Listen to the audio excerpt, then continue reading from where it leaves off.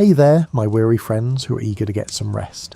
Tonight we'll discuss something that sounds romantic until you think about it for more than 5 seconds. The golden age of piracy lasted roughly from 1690 to 1730, and during that time, hundreds of men became pirate captains in the Caribbean and along the Atlantic coast. Most of them passed away broke, diseased, or dangling from a rope within a few years. So before we journey inwards together and learn about something cool, feel free to follow if you are new. Be sure to leave us a review if our content is up to your liking, as it helps us out more than you know, and let me know how you're doing today down below in our community section. Now dim those bright lights, get cozy, and let's get started. Disclaimer. There may be some minor blips today due to changes being made to some ambience tracks and effects. If you notice any, please let us know in the comments below, and we will address it promptly. If it's like a lamb speaking type of noise, as that seems to be the one, let's just make friends with it. Now, let's really begin.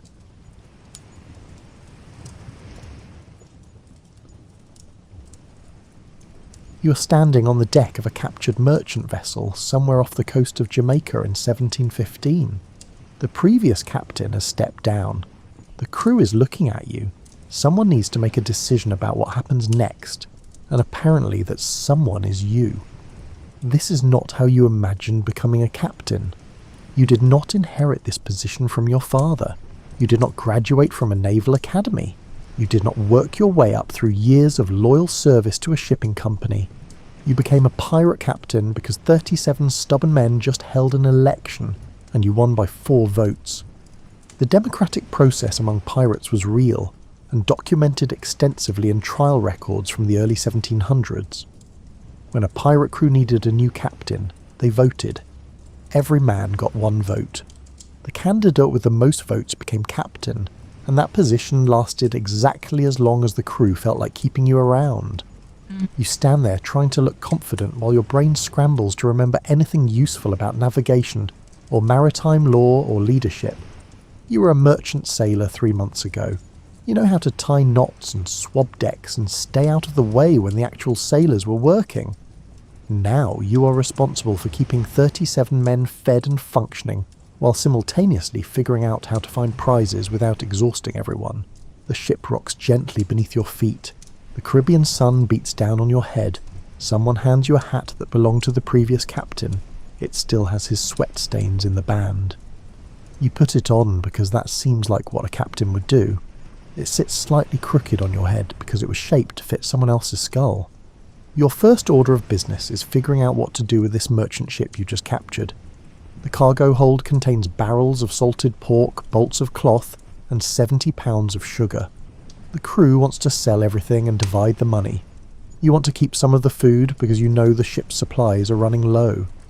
This creates your first leadership crisis approximately 10 minutes into your captaincy. Pirates operated under a strict code that was written down and signed by every crew member. These codes survive in historical records, and they are surprisingly detailed. Captain Bartholomew Roberts had a code with 11 articles. Captain John Phillips had a code with 10 articles. The codes covered everything from how to divide treasure, to compensation for injuries in battle, to whether you could bring musicians aboard. Article 6 of Bartholomew Roberts's code stated that every man had an equal vote in affairs of the moment, and equal title to fresh provisions or strong liquors seized. This meant you could not just decide to keep the food. You had to convince 37 men that keeping the food was a good idea, and those 37 men really wanted the money from selling the food. You try to explain basic mathematics. The ship currently has enough food for maybe 2 more weeks if everyone eats carefully. If you sell this food and do not find another prize soon, everyone goes hungry. This argument works on approximately 12 people. The other 25 want their money now because they do not trust that you will find another prize. And frankly, they do not trust you at all because you have been captain for less than an hour. Someone suggests putting it to a vote. Everyone agrees this is fair. You spend the next 30 minutes watching your crew debate the relative merits of food versus money, while the captured merchant vessel sits dead in the water, and you pray that a British naval patrol does not come over the horizon. The vote goes 14 to 23 against you. You're keeping the salted pork whether the crew likes it or not, but you just lost your first democratic contest as captain. This does not bode well for your long-term survival in this position. The historical record shows that pirate captains had absolute authority during chase or battle, but during regular sailing, the crew voted on almost everything. The quartermaster held nearly as much power as the captain and served as a check on captain authority. If the crew did not like your decisions, they could vote you out and elect someone else. You make a mental note to be better at arguing your case next time. Then you realise there will be a next time. There will be hundreds of next times. Every decision you make will be scrutinised and debated and voted on by men who have very strong opinions about supply management. The sun is starting to set. You need to decide what to do with the captured crew. Pirates usually offered merchant sailors a choice. Join the pirate crew or get set adrift in a boat with some supplies. Harming captured sailors was bad business because it made other ships fight rather than surrender peacefully, and fighting meant your crew took injuries and damage. The merchant captain is sitting on the deck with his hands tied. He's about 50 years old with grey hair and sun-weathered skin. He has been sailing these waters for 30 years. He knows more about navigation than you will learn in your entire life. You briefly consider forcing him to join your crew as a navigator, but Article 11 of Robert's Code forbids forcing anyone to join against their will. Pirates had standards, apparently. You order the merchant sailors loaded into a longboat with enough food and water to reach the nearest island. The merchant captain looks at you with something between contempt and pity. He knows you have no idea what you're doing. You know he knows. Everyone on both ships knows. This is going to be a very long captaincy. The captured ship needs to be dealt with. You could sink it, but that wastes perfectly good materials. You could keep it and sail with 2 ships, but that requires splitting your crew, and you barely have enough men to sail one vessel properly. You could sell it at a pirate-friendly port, but getting there takes time, and every day you sail is another day the British Navy might find you. Your quartermaster makes a suggestion. Strip the ship of anything useful, then let it drift. Someone will find it eventually. This seems reasonable until you realise stripping a ship takes an entire day of work, and your crew wants to get moving toward a port where they can spend their money and drink themselves stupid. Another vote. This time you win by 3 votes. The crew spends the next day transferring supplies while you try to figure out how to navigate to the nearest safe harbour, without admitting you're not entirely sure where you are. The previous captain kept his charts in a locked chest in his cabin. That cabin is now your cabin, which sounds luxurious until you see it. The space is roughly 6 feet by 8 feet. There is a hammock, a small desk bolted to the floor, a chair that wobbles, and a bucket that serves a purpose you try not to think about. The chest sits in the corner, still locked. You do not have the key. The previous captain died with the key around his neck, and no one thought to take it off him before they threw his body overboard. This means you need to break open the chest, which means you need tools, which means you need to ask someone for tools, which means admitting you do not have access to the navigation charts. Pirates maintained detailed knowledge of Caribbean geography. They needed to know which islands had fresh water, which harbours were deep enough for their ships, which governors could be bribed, and which naval patrols operated in which areas. This information was usually kept in the captain's head, or written in personal logs that were carefully guarded. You find a carpenter and ask for a pry bar. The carpenter asks why you need it. You say you need to open a stuck chest. He looks at you like you're an idiot and points out that chests generally open when you have the key. You say the key is unavailable. He asks if you mean the captain's chest. You admit that yes, you mean the captain's chest, which is now your chest, but the previous captain took the key to the bottom of the ocean with him. The carpenter laughs and says he will get his tools. 10 minutes later he is prying the lock off, while half your crew watches and makes jokes about the new captain, who does not have keys to his own furniture. You are learning that maintaining dignity is going to be extremely difficult in this job. The chest contains charts, a compass that might be broken, a journal filled with notes in handwriting you can barely read, 3 shirts that are too small for you, and a pistol with no ammunition. You take the charts and journal back to your desk and spend the next 3 hours trying to figure out where you are. The charts are hand-drawn and not particularly accurate. The journal contains notes about currents, wind patterns, and the locations of various hazards. The handwriting is terrible. The previous captain apparently spelled words however he felt like at the moment. You find references to locations you've never heard of and warnings about reefs that may or may not exist. Navigation in the early 1700s was part science and part guesswork. Captains used dead reckoning, which meant estimating your position based on your speed, direction, and time travelled. This worked fine until currents pushed you off course or storms blew you miles from where you thought you were. Accurate longitude calculation did not exist yet. The best maritime chronometer would not be invented until 1735.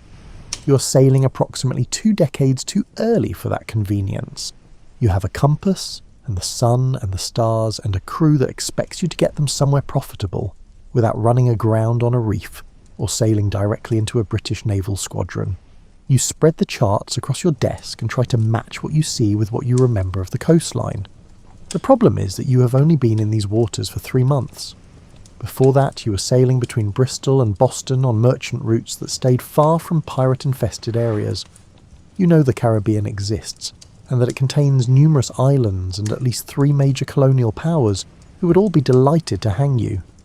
Beyond that, your geographical knowledge gets fuzzy. Your quartermaster knocks on the cabin door and asks if you have figured out where you're going. You say you're working on it. He says the crew wants to head to Nassau because they heard it is a safe port for pirates. You say Nassau sounds great and you will set a course immediately. He leaves. You have absolutely no idea where Nassau is. You spend another hour with the charts before you find a reference to New Providence Island and a note that says good harbour and friendly governor. You assume this is Nassau. You tried to calculate how long it will take to get there based on your current position, which you're only about 60% sure of. The wind is coming from the east. Your ship can make about 6 knots in good conditions. New Providence Island is somewhere northwest of your current estimated position. You guess maybe 3 days sailing if the wind holds and you do not hit any storms or currents or reefs or naval patrols. You write down your course heading and take it up to the helm. The pilot looks at your numbers and raises an eyebrow. He does not say anything, which is somehow worse than if he had just told you that you were wrong. You tell him to follow the heading. He says, "Aye, Captain," in a tone that suggests he's already planning what to say at your impeachment hearing. Night falls. You stand on deck and watch the stars come out. The crew settles into watch rotations. Someone starts singing a song about a woman in Tortuga. Someone else tells him to shut up because he cannot carry a tune. The ship creaks and sways as it cuts through the dark water. You are responsible for all of this. The ship, the crew, the navigation, the decisions about when to attack and when to run. You're responsible for keeping everyone fed and alive and 1 step ahead of the law. You have been captain for less than 24 hours and you already want to resign. But resignation is not really an option. Once you are elected captain, you stay captain until you die or get voted out. Getting voted out often meant getting marooned on an uninhabited island with a pistol and 1 shot. The pirate code was democratic but not particularly forgiving. You go back to your cabin and try to sleep. The hammock is uncomfortable. The ship makes alarming noises that you're not yet experienced enough to identify as normal or concerning. Every time you close your eyes, you see that merchant captain's face looking at you with pity. You wonder how long you can maintain this pretense of competence. You wonder if the crew has already figured out that you barely know what you're doing. You wonder if that pilot is right now telling everyone that your course heading is going to get them all lost. The historical Bartholomew Roberts became captain after the previous captain stepped down. Roberts had been aboard the pirate ship for only 6 weeks when he was elected. He went on to capture over 400 prizes and become one of the most successful pirates in history. But Roberts was a natural navigator and a charismatic leader. You are neither of those things. You're a man who became captain because someone had to be captain, and you seem slightly less incompetent than the alternatives. You're a man who does not know where he is going or how to get there, or what to do when he arrives. You're a man who just realised that being a pirate captain is less about adventure and freedom, and more about trying to keep stubborn men organised enough to survive another week. The ship rolls in a long swell. Water slaps against the hull. Somewhere above deck, a rope creaks in a block. You lie in the hammock and stare at the dark ceiling and wonder if you will still be functioning in 3 days when you hopefully arrive at Nassau. Probably. But at least you will be wearing a hat that belonged to someone who actually knew what they were doing. You have been captain for 5 days, and you have already presided over 11 votes on various matters. Whether to chase a merchant sloop that turned out to be faster than your ship, whether to change course to investigate a potential prize, whether to reduce the rum ration, whether to increase the rum ration after everyone got angry about reducing the rum ration, whether to keel haul the man who stole someone else's boots, whether keel hauling was too severe and maybe just flog him instead, whether flogging was also too severe and maybe just make him give the boots back. Democracy is exhausting when your constituency consists of men who have very firm opinions about everything. The pirate code that governs your ship was written by the previous captain and signed by every crew member. You have a copy nailed to the main mast where everyone can see it. Article 1 states that every man has a vote in affairs of the moment. Affairs of the moment apparently includes everything from major tactical decisions to whether someone's snoring is loud enough to warrant moving him to a different part of the ship. You're learning that pirates took their voting rights very seriously, probably because most of them came from societies where they had no rights at all. British sailors in the Royal Navy had no say in where they went or what they did or how they were treated. Merchant sailors had slightly more freedom but still answered to captains who could have them flogged for minor infractions. Pirate ships offered something neither the Navy nor merchant vessels provided: a voice. The problem with everyone having a voice is that everyone uses their voice constantly and about everything. This morning's debate concerns the division of the last prize. You captured a small merchant vessel 3 days ago. The cargo was not particularly valuable. Some tobacco, some tools, some personal items from the passengers. The total value comes to maybe £300 if you can find someone to buy it all. According to the code, the captain gets 2 shares of any prize. The quartermaster gets 1.5 shares. Every regular crew member gets 1 share. Men who lost limbs in battle get extra compensation according to a detailed schedule. A missing right arm is worth 600 pieces of 8 or 6 slaves. A missing left arm is worth 500 pieces of 8 or 5 slaves. You find this pricing structure depressing and try not to think about what it says about your crewmates' value systems. The current argument is about whether the carpenter should get extra shares because he repaired damage to the ship that occurred during the capture. The carpenter argues that his work kept the ship seaworthy and therefore deserves extra compensation. Most of the crew argues that the carpenter already gets paid for carpentry work, and this is just part of his job. You're required to moderate this debate. You stand on deck and listen to both sides present their arguments. The carpenter is passionate and uses several examples of times he went above and beyond his regular duties. The crew spokesman is equally passionate and cites precedent from previous prizes where the carpenter did not receive extra shares. The argument goes on for 40 minutes. The sun climbs higher. The wind drops to almost nothing. Your ship sits basically motionless in the water while 37 grown men debate the fine points of carpenter compensation. You finally call for a vote. The result is 20-17 in favour of giving the carpenter an extra half share. This means recalculating everyone's portion of the prize, which means more arguments about math because half your crew cannot count past 20 without taking off their shoes. You spend another 30 minutes working out the new division. Each regular crew member will now receive slightly less than they expected. Several of them look unhappy about this. You can already see the seeds of the next argument forming in their heads. The quartermaster pulls you aside after the vote. His name is William, and he is probably the most competent person on the ship. He was a merchant sailor for 15 years before a brutal captain drove him to mutiny. He knows navigation, weather, ship handling and crew management. He should probably be captain instead of you, but he has no interest in the job. Too much responsibility, he says. Too much politics. William tells you that you should have sided with the crew on the carpenter issue. The carpenter is one man. The crew is many men. Making 20 people slightly unhappy is better than making 17 people very unhappy. You point out that the carpenter had a legitimate argument. William says legitimacy matters less than maintaining crew morale.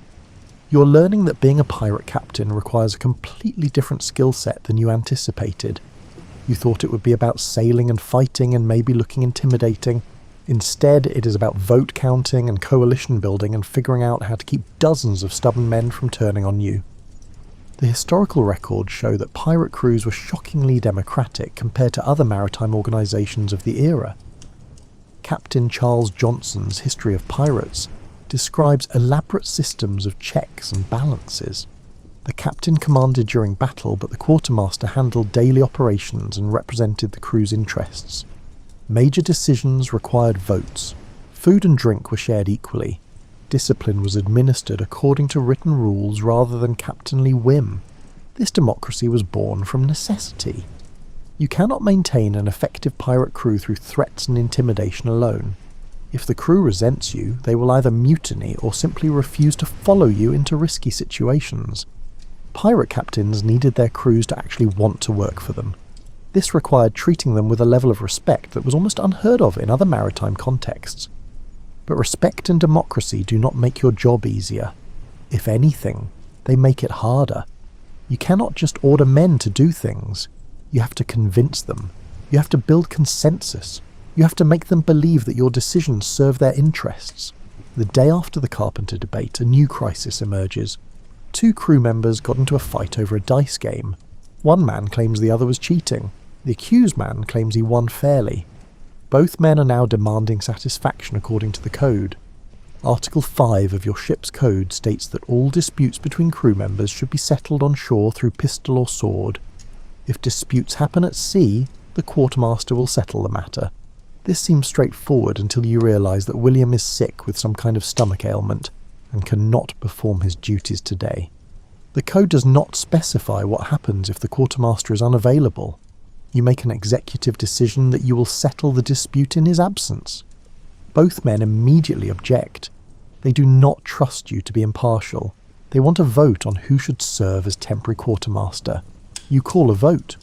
The crew elects a man named Thomas, who has been aboard for 6 months and seems reasonably level-headed. Thomas listens to both sides of the dice game argument. He examines the dice. He asks several witnesses what they saw. After about an hour of deliberation, he announces his judgment. The accused man was not cheating. The accuser is a sore loser. The accuser must publicly apologise and forfeit his next rum ration. Both men look dissatisfied but accept the judgment. Thomas returns to his regular duties. You return to pretending you have any control over this floating democracy. That afternoon you spot a sail on the horizon. The crew wants to give chase. You want to be cautious because the sail might belong to a naval vessel. This creates another vote. Article 6 states that every man has an equal voice in affairs of the moment. Chasing a potential prize definitely qualifies as an affair of the moment. You make your case for caution. You point out that naval vessels often disguise themselves as merchant ships to lure pirates into traps. You remind everyone that getting captured means serious consequences. Your argument convinces exactly 8 people.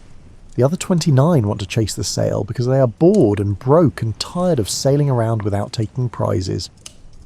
The vote goes 29-8 in favour of pursuit. You give the order to change course. Your pilot adjusts the heading. The crew scrambles to adjust the sails. Your ship begins moving toward the distant vessel at the best speed it can manage, which is not particularly impressive because the hull badly needs scraping.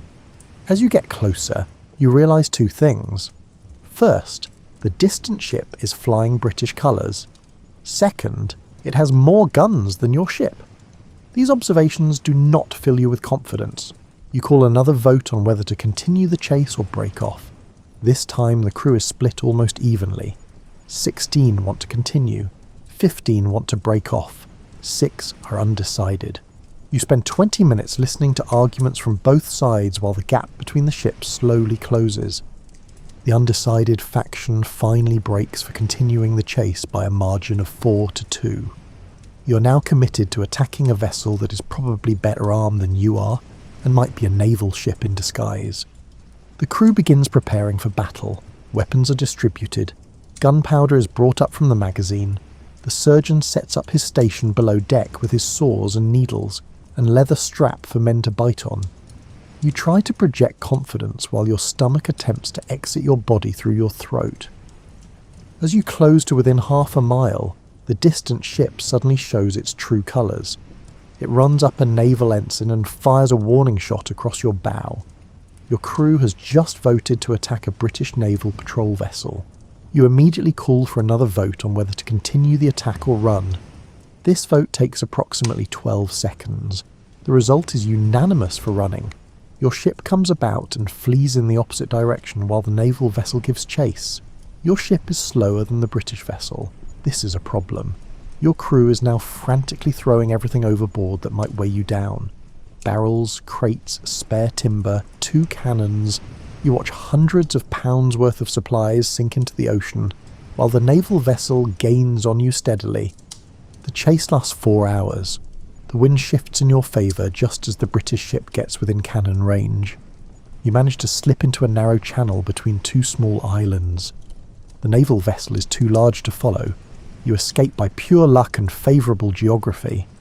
The crew celebrates like they just won a great victory rather than nearly getting everyone captured through democratic stupidity. You go to your cabin and drink the previous captain's rum while trying not to think about how close you came to disaster today. William recovers from his stomach ailment the next morning.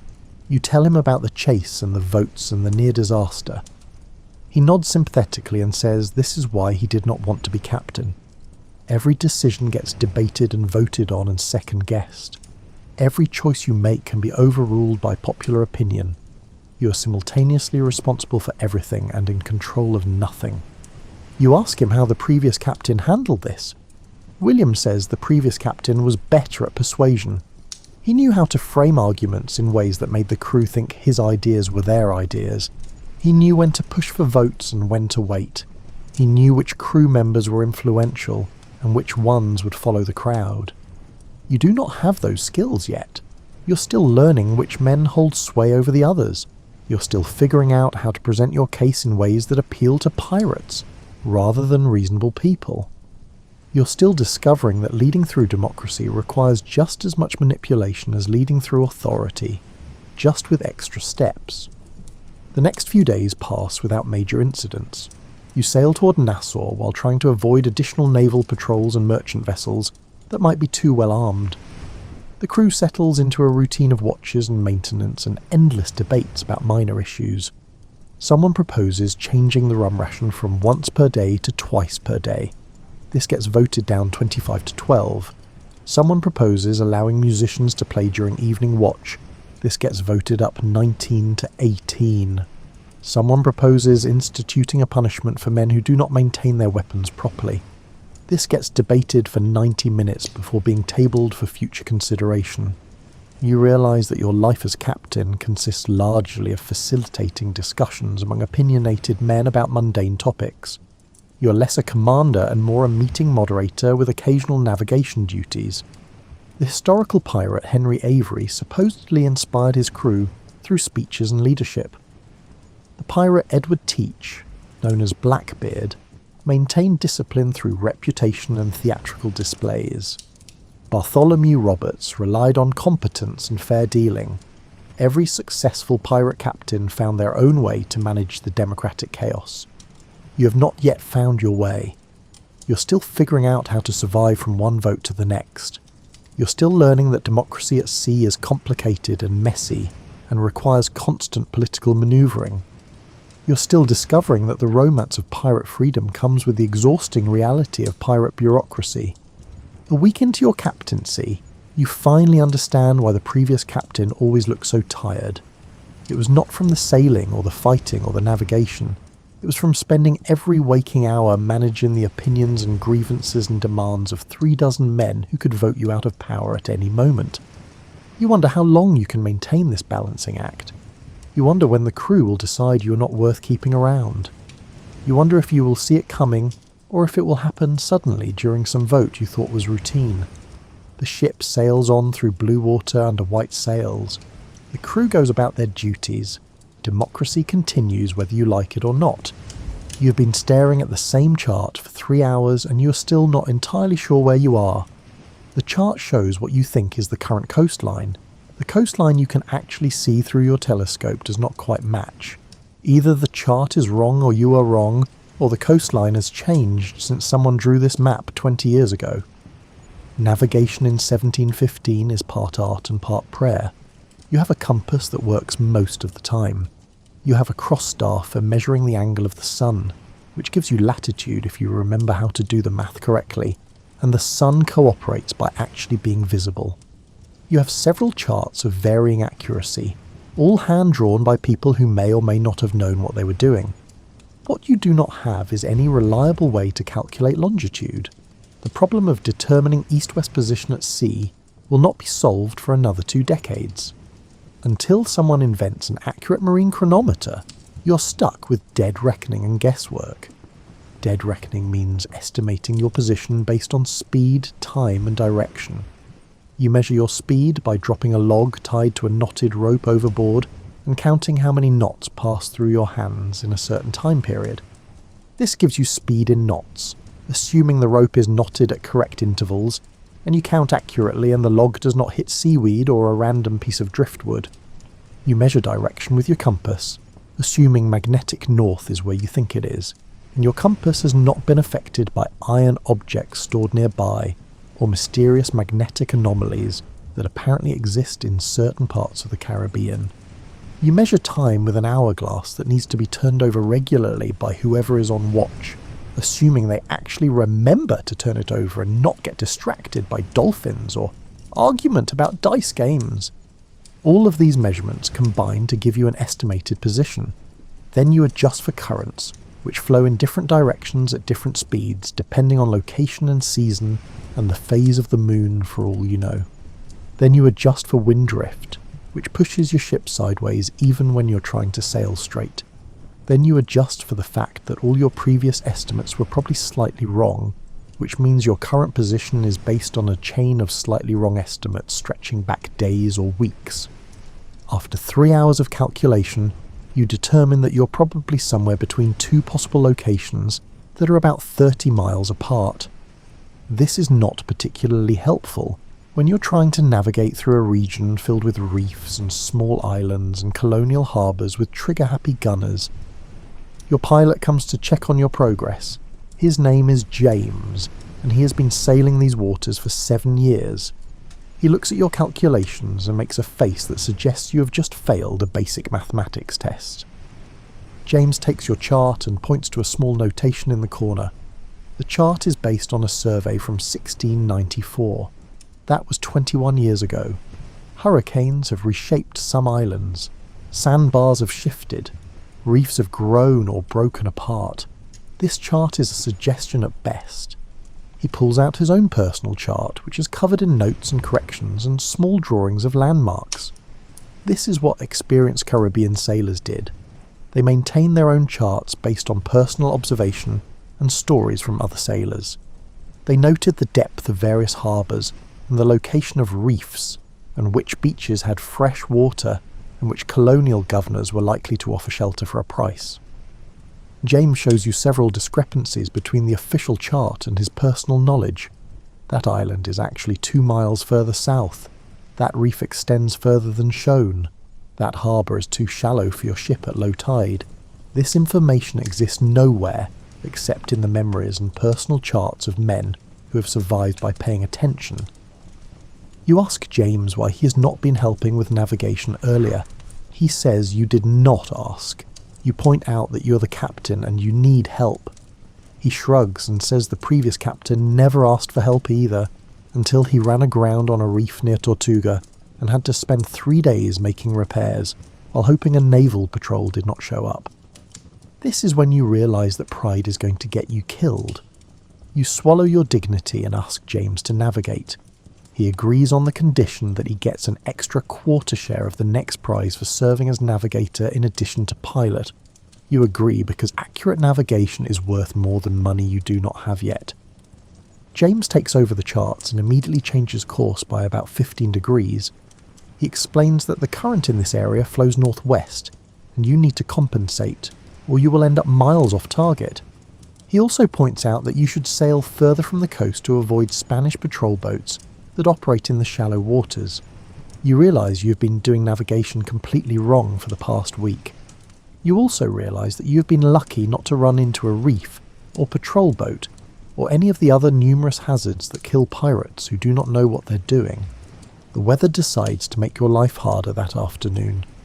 Clouds roll in from the east. The wind picks up. The sea develops long swells that make the ship roll in a corkscrewing motion that turns your stomach inside out. This is not a hurricane. This is just normal Caribbean weather being normal. But normal weather can still kill you if you are not prepared. The wind shifts direction 3 times in an hour. The rain comes in sheets that cut visibility to maybe 20 feet. The waves grow large enough that water breaks over the bow and floods across the deck. Your crew knows what to do. They have been through storms before. They reef the sails to reduce strain on the masts. They secure everything loose on deck. They close the hatches and gun ports. They do all of this efficiently without needing orders from you, which is fortunate because you are trying very hard not to vomit in front of everyone. The storm lasts 6 hours. During that time you have no idea where you are or which direction you're going. The compass swings wildly as the ship pitches and rolls. The rain is too heavy to see any landmarks. You could be heading straight for a reef and you would not know until you hit it.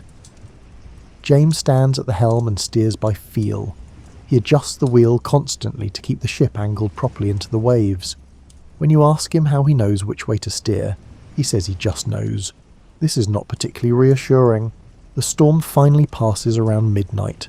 The clouds break apart. The stars come out. You can see the North Star, which gives you direction. James immediately changes course by about 40 degrees.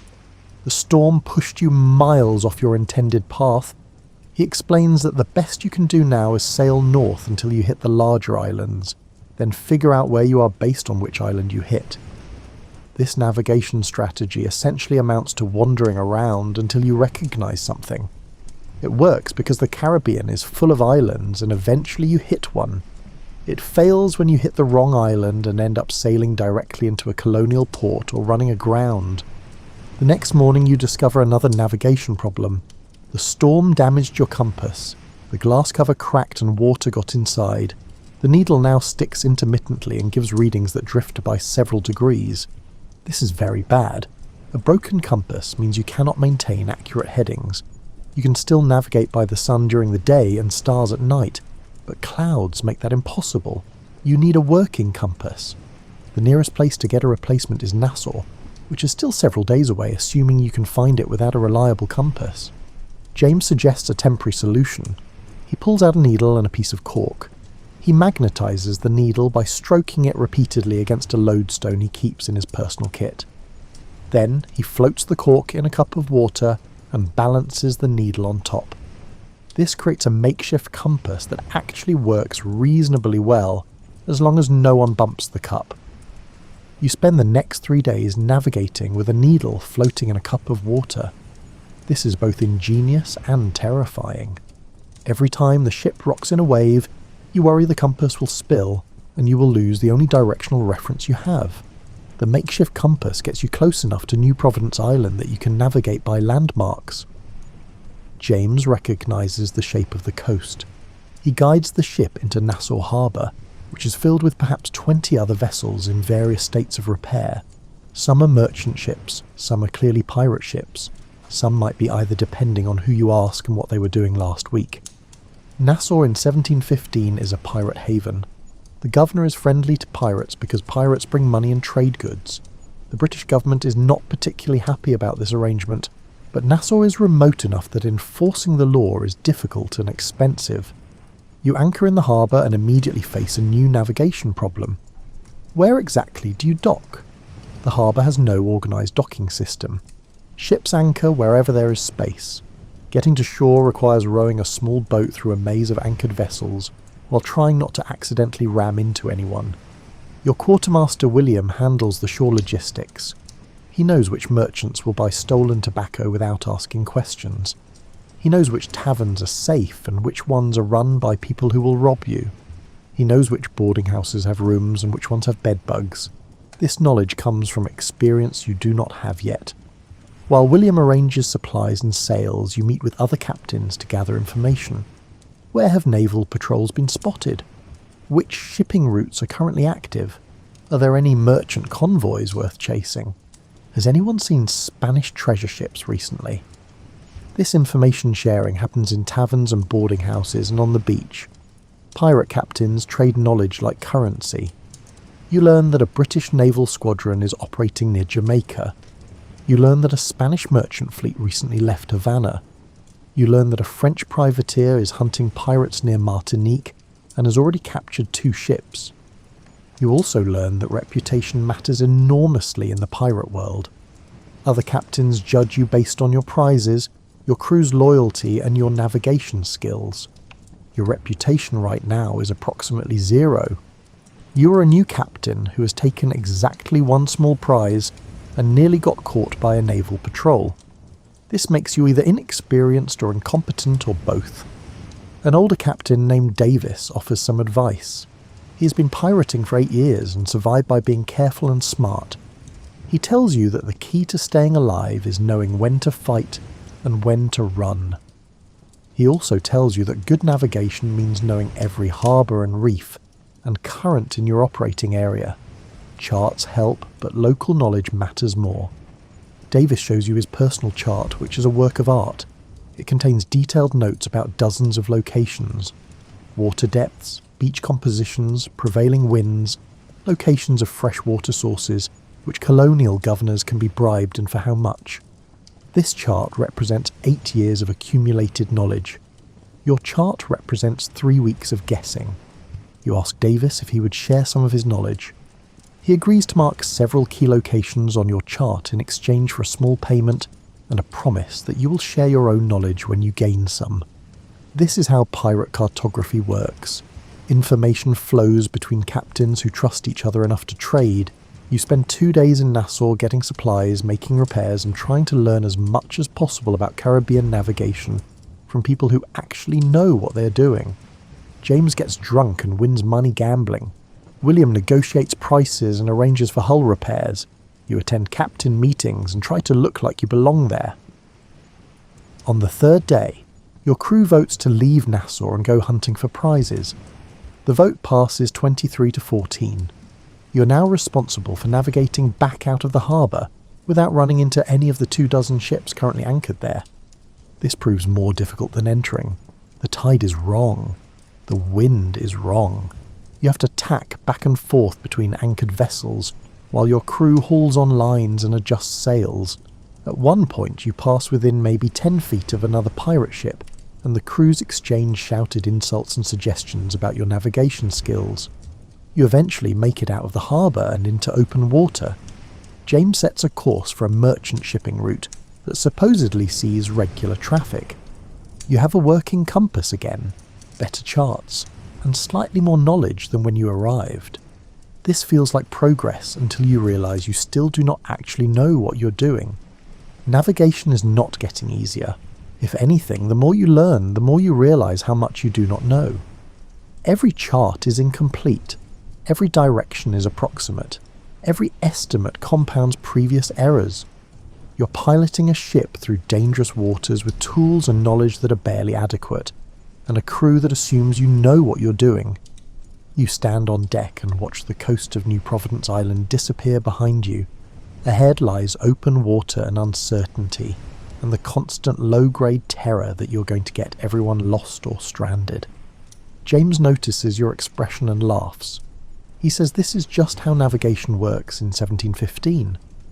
Everyone is making educated guesses and hoping for the best.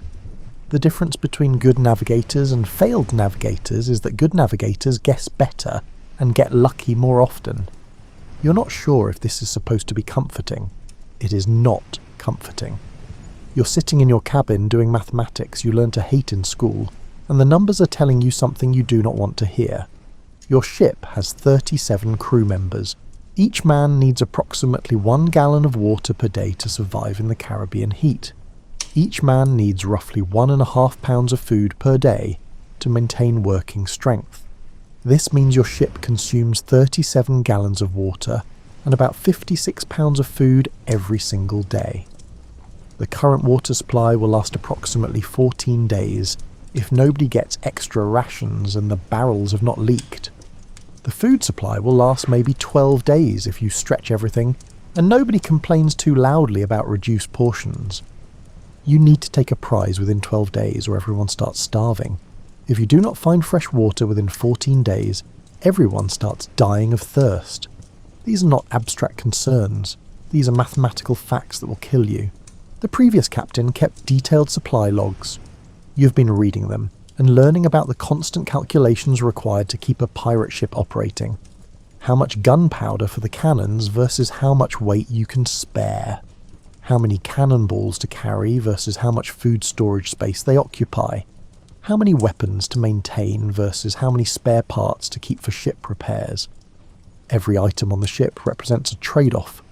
More weapons mean more fighting capability but more weight and less room for supplies. More food means longer range but more weight and slower sailing.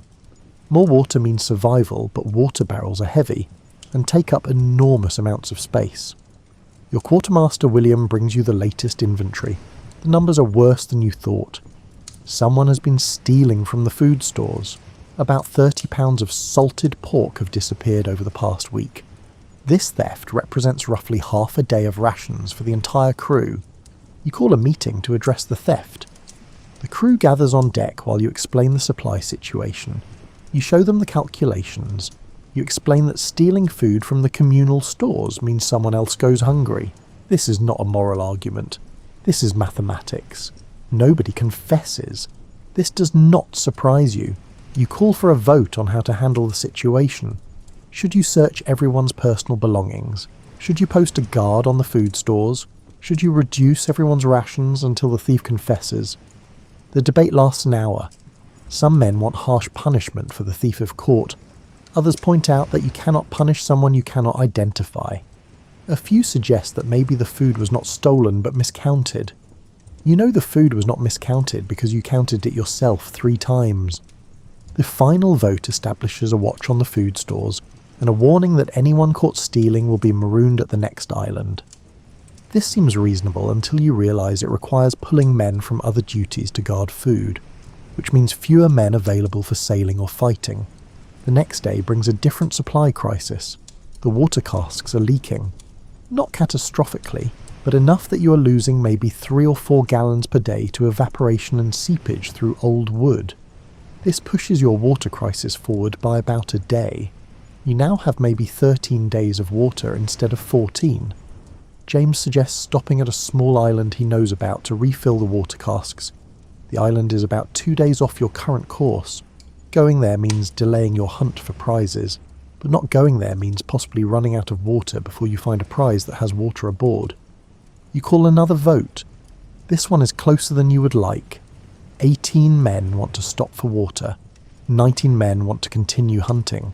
The crew is split almost perfectly down the middle on whether immediate water security is more important than potential prize money. You make an executive decision and override the vote. You're stopping for water because dead men cannot spend prize money. This creates some grumbling, but nobody challenges you directly. The captain has absolute authority during affairs of navigation and safety. Running out of water definitely qualifies as a safety issue. The island James knows about turns out to be a tiny piece of land with a small spring and not much else. The water is drinkable but tastes slightly brackish. You spend 8 hours ferrying empty casks to shore, filling them and bringing them back to the ship. This is exhausting work in tropical heat, and the crew complains constantly. While filling casks, one of your men finds fruit trees growing wild on the island. This is unexpected good fortune. Fresh fruit prevents scurvy, which is the slow death sentence that kills more sailors than combat or storms. Your crew spends an additional 4 hours gathering every piece of fruit they can find and loading it aboard. The fruit changes your supply calculations in a positive direction. You now have fresh food that will last maybe 5 days if rationed carefully. This is not much, but it extends your operational range slightly. You make notes in your log about the location of this island for future reference. 2 days later, you spot a merchant vessel. The crew wants to attack immediately. You want to observe the vessel first to determine if it is worth the risk. This requires being patient, which pirates are not naturally good at. You watch the merchant ship for 3 hours. It appears to be travelling alone. It has maybe 10 crew visible on deck. It has 4 cannons showing, which suggests modest defences. The cargo appears to be barrels and crates, which could be anything from valuable trade goods to worthless ballast. The crew votes to attack. The vote passes 32-5. You give the order to raise the black flag and begin pursuit. The merchant ship sees you coming and tries to run. Your ship is faster. This is good news because it means you will catch them before they can reach port or find help. The chase lasts 90 minutes. The merchant ship finally realises it cannot outrun you and heaves to. This means they are surrendering without a fight. This is the best possible outcome because fighting means casualties. And casualties mean more mouths to feed with limited supplies plus injured men who cannot work. You board the merchant vessel with a dozen armed men. The merchant captain is a tired-looking man in his 40s who seems more annoyed than frightened. He hands over the cargo manifest without being asked. This is a man who has been through this before. The cargo is disappointing, mostly textiles and some tool shipments. The food supplies are minimal. There is almost no water aboard because the merchant ship was only 2 days from port when you captured it. The total value of the prize is maybe £400 if you can sell everything. Your crew is disappointed but takes the textiles and tools aboard anyway. You offer the merchant crew the standard choice. Join your crew or take a boat and row to the nearest land. All of them choose the boat. None of them want to be pirates. You provide them with enough food and water to reach shore and send them on their way. The captured ship itself is in poor condition. The hull needs work, the sails are old. It is not worth keeping or selling. You strip it of anything useful and let it drift. Within a few hours it will be miles away and someone else's problem. You sail away from the drifting ship with slightly more supplies than you had before, but not enough to significantly extend your operating time. The mathematics of survival have improved by maybe 2 days. You still need to find a substantial prize within the next 10 days or face serious supply problems. That night William sits down with you to review the accounts. The previous prize divided among 37 shares, minus the carpenter's extra portion, and your captain's double share, comes to about £8 per man. This is not nothing, but it is also not the fortune everyone was hoping for. Several crew members are already talking about heading back to Nassau to spend their money. You point out that Nassau is a week away, and going there means burning supplies for no gain. William says the crew does not care about logistics. They have money, and they want to spend it on drink and entertainment. You call a meeting the next morning to discuss the Nassau proposal. You present the mathematics clearly. Sailing to Nassau takes 7 days. During those 7 days you will consume supplies but not gain anything. Those supplies could instead be used to hunt for more prizes. More prizes mean more money for everyone. Your argument convinces about half the crew. The other half wants immediate gratification. The vote comes down to a tie at 18-18, with one man abstaining because he is too hungover to understand the question. You break the tie by voting to continue hunting. This is technically allowed under the code, but it creates resentment among the men who wanted to go to Nassau. You can feel the crew's mood shifting slightly against you. You're making practical decisions, but unpopular ones. The next few days pass without sighting any promising targets. You see several ships, but they are either too well armed or too fast, or heading in directions that would require you to chase them for days. The crew becomes increasingly restless and irritable. Food supplies continue to dwindle. You're down to about 6 days of food at current ration levels. William suggests reducing rations to stretch supplies further. You suggest this to the crew and they vote it down 29-8. Nobody wants smaller portions even when the alternative is running out of food entirely. This is the fundamental problem with democratic piracy. The crew can vote for whatever they want, but they cannot vote away mathematical reality. You can vote to keep eating full rations, but you cannot vote food into existence. Eventually the mathematics wins, no matter what the popular opinion says. You are learning that a significant part of being a pirate captain involves managing the gap between what the crew wants and what reality allows. You cannot make prizes appear out of an empty ocean. You cannot make food last longer through wishful thinking. You cannot make water casks stop leaking through majority vote. A week into your supply crisis, you finally spot a promising target. A large merchant vessel sailing alone with substantial cargo visible on deck. The crew votes unanimously to attack. Even the men who are still annoyed about not going to Nassau agree that this prize looks worth taking. The chase begins in late afternoon. The merchant ship is slower than yours, but it has a head start.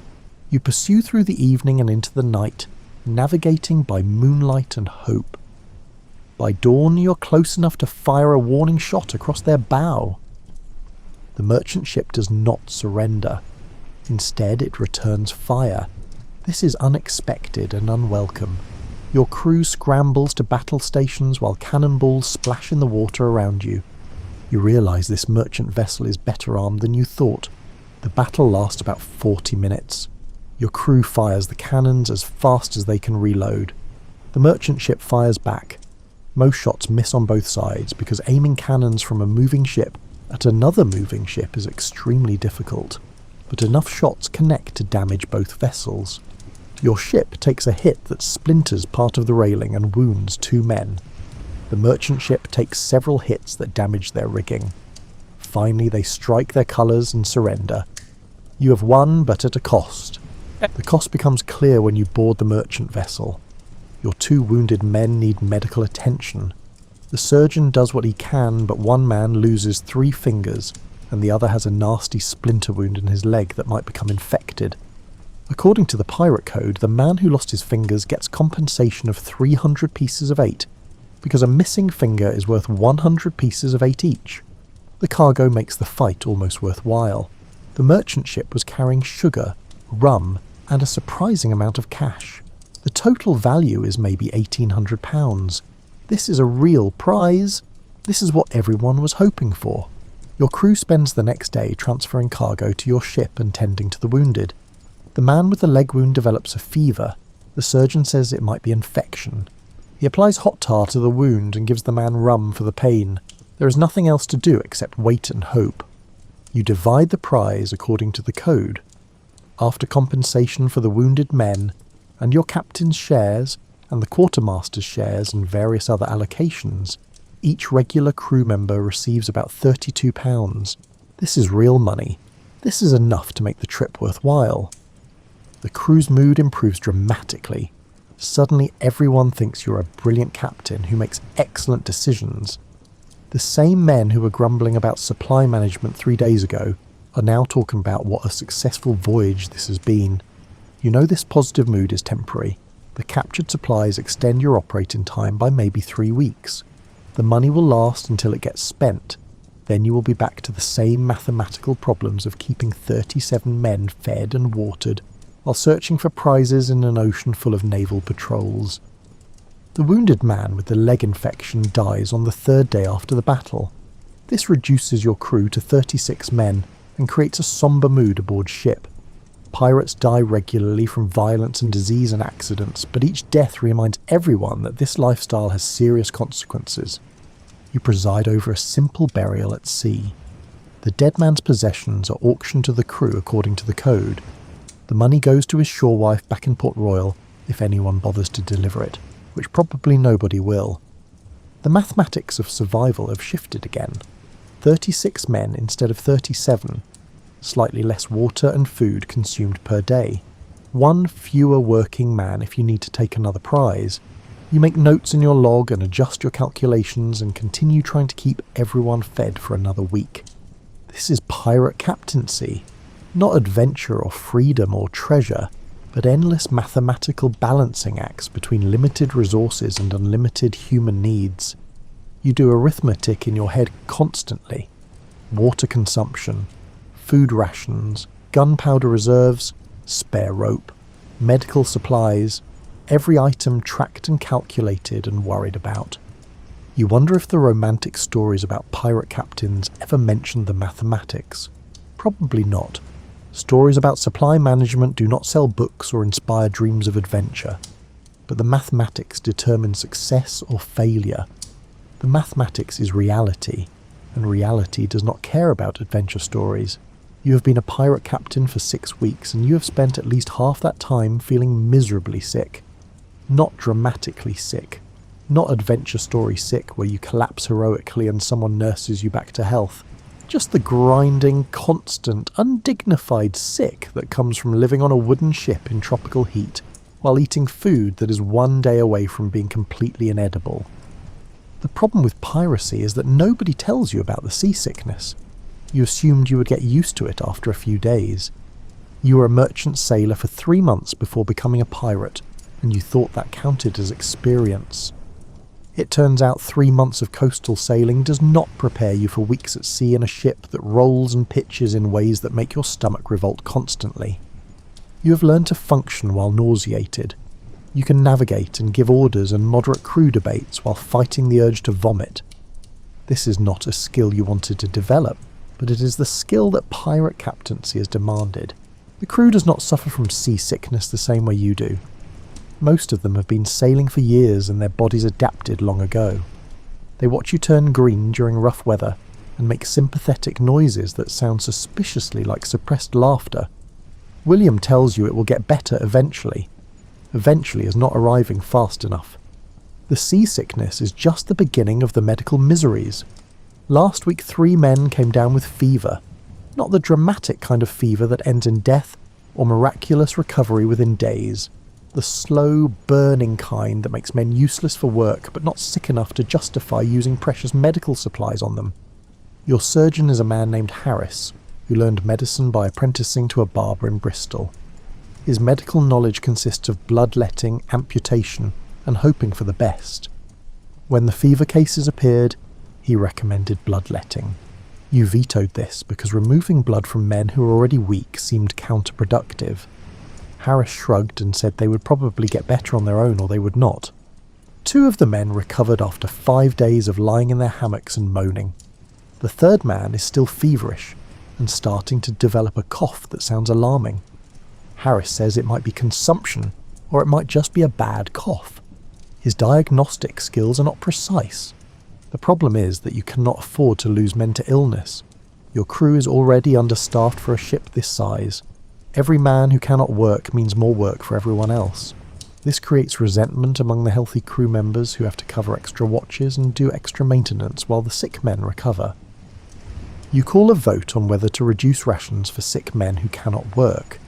This seems reasonable until you realise it means sick men will take longer to recover because they are getting less food. The crew votes in favour of reduced rations anyway because fairness matters more than practicality in a democracy of hungry pirates. The food situation is its own special kind of misery. You're currently eating salted pork that has been in barrels for approximately 6 months. The salt prevents the pork from rotting, but it does not make the pork good. It just makes it not actively poisonous. The pork has a texture that can charitably be described as leathery. It has a taste that can charitably be described as salty leather.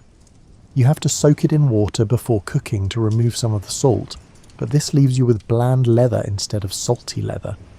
The crew complains constantly about the food, but the alternative is starvation, so everyone keeps eating the terrible pork. The ship's biscuits are even worse. They started out hard. Months at sea have made them harder and also introduced weevils. You have learned to tap your biscuit against the table before eating to dislodge the weevils. Sometimes this works. Sometimes you end up eating weevils anyway because removing all of them is impossible and protein is protein. The fresh fruit you gathered at that island 2 weeks ago is gone. It lasted exactly 5 days before spoiling in the tropical heat. For those 5 days you felt almost human. Now you're back to salty leather and weevil biscuits and the constant vitamin deficiency that makes your gums hurt. William warns you that scurvy is coming if you do not find fresh food soon. Scurvy starts with sore gums and fatigue. It progresses to skin problems and loosening teeth, and eventually death if left untreated. The only cure is fresh fruits and vegetables. You do not have fresh fruits and vegetables. This is a problem that mathematics cannot solve. You make a note to stop at every island you pass to gather fruit. This seems smart until you realise that stopping at islands takes time and uses supplies, and delays your hunt for prizes. Everything is a trade-off. Fresh food now means less time hunting later. More time hunting means less fresh food. The calculations never work out in your favour. The ship itself is falling apart in small ways that compound into large problems. Last week the main mast developed a crack. Not a dramatic splitting crack that brings the mast down in a shower of splinters. Just a small crack that will probably get worse and eventually become a major structural failure. Your carpenter examines the crack and says it needs to be reinforced. This requires materials you do not have and time you cannot spare. You end up wrapping rope around the crack and hoping this temporary solution lasts long enough to get you to a port where you can make proper repairs. 3 days after the mast situation, the water pump breaks. The pump is essential for removing water that leaks into the bilge through hundreds of tiny gaps in the hull. Without the pump, you need men manually bailing water around the clock. This is exhausting work that nobody wants to do, and everyone has to do in rotation. You call a vote on whether to stop sailing and fix the pump immediately, or continue to the next port while manually bailing. The vote splits along lines of men who are currently assigned to bailing duty versus men who are not. The bailing crew wants to stop and fix it. Everyone else wants to keep sailing. You end up with a compromise where you reduce sailing speed to give the carpenter time to work on repairs, while also reducing the amount of water coming in. The compromise satisfies nobody, but that seems to be the nature of pirate democracy. A week into your captaincy, a storm arrives. Not a hurricane, just a normal Caribbean storm with high winds and heavy rain, and waves that make your already questionable stomach situation much worse. The storm lasts 18 hours. During that time you cannot cook because lighting a fire in high winds is impossible. You cannot sleep because the ship pitches and rolls so violently that staying in your hammock requires constant effort. You cannot navigate because you cannot see anything through the rain. You just have to wait and hope the ship does not break apart or run into something hard. Your crew handles the storm with practiced efficiency. They secure everything loose on deck. They take in most of the sails to reduce strain on the masts. They rotate through watches so nobody gets too exhausted. They do all of this without needing orders from you, which is fortunate because you spend most of the storm feeling too sick to give coherent orders. The storm finally passes. You emerge on deck to assess the damage. 2 sails are torn and need repair. The chicken coop washed overboard, taking your only source of fresh eggs with it. The forward railing is damaged. One of the water barrels broke loose during the storm and is now empty after rolling around the deck and losing all its contents. This single storm just cost you approximately 4 days worth of water and your egg supply, and 2 sails that will take days to repair properly. Your crew is exhausted and demoralised. Several men are injured from being thrown around during the storm, and you still have not taken a prize in 10 days. You call a meeting to discuss priorities. Should you focus on repairs first, or try to take a prize to restore morale and supplies? The crew debates this for 2 hours. Half want to repair everything before attempting any more captures. Half want to capture something immediately to make the storm losses worthwhile. You eventually call a vote that ends in a tie, which means you as captain have to break the tie and make someone unhappy. You vote for repairs first. This is practical but unpopular. The crew grumbles about wasting time on maintenance when they could be making money. You try to explain that taking prizes with torn sails and damaged rigging is difficult. This argument convinces approximately nobody. The next 3 days are spent on repairs. Your carpenter works on the railing and the pump. Your sailmaker patches the torn sails. Your crew complains about hard work with no immediate payoff. You do paperwork and try to maintain the fiction that you are in control of any of this. The sailmaker discovers that the spare sailcloth is starting to rot from moisture and salt exposure. This means your emergency supplies are degrading and will eventually become useless. You add new sailcloth to the list of things you need to buy at the next port, right below fresh food, water barrels, rope, tar, candles, gunpowder, and approximately 30 other items your ship desperately needs. Pirate captaincy, you are learning, is less about adventure and more about managing an endless list of things that are broken, breaking, or about to break. The cramped living conditions make everything worse. Your cabin is 6 feet by 8 feet. This sounds like reasonable space until you realise you also need to store charts, logs, navigational equipment, spare clothes, the previous captain's possessions you have not gotten rid of yet, and everything else a captain theoretically needs. The result is a space so cluttered you can barely move. The crew has even less space. They sleep in hammocks strung so close together that men are basically touching while they sleep. Personal possessions are kept in small chests that serve double duty as seats. Privacy does not exist. Private conversations do not exist. Personal space does not exist. This crowding creates constant friction. Men get on each other's nerves. Small annoyances become major grievances. Someone's snoring keeps everyone awake. Someone's feet smell terrible in the confined space. Someone takes more than their fair share of room. The complaints are endless and petty and completely justified, because living in these conditions would make anyone irritable. You try to mediate disputes about hammock spacing and personal hygiene, and who gets to sit where during meals. This is not leadership. This is being a referee for grown men who are slowly losing their minds from lack of personal space. The heat makes everything worse. The Caribbean sun turns the deck into a surface hot enough to burn bare feet. Below deck, the air is thick and stifling with poor circulation. Men sweat constantly. Everything smells like sweat and salt, and the various stages of food decay happening in the storage areas. You have learned that you can get used to the smell after a few weeks. This is not an improvement. It just means you have stopped noticing how terrible everything smells. When you go ashore and encounter normal air, you realise how bad the ship actually smells, and you have to readjust all over again when you return. The sleep deprivation adds another layer of misery. Watch rotations mean nobody gets uninterrupted sleep. You're woken multiple times every night for decisions or emergencies, or just because someone thought you should know about something that could probably have waited until morning. You're constantly tired. Everyone is constantly tired. Exhausted men make mistakes. Mistakes on ships can be dangerous. You spend increasing amounts of mental energy trying to prevent tired men from doing something stupid that will create more problems. A week after the storm, one of your perpetually exhausted crew members falls asleep on watch. Nothing dramatic happens. No ships attack. No reefs appear suddenly. But the man fell asleep at his post, which violates the code. Now you have to decide on punishment. The code specifies punishment for sleeping on watch but does not specify how severe. You have to navigate between being harsh enough to maintain discipline and lenient enough to not seem tyrannical for punishing a man who is exhausted from covering extra watches because other men are sick.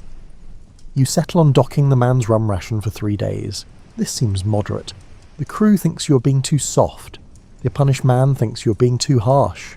You have somehow managed to satisfy absolutely nobody with your compromise solution. This is pirate leadership.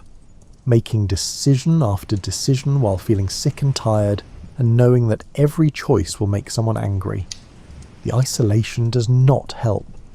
You cannot complain about feeling sick because captains are supposed to be strong. You cannot admit you're exhausted because captains are supposed to be capable. You cannot express frustration about the constant problems because captains are supposed to handle problems without complaint. So you keep it all inside and maintain the performance of competent leadership, while your body falls apart and your ship falls apart and everything feels like it is held together with rope and hope and mathematical calculations that never quite add up.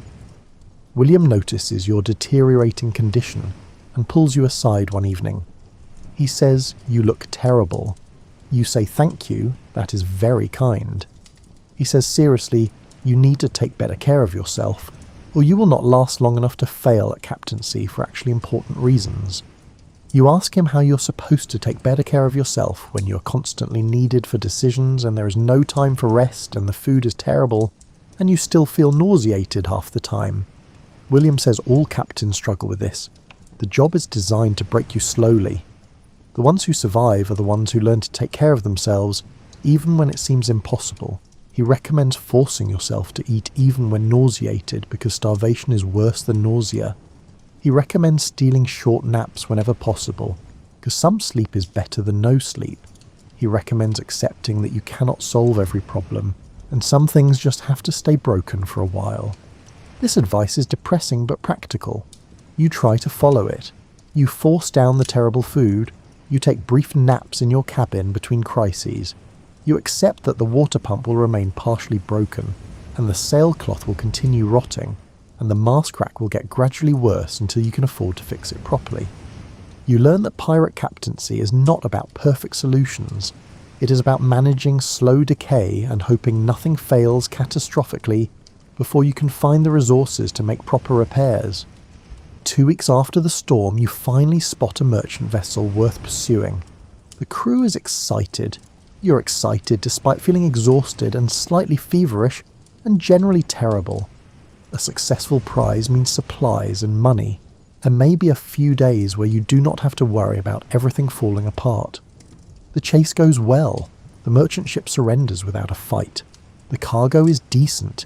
You take food supplies that are fresher than what you have been eating, some basic materials for ship repairs, and enough value in goods to make everyone's shares worthwhile. For approximately 3 days, morale improves. The food is better. The immediate repair needs are addressed. People stop complaining quite as much. You feel almost competent. Then the third man with the cough dies. The fever turned into consumption and Harris's treatments did nothing. You preside over another burial at sea. The crew's improved mood evaporates. You're back to managing decline and hoping you can find the next prize before the next crisis emerges. This is what being a pirate captain actually means. Not dramatic battles or treasure hunts or adventure, just endless maintenance of a deteriorating ship while trying to keep sick, exhausted, irritable men, organised enough to capture the occasional merchant vessel. You wonder how long you can maintain this before something breaks permanently. You wonder if the previous captain felt this way. You wonder if this grinding misery is just what leadership looks like when stripped of all the romantic mythology. The ship sails on. The pump still does not work properly. The mast crack is still there. You still feel vaguely nauseated most of the time. The food is still terrible. Everything still smells bad. And you still have to pretend you have everything under control. This is pirate captaincy. Not the myth, but the reality. Not adventure, but attrition. Not freedom, but endless responsibility for things that are slowly falling apart while you watch. You're standing in your cabin at midnight, and you have not spoken to anyone except William in 3 days. This is not because you are avoiding the crew. This is because you have learned that anything you say can and will be used against you in the court of crew opinion. The previous captain's journal has an entry from his 3rd month in command. It says simply, "You cannot trust anyone and everyone is watching." You did not understand that entry when you first read it. You understand it now. Being a pirate captain means being simultaneously responsible for everyone and unable to rely on anyone. The crew needs you to lead them, but they will vote you out if they disagree with your leadership. They need you to make decisions, but they reserve the right to overrule any decision through democratic process. They need you to be strong, but they interpret any display of weakness or doubt as a reason to find a new captain. This creates a strange psychological isolation. You cannot show fear because fear suggests incompetence. You cannot admit uncertainty because uncertainty suggests you do not know what you're doing. You cannot ask for help because asking for help suggests weakness. You have to project confidence constantly, even when you have no idea what is happening or what to do next. The isolation is worse because you cannot form genuine friendships with your crew. Every man aboard is both your subordinate and your potential replacement. Every conversation is part negotiation, part political manoeuvring, part careful management of perception. You can never just relax and talk to someone without calculating how your words might be interpreted or repeated. William is the closest thing you have to a friend, but even that relationship is complicated. He is your quartermaster, which means he represents the crew's interests and often disagrees with you. He could easily be elected captain if you get voted out. He knows things about navigation and crew management that you need, which gives him leverage over you. Your conversations are genuine, but never entirely without political subtext. You tried to befriend a few regular crew members early in your captaincy. This did not work. The men you tried to befriend assumed you were playing favourites, or trying to build a voting bloc. The men you did not befriend assumed you did not like them. Everyone interpreted your social attempts through a political lens because everything a captain does is political. So you stopped trying. You maintain professional relationships with everyone. You're friendly, but not friends with anyone. You make decisions and give orders and attend crew meetings, but you do not socialise. You spend evenings alone in your cabin writing in the log and reviewing charts and trying to convince yourself that this isolation is necessary rather than just lonely. The historical record suggests that successful pirate captains either embraced this isolation or found ways to cope with it. Bartholomew Roberts reportedly kept his own counsel and maintained strict personal discipline. Edward Teach cultivated a fearsome image that created distance between himself and his crew. Henry Avery supposedly had a small group of trusted officers, but remained emotionally separate from the regular crew. You have not figured out your coping strategy yet. Mostly you just feel tired and alone and unsure if you're doing anything correctly. The loneliness is compounded by the fact that you cannot show vulnerability. 2 weeks ago you nearly ran the ship onto a reef because you misread the charts. You caught the error at the last moment and adjusted course. But the close call shook you badly. You wanted to talk to someone about it. You wanted to admit that you made a mistake, and you are scared you will make a bigger mistake next time. You could not say any of that. Instead, you acted like the near miss was intentional, and you were just testing the crew's readiness. Several crew members knew this was nonsense, but nobody called you out on it. They understood that maintaining the fiction of captainly competence is part of the job. This performance exhausts you. You're constantly pretending to know more than you do, and be more confident than you feel. You're always performing the role of captain rather than actually being a person who happens to be captain. The isolation gets worse during difficult decisions. 3 days ago you had to decide whether to attack a well-armed merchant vessel or bypass it and look for easier prey. The potential reward was high, but so was the risk. You needed someone to talk through the decision with you, but talking it through would reveal your uncertainty. You made the decision alone in your cabin after an hour of internal debate. You chose to bypass the vessel. This turned out to be smart because the merchant ship was apparently a disguised naval vessel meant to trap pirates. You only learned this later from other captains in port. Your caution saved the crew from walking into a trap, but you could not tell anyone that you were being cautious rather than smart, because that would reveal you were not certain of your decision. The crew thinks you're brilliant for avoiding the trap. You know you were just scared and lucky. This gap between perception and reality creates another layer of isolation. Everyone thinks they know you, but nobody actually knows you. The paranoia does not help. Every conversation you overhear might be about replacing you. Every small group of crew members talking quietly might be planning a mutiny. Every disagreement might be the start of a campaign to vote you out. You're constantly scanning for threats to your position, which makes you more isolated and suspicious. This paranoia is not entirely irrational. Pirate captains did get voted out regularly. Captain Charles Vane was removed from command by his crew for refusing to attack a French man of war. Captain John Rackham took over a ship by convincing the crew to mutiny against their previous captain. The democratic process could turn on you at any moment if enough crew members decided they wanted someone else in charge. William notices your increasing isolation and tries to address it.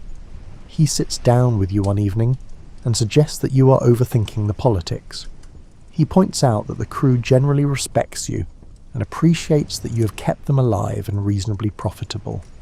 He says you do not need to be perfect, just competent enough and fair enough. You want to believe him. But you know that crew opinion can shift quickly. One bad decision can undo weeks of good leadership. One perceived slight can turn allies into opponents. The margins are thin, and the tolerance for error is low. The isolation creates strange psychological effects. You find yourself talking to yourself in your cabin. You have imaginary conversations with the previous captain, asking his ghost for advice. You rehearse arguments you might need to make at future crew meetings. You analyse past conversations looking for hidden meanings or subtle threats. You wonder if you are becoming paranoid or if this level of vigilance is just what the job requires. You cannot tell the difference anymore. The loneliness is worst at night. During the day you have duties and decisions and the constant performance of captaincy. But at night you lie in your hammock and stare at the ceiling and think about how no one aboard this ship actually cares about you as a person. They care about what you can do for them. They care about your leadership and your decisions and your ability to keep them fed and profitable. But you as a human being with fears and doubts and needs, that person does not exist to them. You think about your life before piracy.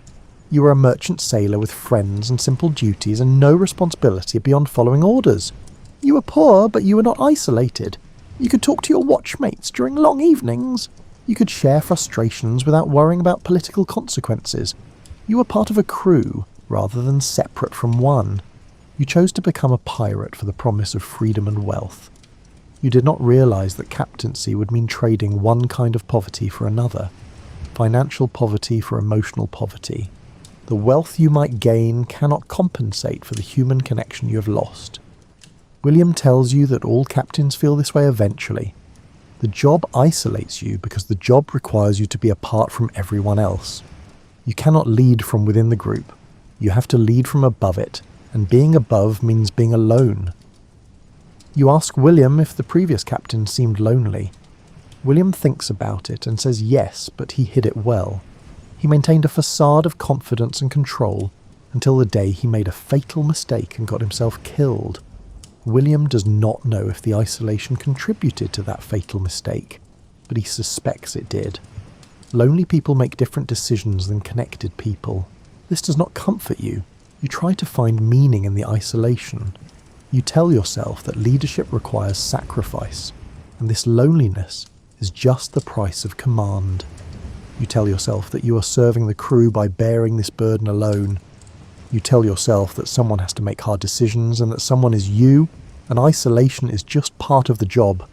These rationalizations help slightly. They give you a framework for understanding why you feel so separate from everyone around you. But they do not make the loneliness go away. They just make it more bearable by giving it purpose. You wonder how long you can sustain this. You wonder if there is a time limit on how long someone can function in this state of isolation and performance and constant vigilance. You wonder if all pirate captains eventually break under the psychological pressure, or if some of them find ways to genuinely cope. The historical record does not answer these questions. History records the prizes taken and battles fought and eventual fates of famous pirates. History does not record the internal struggles, or the loneliness, or the mental toll of command.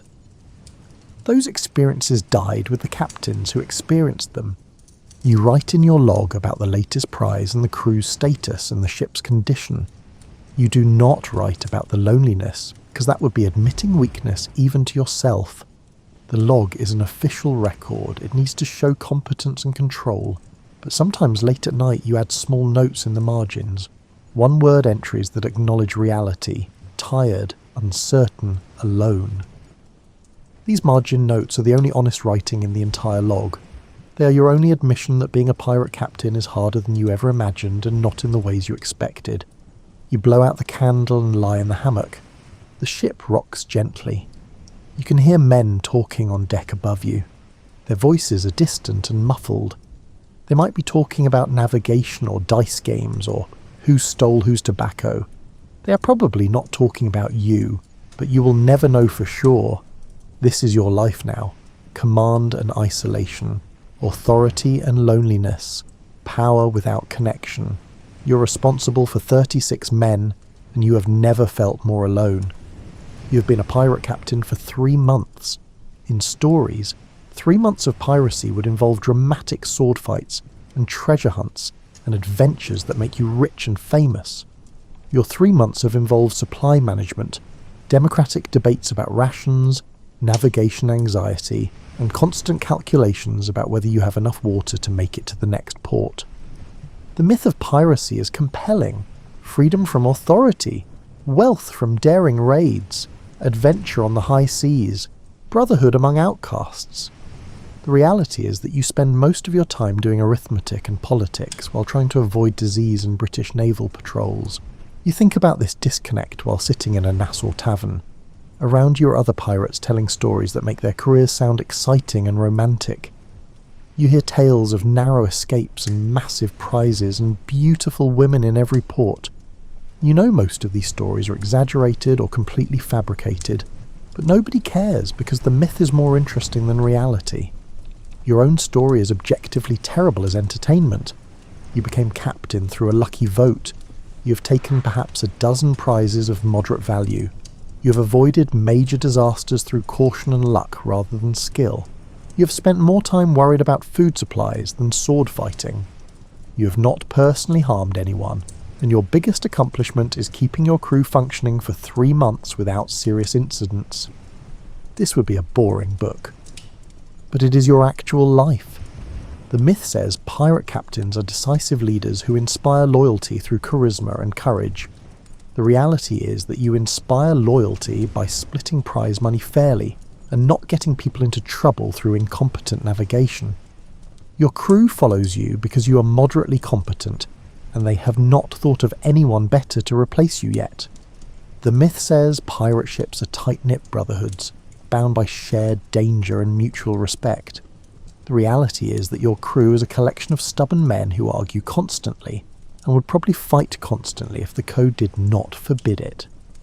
They cooperate because cooperation increases survival and profit, not because they particularly like each other. The myth says pirate life is freedom from the restrictions of normal society. The reality is that pirate society has just as many rules as regular society, just different rules. You have codes and voting procedures and democratic processes and compensation schedules for various injuries. You have replaced one set of restrictions with another set that is arguably more complicated. The myth says pirates are wealthy from their plunder. The reality is that most pirates end up broke. The money comes in irregular amounts and gets spent quickly on supplies and repairs and bribes to colonial officials who might otherwise arrest you. After 3 months you have taken prizes worth maybe £3,000 total. After dividing that among 36 crew members and deducting compensation for wounded men and accounting for supplies purchased, you personally have about £200.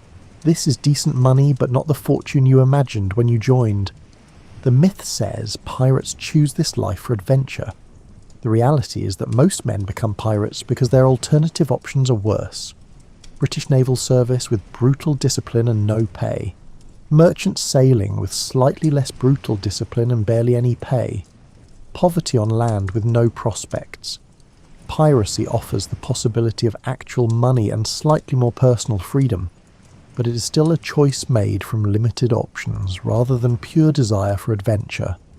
You look around the tavern and recognise the same calculation in other men's eyes. Nobody here is living a romantic adventure. Everyone is just trying to survive and maybe get rich enough to stop doing this extremely dangerous job. A young sailor approaches your table. He recognises you as a captain and asks if you're hiring. You look at his eager face and realise he believes the myth completely. He thinks joining a pirate crew will be exciting and profitable and glorious.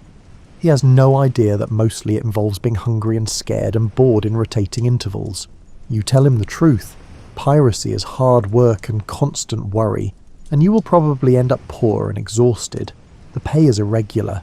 The food is terrible. The leadership is democratic, which means endless arguments about everything. Most of your time is spent on tedious ship maintenance rather than dramatic battles.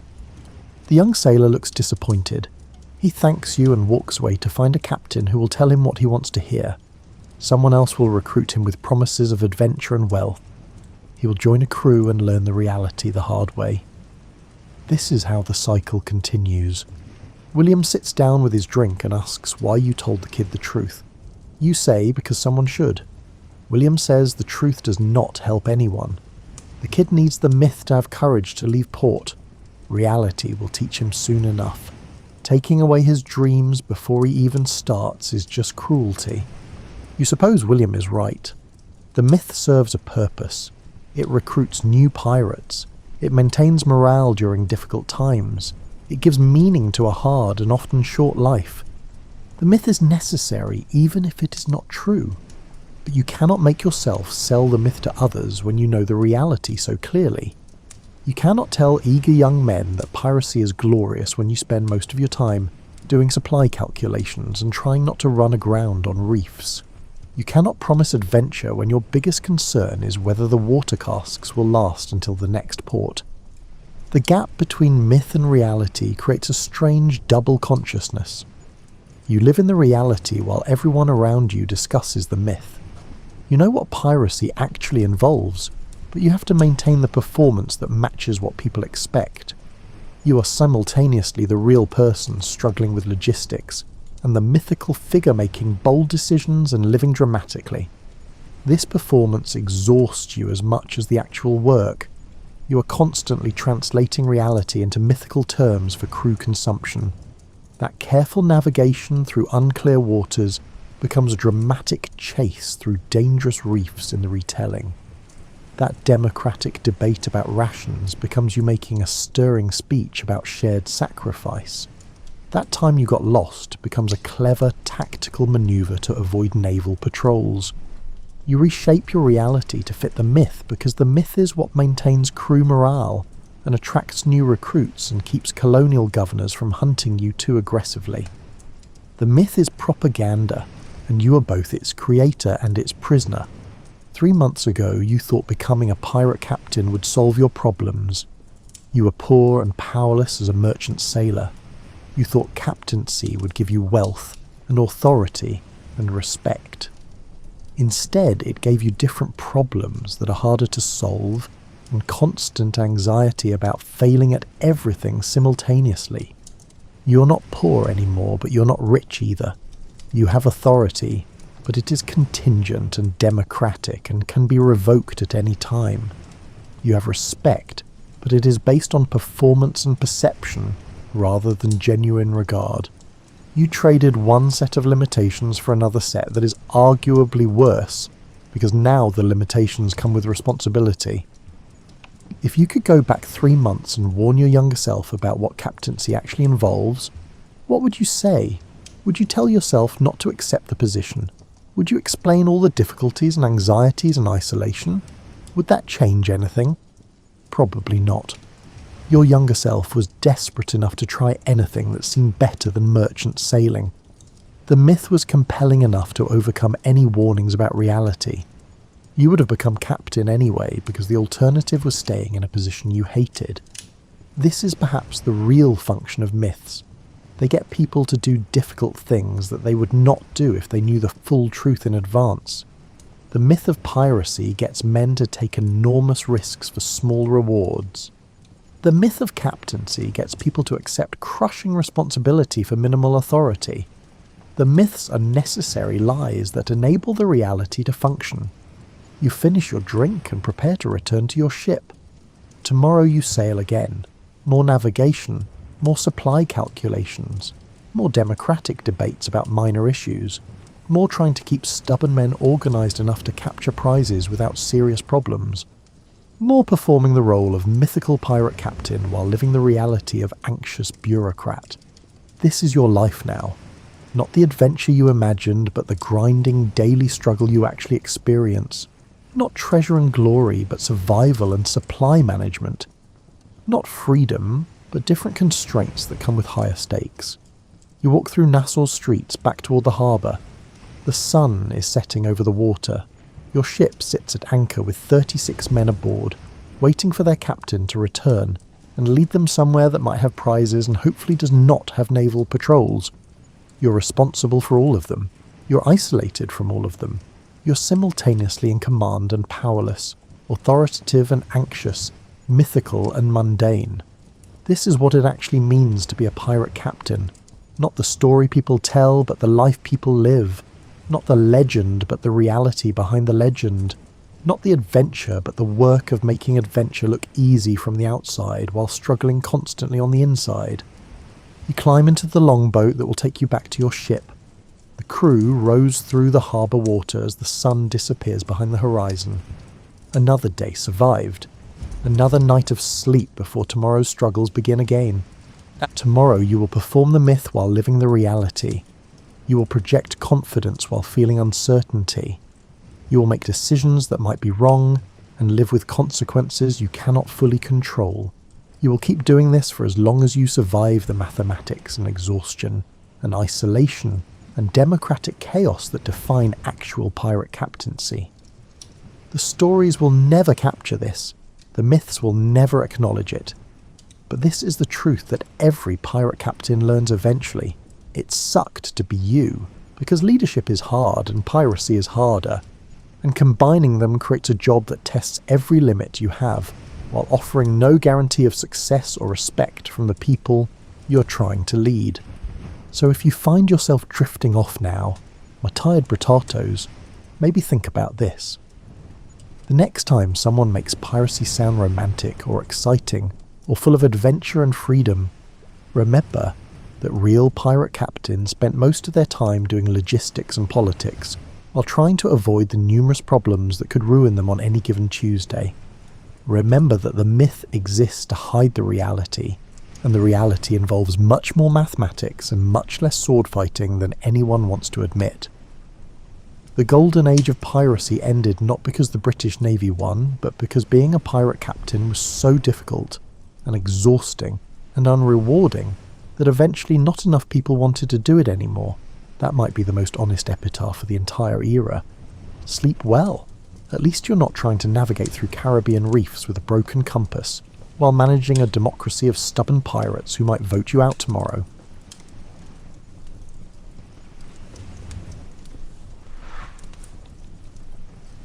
With this episode today, you're going to visit 7 structures that once commanded the ancient world with such magnificence that travellers crossed deserts and seas just to stand in their shadows.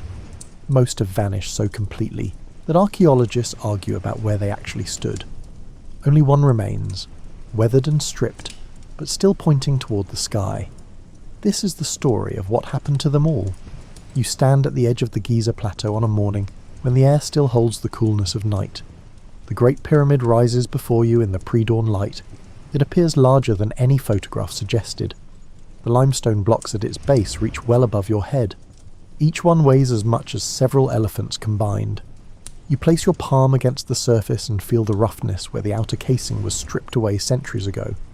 The stone holds a faint chill from the night. Your hand barely spans the width of a single block. This pyramid is the tomb of Pharaoh Khufu.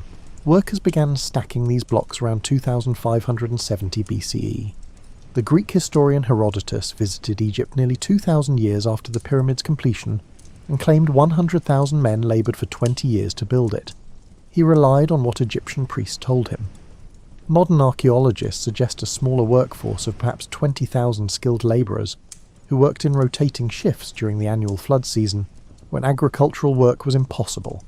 The logistics required precise organisation. Administrators tracked every worker, every tool, every ration of food. Scribes recorded deliveries of copper chisels and stone hammers. Overseers managed work gangs with names like Friends of Khufu and Drunkards of Menkaura. These were not slaves driven by whips, but skilled craftsmen who took pride in their work. Their graffiti survives inside the pyramid's upper chambers. They left marks indicating which crew placed which stones. The blocks came from quarries miles away. Limestone for the core came from nearby Giza quarries.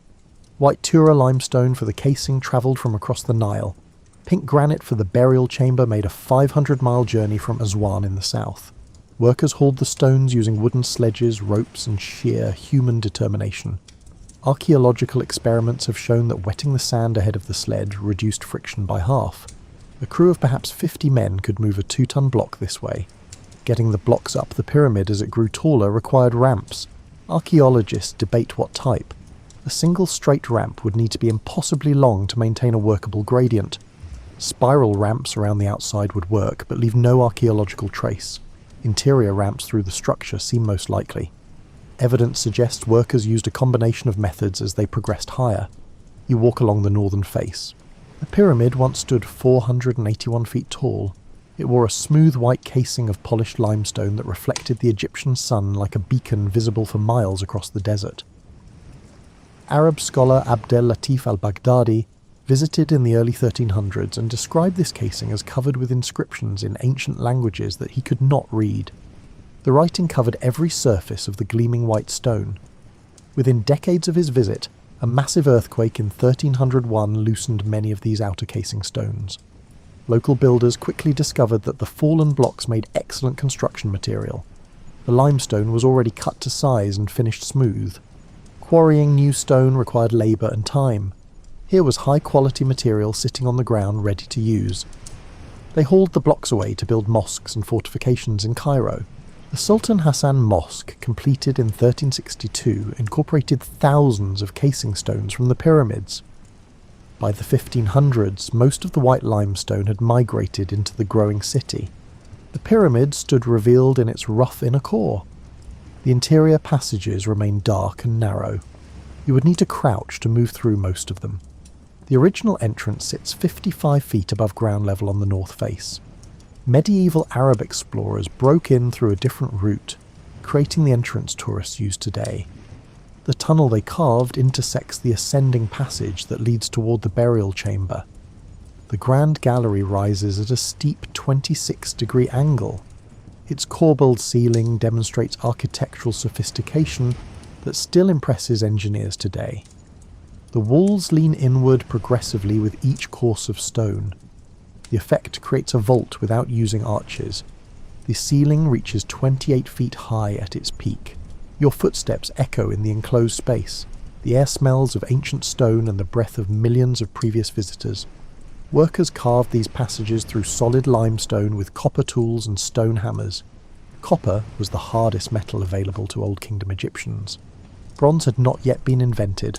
Iron remained unknown, yet copper chisels, properly hardened and frequently resharpened, could cut limestone effectively. Workers pounded the chisels with stone mauls made from dolerite. The work proceeded slowly but steadily. Skilled masons could recognize good stone by sound. They tapped blocks and listened to the ring. Granite presented greater challenges. The burial chamber at the pyramid's heart is lined entirely with granite blocks. Some of these blocks weigh 60 tons. They came from quarries 500 miles south at Aswan. Workers there identified natural cracks in the granite and drove wooden wedges into them. Soaking the wedges with water made the wood expand and split the stone along predetermined lines. The resulting blocks were rough-shaped at the quarry to reduce transport weight. Getting 60-ton blocks onto boats required engineering ingenuity.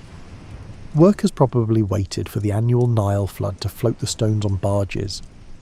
The flooded river came close to the Giza Plateau.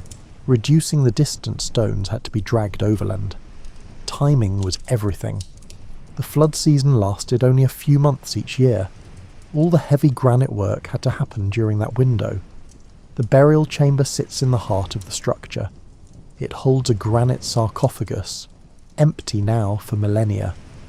Tomb robbers likely penetrated the pyramid within a few generations of its completion. The treasure Khufu expected to accompany him into the afterlife disappeared into the black markets of the ancient world. Only the architecture remained. You emerge back into daylight and notice how the morning sun paints the rough limestone blocks in shades of honey and cream. 3 smaller pyramids stand nearby. These belong to Khufu's queens.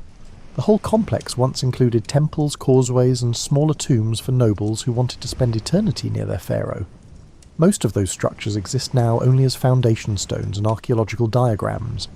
Napoleon Bonaparte brought scientists with him when he invaded Egypt in 1798. His military campaign failed, but the scholarly expedition succeeded brilliantly.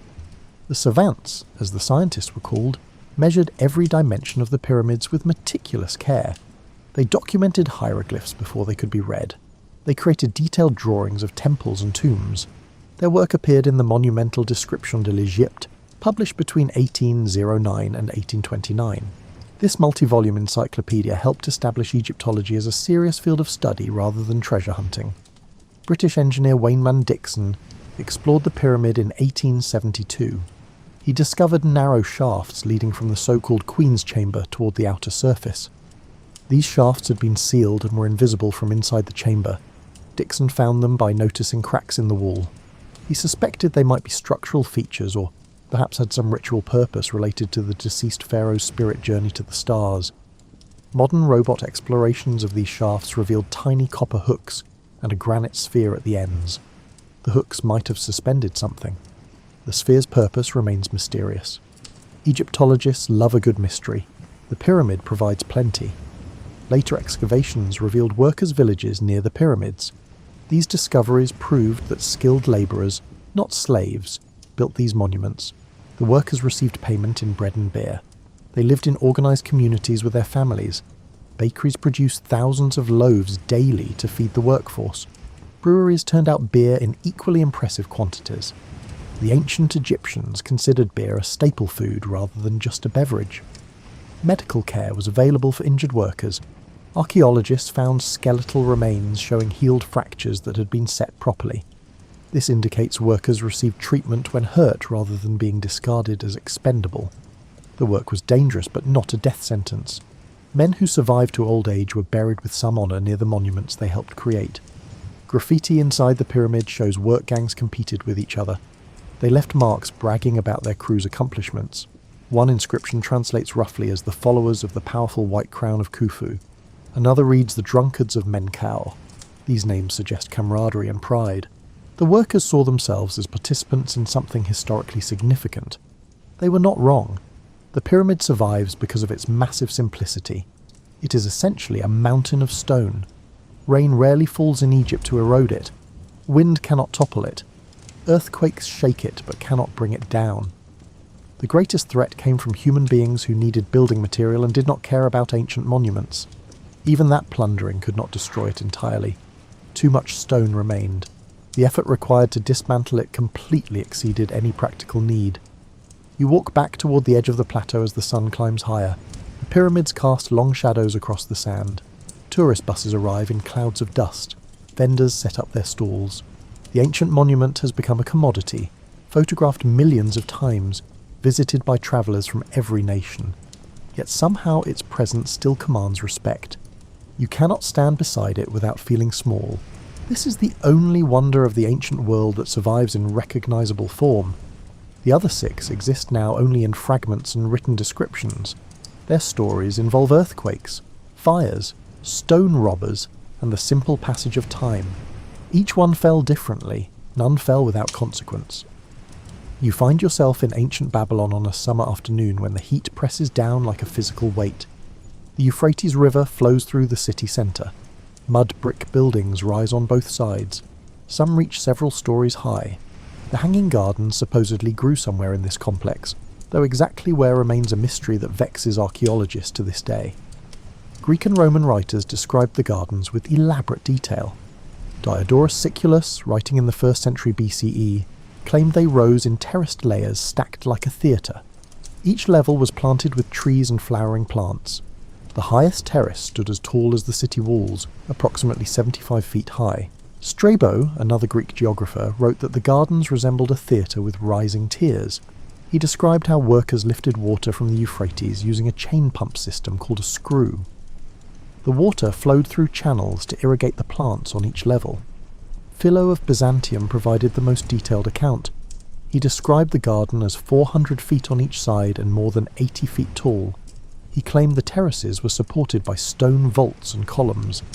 The columns carried the weight of the earth and trees above. Waterproof membranes prevented the soil moisture from rotting the supporting structures. The irrigation system worked continuously to keep the plants alive in Babylon's brutal heat. The most persistent legend credits King Nebuchadnezzar II with building the gardens around 600 BCE. The story claims he created them for his wife Amytis, a Median princess who came from the Green Mountains northeast of Mesopotamia. She supposedly found the flat Mesopotamian plain depressing after her mountainous homeland. Nebuchadnezzar, madly in love, built her a mountain covered in trees and flowers to ease her homesickness. The tale satisfies our desire for grand romantic gestures. It also might be completely false. No Babylonian texts mention the gardens. This silence is deafening. The Babylonians were meticulous record keepers. They documented everything in cuneiform on clay tablets. Royal building projects received especially detailed documentation. Kings wanted their achievements remembered. Nebuchadnezzar's inscriptions describe his construction projects with obsessive thoroughness. They catalogue temples, walls, processional ways, palaces, and irrigation canals. Not one word appears about elevated gardens or complex water-lifting systems designed for a homesick queen. Herodotus visited Babylon around 450 BCE. He wrote extensively about the city in his histories. He described the massive walls that surrounded the city. He detailed the Ishtar Gate with its glazed bricks. He mentioned the temple tower called a ziggurat. He never mentioned any gardens. This seems impossible if the gardens existed and were as magnificent as later writers claimed. Herodotus loved describing wonders and unusual sights. He would not have omitted such a spectacular feature. Some scholars now suspect the gardens existed in Nineveh, not Babylon. The Assyrian capital sat 300 miles north of Babylon on the Tigris River. The Assyrian king Sennacherib built an elaborate palace there around 700 BCE. His inscriptions describe gardens watered by aqueducts that brought water from mountains 14 miles away. He boasted about planting rare trees collected from across his empire. He described creating artificial mountains in his palace grounds. He even mentioned using a water-raising screw to lift water to elevated gardens. British archaeologist Stephanie Daly has championed this theory.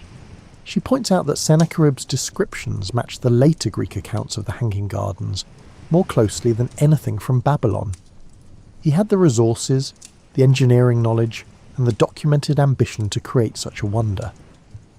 Later Greek writers, hundreds of years removed from the original events, might have confused Nineveh with the more famous Babylon.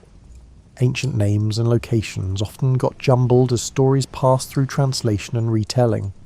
The cuneiform evidence from Nineveh describes bronze screws used for raising water. Archimedes usually gets credit for inventing the screw pump centuries later. Perhaps the Assyrians developed it first. Technology often gets invented multiple times independently. Or perhaps knowledge of the Assyrian screw reached Greece and influenced Archimedes. We may never know for certain. You walk through the ruins that German archaeologist Robert Koldewey excavated beginning in 1899. The expedition lasted 18 years and transformed our understanding of Babylon. Koldewey found massive walls and the foundations of palaces. His team excavated the Ishtar Gate with its stunning blue-glazed bricks and moulded reliefs of dragons and bulls. They shipped these bricks to Berlin, where they were reassembled in the Pergamon Museum. The reconstructed gate towers over museum visitors with the same power it once held in ancient Babylon. Koldewey searched obsessively for evidence of the Hanging Gardens. He believed he had found them. He identified a structure near the southern palace with unusual vaulted rooms and thick walls. The chambers were arranged in an odd pattern. They had arched ceilings that could bear tremendous weight. Koldewey suggested these vaults supported terraced gardens above. The thick walls would have contained the pressure from tons of earth and the weight of trees. Other archaeologists remained sceptical. The supposed garden structure sat far from the Euphrates River. Getting water there in sufficient quantities would have been difficult. The vaults Koldewey found might have served as storage rooms or supported upper palace floors. Nothing proved they actually held elaborate gardens. The identification remained speculative at best. The climate makes the whole concept questionable. Babylon sits in a region where summer temperatures regularly exceed 100 degrees Fahrenheit. Maintaining living trees and gardens in that heat would require constant irrigation. The engineering would need to be exceptional. The resources required would strain any ancient economy. It could be done, but why bother when simpler gardens at ground level would serve just as well? Perhaps the truth matters less than the idea. The Hanging Gardens captured imaginations because they represented human beings imposing green life on a harsh environment. They symbolised victory over nature through engineering and determination. Whether they actually existed or not, the concept endured. The city of Babylon itself fared poorly over the centuries. Alexander the Great planned to make it his capital and ordered repairs to the temples. He died before implementing those plans. The city declined gradually as the Euphrates shifted course and trade routes changed. By the medieval period, locals quarried the ancient bricks for their own construction. The great walls crumbled, the palaces collapsed. Wind and rain wore down what remained. Modern wars damaged the site further. Saddam Hussein built a palace on top of ancient foundations in the 1980s. Coalition forces established a military base there during the Iraq War in 2003. Helicopters landing and heavy vehicles crushed ancient pavements. Soldiers filled sandbags with archaeological fragments. The damage shocked scholars worldwide. You stand in the ruins at sunset. The shadows grow long across broken walls and excavation trenches. Somewhere in this vast field of mud, brick and sand, gardens might have grown. Or perhaps they never existed anywhere except in the writings of Greek travellers who heard stories and embellished them. The uncertainty feels appropriate somehow. Not all wonders can be definitively proven or disproven. Some float in that uncertain space between history and legend, real enough to inspire but too distant to fully verify.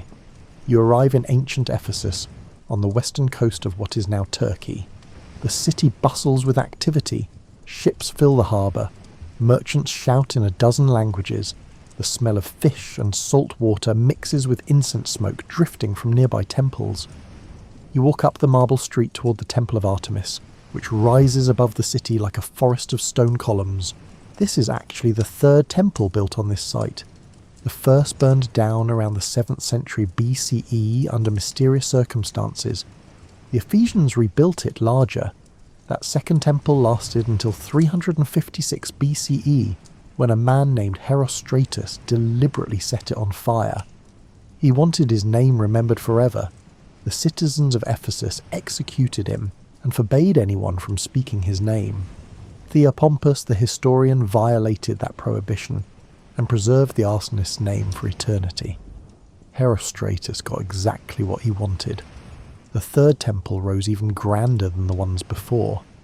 Wealthy donors from across the Greek world contributed funds. The architect Chersiphron designed it as a double colonnade. 127 columns supported the roof. Each column stood 60 feet tall and took years to quarry, transport and erect.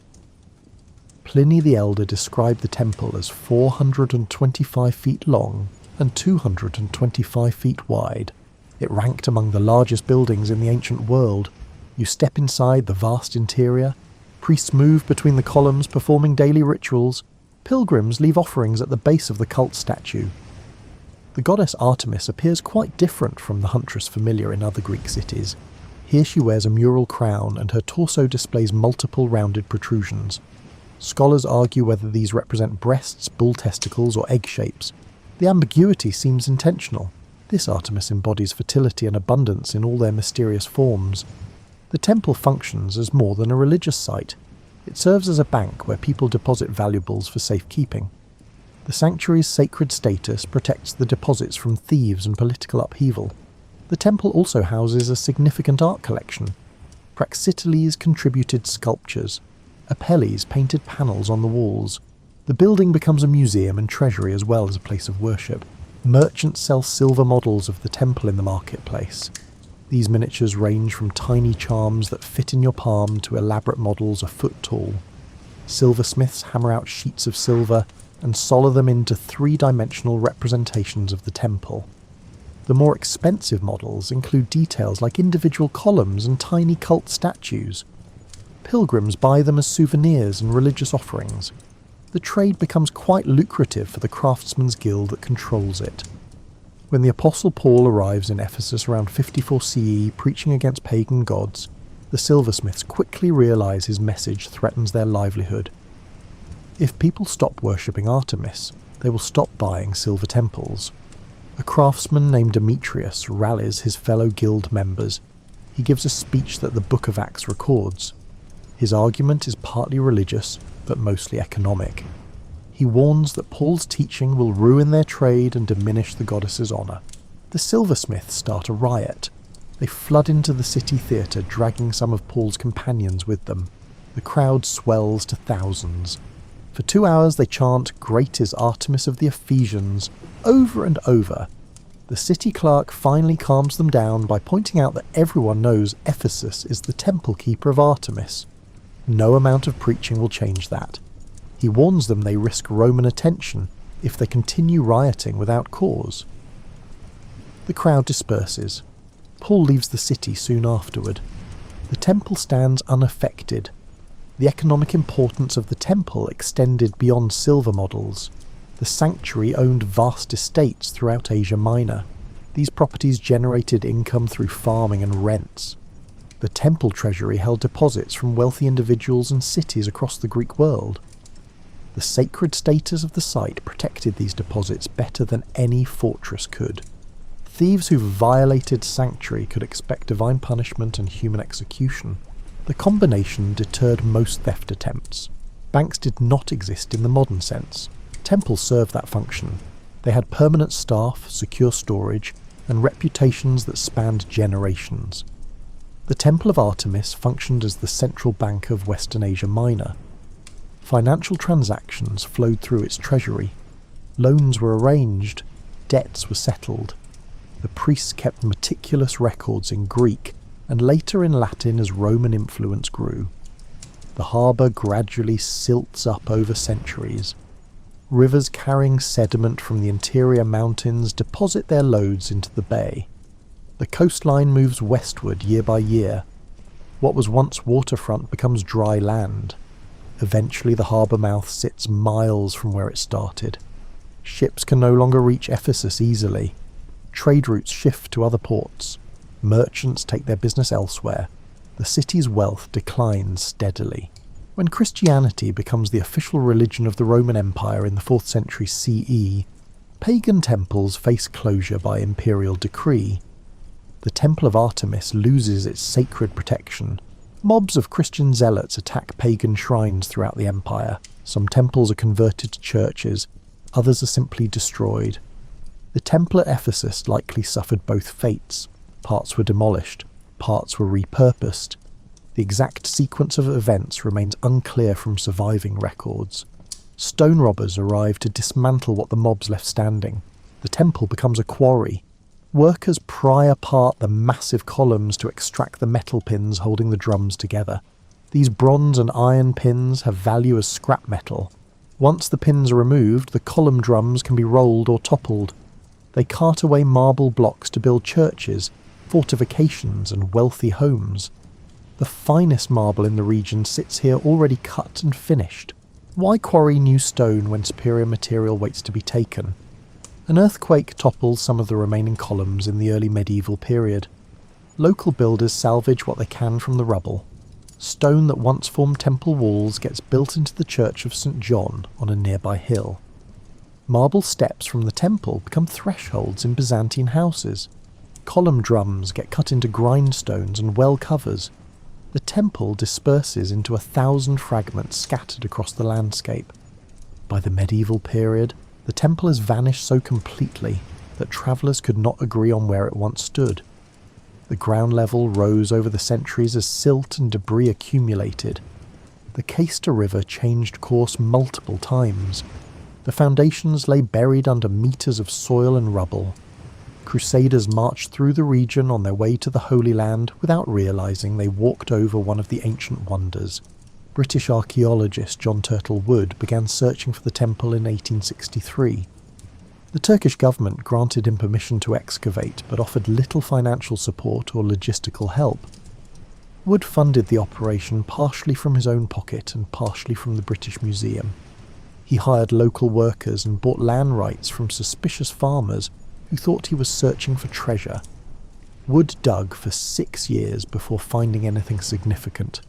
His excavations covered acres of farmland. He followed every hint and rumour. He studied ancient texts looking for clues about the temple's location. Ancient sources mentioned a procession route that led from the city to the temple. Wood searched for this road, but the landscape had changed too much. Nothing matched the ancient descriptions. The Turkish government bureaucracy created endless obstacles. Officials demanded bribes. They withheld permits. They questioned Wood's motives constantly. Local people were sometimes hostile.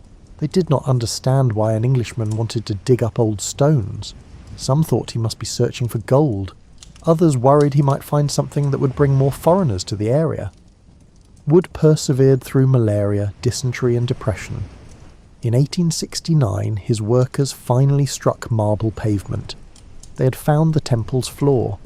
Wood felt vindicated after years of failure and frustration. He expanded the excavation systematically. The foundations emerged from the earth. Column drums appeared. Fragments of sculpture surfaced in the debris. The Artemis statue was gone. The roof timbers had burned or rotted away millennia ago. The columns lay toppled and broken, yet the sheer scale of the foundations impressed everyone who saw them. The excavations revealed foundation stones, column drums, and fragments of sculpture. The Artemis statue was gone. The roof timbers had burned or rotted away millennia ago. The columns lay toppled and broken, yet the sheer scale of the foundations impressed everyone who saw them. You could trace the outline of the massive structure in the excavated trenches and remaining stones. Wood shipped many of the best fragments to the British Museum in London. Later excavations by David George Hogarth in 1896 uncovered the foundation deposit. This included gold and ivory objects, coins and amber beads placed in the ground when builders laid the temple's first stones. These artifacts now rest in museum cases thousands of miles from where they were buried. You stand at the site today and see a single reconstructed column rising from a marshy field. Wooden walkways cross the wetland. Information panels describe what once stood here. Frogs croak in the standing water. Birds nest in the reconstructed column's capital. The modern town of Selçuk sits a short distance away. Tourists visit the site briefly before moving on to better preserved ruins nearby. 3 separate temples rose here. 3 separate disasters destroyed them. Nothing remains now but foundations and one lonely column that serves mainly to help visitors imagine the scale of what vanished. You enter the sanctuary at Olympia in southern Greece. Trees shade the sacred precinct. Athletes train in nearby gymnasiums for the games held here every 4 years. The smell of olive oil and wood smoke fills the air. Priests tend altars where offerings burn day and night. At the heart of the sanctuary stands the Temple of Zeus. Inside that temple waits the Chryselephantine statue that Phidias created. The sculptor Phidias completed the statue around 435 BCE. He used a wooden framework overlaid with ivory plates for Zeus's flesh and gold sheets for his robes. The god sat on an elaborate throne inlaid with ebony, ivory and precious stones. He held a figure of Nike, the goddess of victory, in his right hand. His left hand gripped a scepter topped with an eagle.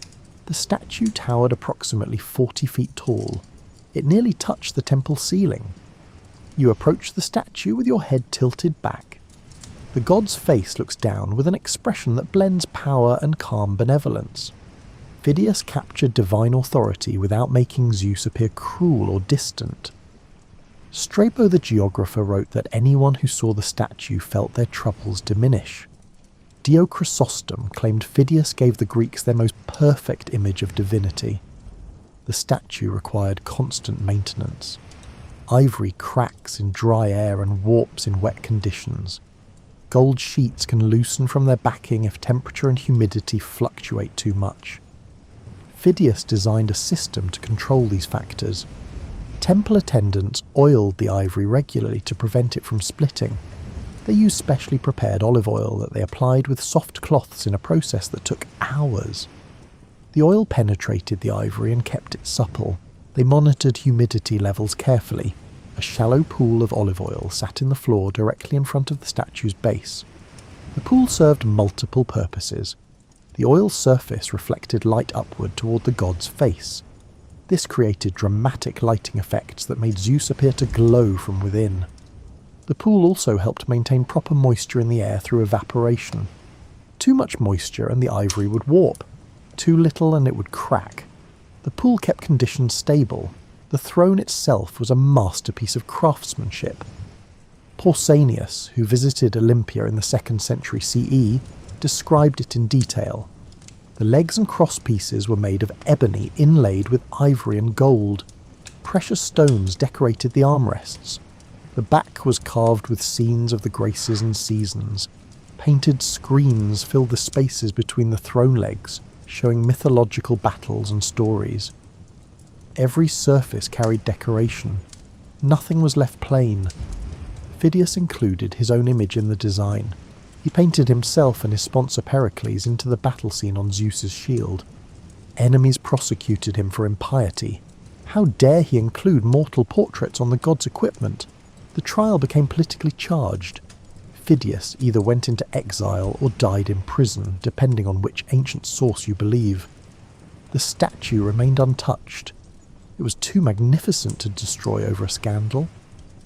Olympia functioned as a pan-Hellenic sanctuary, where Greeks from all city-states could gather regardless of ongoing conflicts. Wars paused during the Olympic festival. A sacred truce called the Echecheria went into effect 1 month before the Games and lasted 1 month after. Athletes and spectators travelled under this protection. Violating the truce brought severe consequences.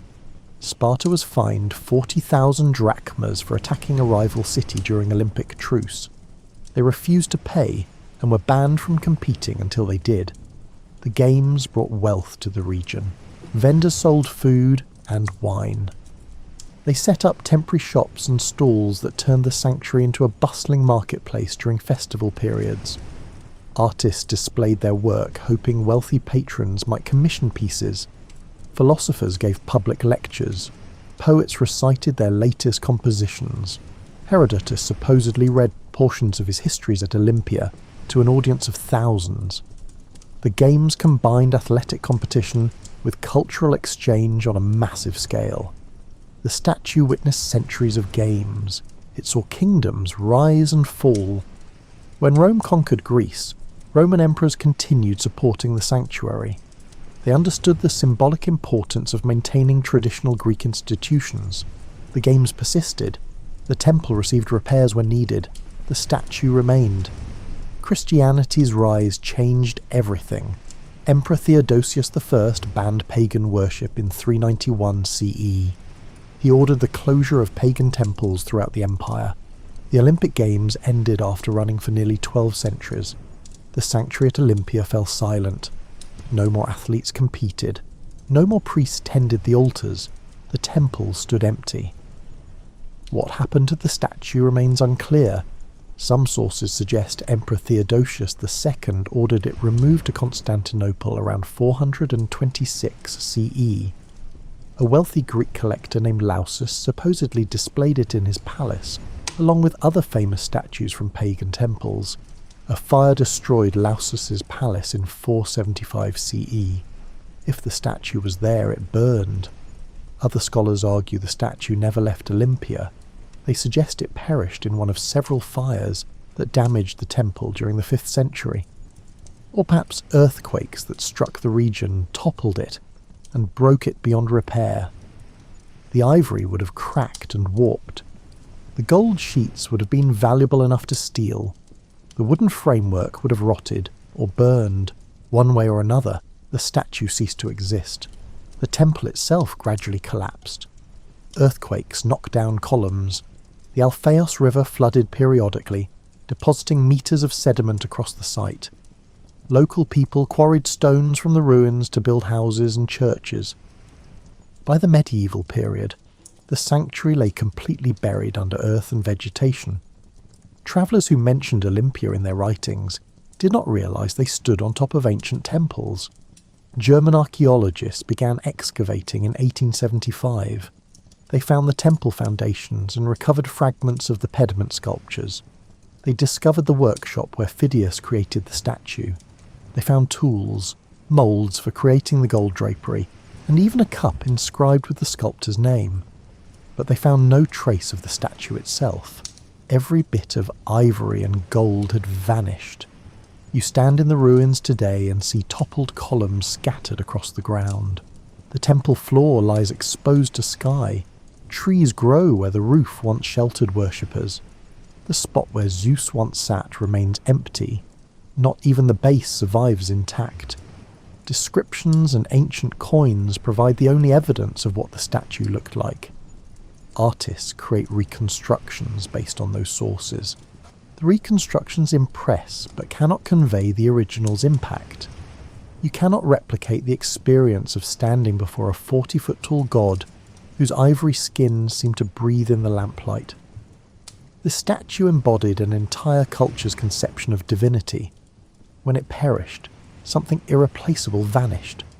Not just an object, but a direct link to how ancient people understood the sacred. Museums preserve fragments of ancient art.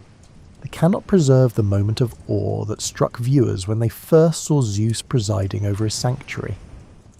You arrive in Halicarnassus on the southwestern coast of Asia Minor. The city spreads across hillsides overlooking a natural harbour. White marble buildings gleam in the sunlight.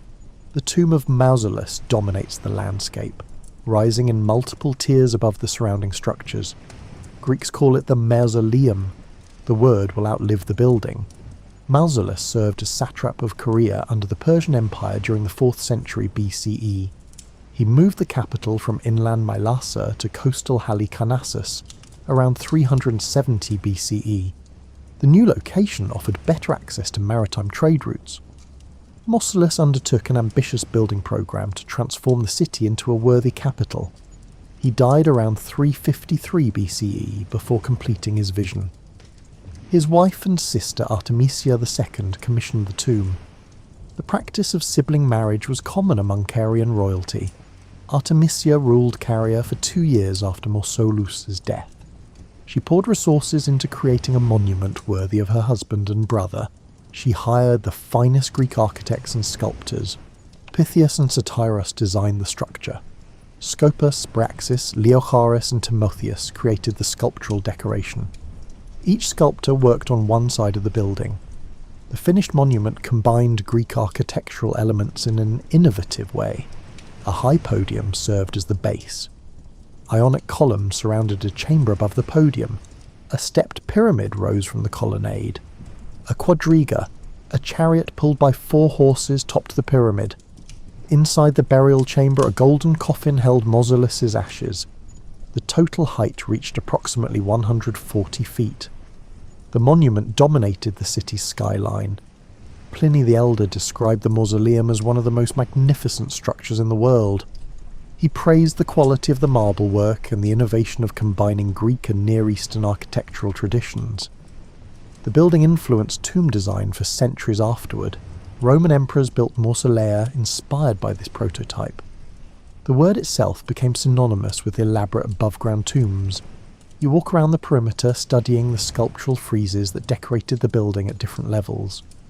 One frieze depicts the battle between Greeks and Amazons in remarkable detail. The female warriors fight with fierce determination. One Amazon falls from her rearing horse. Another swings a battle axe at a Greek shield. The Greek warriors press forward with their spears. Horses rear and plunge. Every muscle appears tense with effort. The marble captures motion so convincingly you almost expect the figures to move. The Amazon warriors wear short tunics that leave their legs bare for running. Their hair flows behind them in elaborate braids. Some wear pointed caps. Others have their heads bare. Their faces show determination and anger. The sculptors individualized each figure. No 2 Amazons look identical. The same care went into the Greek warriors. Each has distinct features and expressions. Another frieze shows a chariot race with 4 chariots competing. The charioteers lean forward, urging their horses to greater speed. The horses stretch out in full gallop. Their manes fly back. Their mouths strain against the bits. You can see the tension in the reins and the driver's arms. The chariot wheels appear ready to leave the ground as they take a turn. The sculptor understood horses and racing. The anatomy is perfect. The action is completely convincing. Freestanding statues stood between the columns of the colonnade. These represented Mausolus, Artemisia, and probably ancestors or gods. Fragments suggest the figures stood approximately 10 feet tall. They wore elaborate robes carved with minute detail. Every fold of fabric was rendered perfectly. The sculptors could make marble look like cloth. They made stone seem soft. The monument survived Alexander the Great's conquest of the region in 334 BCE. Alexander captured Halicarnassus after a difficult siege. The city resisted for months. Alexander's siege engines pounded the walls.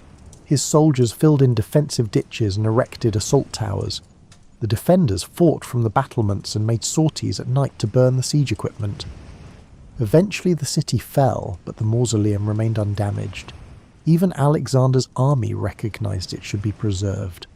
The monument survived the wars between Alexander's successors. It survived pirate raids. It survived Roman conquest. It stood intact for 16 centuries, bearing witness to the rise and fall of kingdoms. The structure seemed indestructible. Then the earth moved.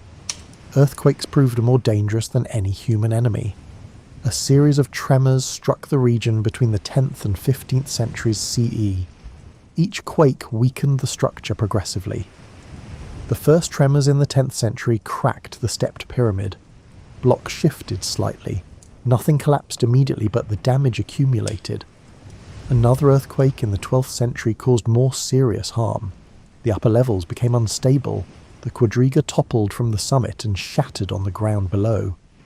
A major earthquake in the 13th century brought down most of the pyramid levels. The massive blocks crashed to earth in a thunder of breaking stone. The colonnade survived but stood exposed and vulnerable. The next tremor would likely bring it down too. Local people feared the damaged building might collapse without warning. A falling column could crush anyone unlucky enough to be nearby. The ruins became a hazard that needed to be cleared.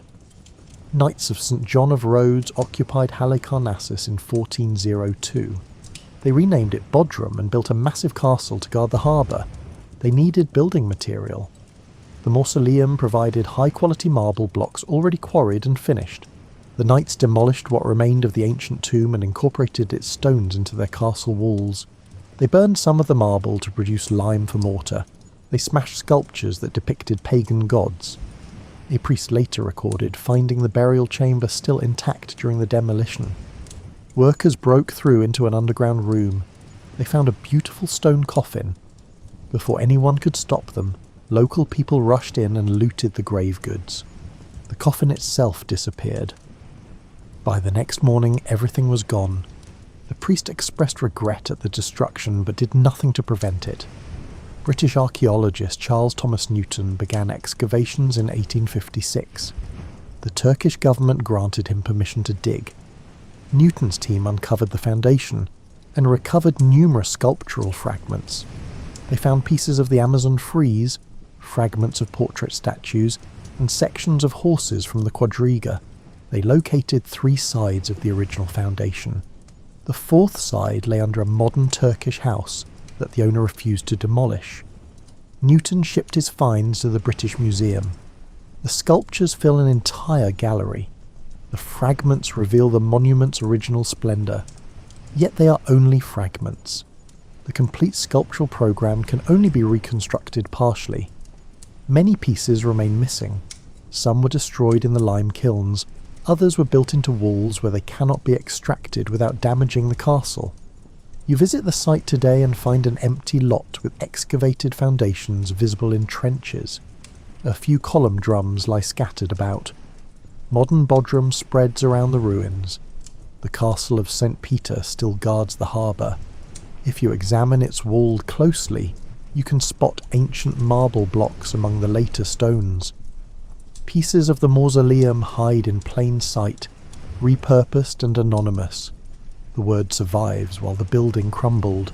Every elaborate tomb built since inherits something from Mausolus's monument. The concept outlasted the stone. Languages absorbed the word. It crossed cultures and continents. The satrap who ruled a small corner of the Persian Empire achieved the immortality he sought. His name persists even though his actual tomb vanished centuries ago. Sometimes ideas prove more durable than monuments. You stand on the island of Rhodes in the eastern Mediterranean. The year is 280 BCE. The Colossus has just been completed after 12 years of construction. The bronze statue of the sun god Helios rises approximately 108 feet tall at the entrance to Mandraki Harbour. Ships sail past the towering figure as they enter and leave port. Sailors from distant lands carry home stories of the bronze giant. Roads prospered through trade.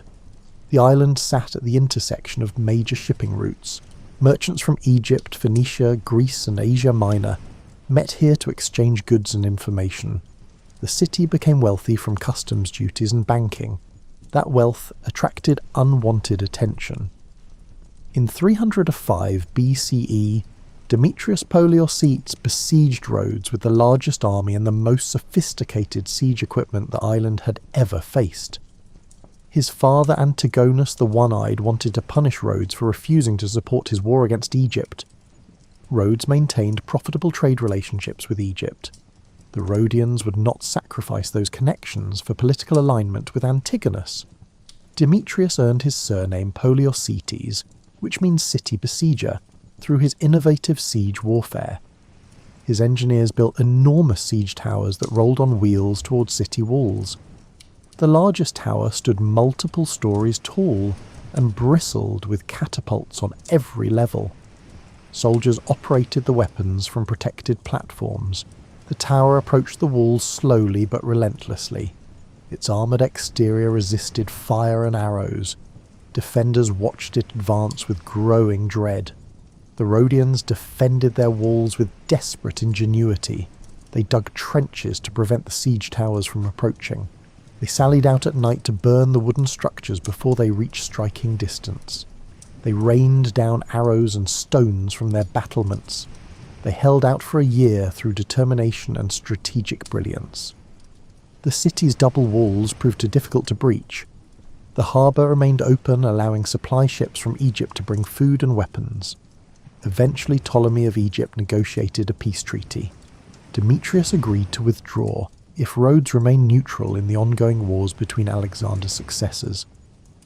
The Rhodians accepted gratefully. Demetrius abandoned his siege equipment where it sat. Moving it would require more effort than it was worth. He took his army and left. The grateful Rhodians surveyed the abandoned equipment with satisfaction. The massive siege towers, the catapults, the battering rams represented a fortune in materials and craftsmanship. They dismantled everything and sold the components as scrap metal. Bronze fittings, iron parts, timber beams all found buyers. The proceeds funded the most ambitious art project in the city's history.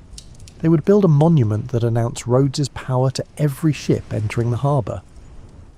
The sculptor, Chares of Lindos, received the commission around 292 BCE. He came from the town of Lindos on the southern end of Rhodes Island. He had trained under Lysippus, who had sculpted portraits of Alexander the Great. Chares inherited his master's skill in realistic portraiture and added his own innovations in engineering large-scale works. Chares designed a statue of Helios that would dominate the harbour and serve as both a religious monument and a navigational landmark. Bronze casting on this scale required complete innovation. No one had attempted anything comparable. The statue needed to stand approximately 108 feet tall. Traditional bronze casting methods would not work at that size. Chares invented new techniques. Workers built a massive stone foundation and raised iron bars to form an internal skeleton. The iron framework provided structural support that bronze skin alone could never achieve. The framework had to be carefully engineered to distribute the weight properly. Too much stress on any single point would cause catastrophic failure. Chares probably consulted architects and engineers familiar with building construction, rather than relying solely on sculptural tradition. They shaped the bronze skin in sections using the loss wax method. Each section was cast separately in clay moulds. The bronze work happened on site because transporting large bronze panels would risk damage. Workers heated copper and tin in furnaces hot enough to melt the metals. They poured the molten bronze into moulds and waited for it to cool. Then they carefully removed the casting and checked it for flaws. Imperfect castings were melted down and recast. As each section was completed, workers riveted it to the iron framework. They used bronze rivets to avoid corrosion issues that would arise from mixing metals. The process resembled building construction more than traditional sculpture. Workers climbed scaffolding to attach higher sections as the statue grew taller. The scaffolding itself required engineering innovation.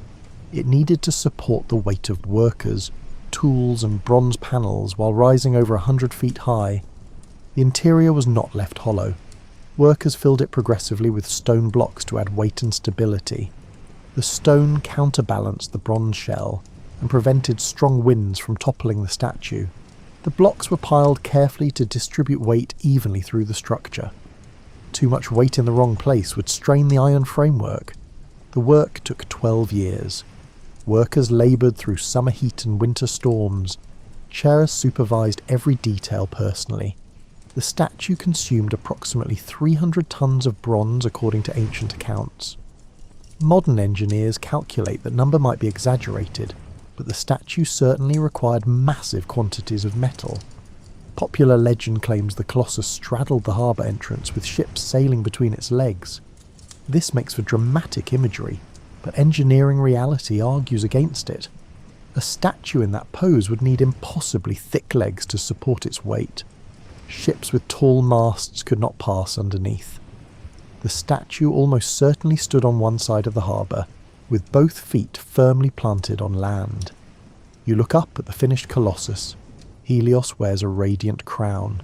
His right hand shields his eyes as he gazes toward the rising sun. The bronze skin gleams. The statue represents the god who was Rhodes' patron deity and the source of the island's prosperity. It embodies civic pride and religious devotion in equal measure. The Colossus stood for only 56 years. An earthquake struck Rhodes around 226 BCE. The tremor snapped the statue at its weakest point. Its knees buckled. The giant toppled forward and crashed to the ground. The fall shattered the bronze skin and twisted the iron framework. The sound must have terrified everyone in the city. The Rhodians consulted an oracle about rebuilding. The oracle supposedly warned against re-erecting the statue. Perhaps priests interpreted the earthquake as divine disapproval. Perhaps the city could not afford the expense. Regardless, the broken Colossus lay where it fell. Pliny the Elder visited Rhodes centuries later and described the ruins. He wrote that few people could wrap their arms around the statue's thumb. Even lying broken on the ground, the Colossus impressed visitors with its scale. It became a tourist attraction in its destroyed state.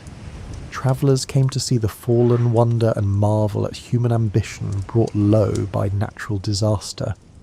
The bronze remained on Rhodes for almost 900 years. Local authorities refused to allow anyone to remove or recycle it. The metal held religious significance.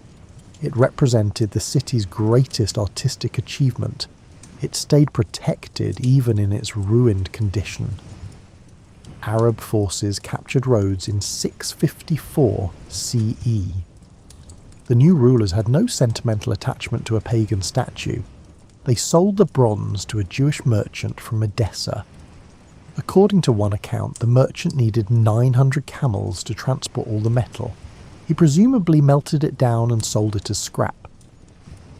The Colossus disappeared completely. Modern scholars question some details of these stories. 900 camel load seems excessive even for a 100-foot bronze statue. The logistics of moving that much metal off an island and across Asia Minor strain credibility.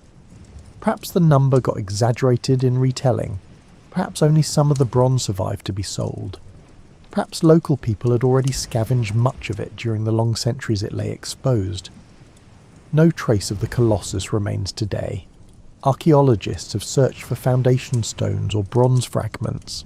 They have found nothing definitive. The exact location where it stood remains disputed. Some scholars favour Mandrake Harbour. Others suggest the statue stood near the Temple of Helios on higher ground inland. Without physical evidence, the arguments continue. You walk through modern Rhodes town and see a marina where yachts bob at anchor. Tourists photograph the spot where the Colossus supposedly stood. Two bronze deer statues stand on columns at the harbour entrance. They mark the general area, but make no serious claim to accuracy. The medieval walls built by the Knights of St. John dominate the old town. The ancient wonder exists only in written descriptions and artistic imagination. The Colossus demonstrated what bronze casting could achieve on a monumental scale. It pushed the boundaries of ancient metallurgy and engineering. Its fall demonstrated the limits of human construction when confronted with geological forces. Both lessons have value. The statue's brief existence and long disappearance remind us that even the most impressive achievements remain vulnerable to time and circumstance. You stand on the island of Pharos in Alexandria's harbour. The year is approximately 280 BCE. The lighthouse rises before you in 3 distinct tiers. A square base built from massive limestone blocks supports the structure. An octagonal middle section rises from the square base. A cylindrical top tier holds the beacon chamber. The total height reaches approximately 380 feet. This makes it one of the tallest structures in the ancient world. Ptolemy I commissioned the lighthouse shortly after establishing himself as ruler of Egypt, following Alexander the Great's death. His son Ptolemy II completed it around 270 BCE. Alexandria had become the capital of Ptolemaic Egypt and the richest city in the Mediterranean. The city sat at the intersection of trade routes connecting Europe, Africa and Asia. Ships from every trading nation called at its harbour carrying grain, papyrus, spices, silk and precious metals. The coastline near Alexandria offered few natural landmarks to guide sailors approaching from the sea. Egypt's coast sits low and flat. From a distance, nothing distinguished one stretch of beach from another. Ships approaching at night or in fog risked running aground on sandbars or shallow reefs. The economic consequences of ship losses added up quickly. Every merchant vessel that foundered represented a fortune in lost cargo and trade revenue. The architect Sostratus of Cnidus designed the tower to solve this navigational problem, while also serving as a monument to Ptolemaic power. He built it to withstand the force of waves crashing against its base during the fierce Mediterranean storms that struck the coast during winter months. The foundation extended deep into the seabed. Workers drove wooden pilings into the harbour bottom, and then built a platform of massive stones on top. The platform measured approximately 100 feet square and rose above the high tide mark. The lower courses of the tower used enormous blocks locked together without mortar. Each block was cut and fitted so precisely that seawater could not penetrate the joints. The masons tested the fit by placing the blocks together dry. If any gap appeared, they removed the block and trimmed it further. Only when the fit was perfect did they set the block in place permanently. Some blocks weighed several tons. Moving and positioning them required teams of workers using wooden levers, rollers, and careful coordination. You climb the internal ramp that spirals upward through the building's interior. The ramp's gentle slope allows pack animals to reach the top easily. Donkeys hauled wood up this ramp to feed the beacon fire day and night. The ramp was wide enough for the animals to pass each other on their way up and down. Workers leading the donkeys called out warnings when approaching blind corners to avoid collisions. Windows pierced the walls at regular intervals along the ramp. These openings let in light during the day and provided views of the harbour at different heights. You pause at one window and look out over the busy port below. Ships of all sizes crowd the harbour. Merchant vessels unload cargo at the docks. Fishing boats head out to sea. Egyptian grain ships prepare to sail to Rome, carrying the wheat that feeds the empire's capital. The beacon chamber at the summit contains a large fire pit lined with metal to reflect heat upward and protect the stone floor from cracking. Workers keep the fire burning continuously using dried wood brought up the ramp. During daylight hours, smoke signals the harbour entrance from miles away. A tall column of dark smoke rising into the clear Egyptian sky can be seen from remarkable distances across the flat Mediterranean. At night, flames guide ships safely to port. A large bronze mirror stands behind the fire pit. The mirror is curved to focus and amplify the firelight. Ancient sources claim the mirror could concentrate sunlight strongly enough to ignite enemy ships at a distance. This likely represents either misunderstanding or exaggeration. The mirror's true purpose was making the beacon visible from greater distances at night. The curved surface gathered light from the fire and directed it out to sea in a concentrated beam, rather than letting it scatter in all directions. Some accounts describe the mirror as using polished bronze sheets, fitted together to form a parabolic curve. Others mention glass lenses or crystal elements. The exact technology remains uncertain. What is certain is that the lighthouse beam could be seen from extraordinary distances. Ancient sources suggest the light was visible from up to 30 miles at sea under good conditions. This would give approaching ships ample time to adjust their course and avoid coastal hazards. The lighthouse stood for over 16 centuries, bearing witness to dramatic changes in the world around it. It saw the decline of Ptolemaic Egypt and the rise of Roman rule.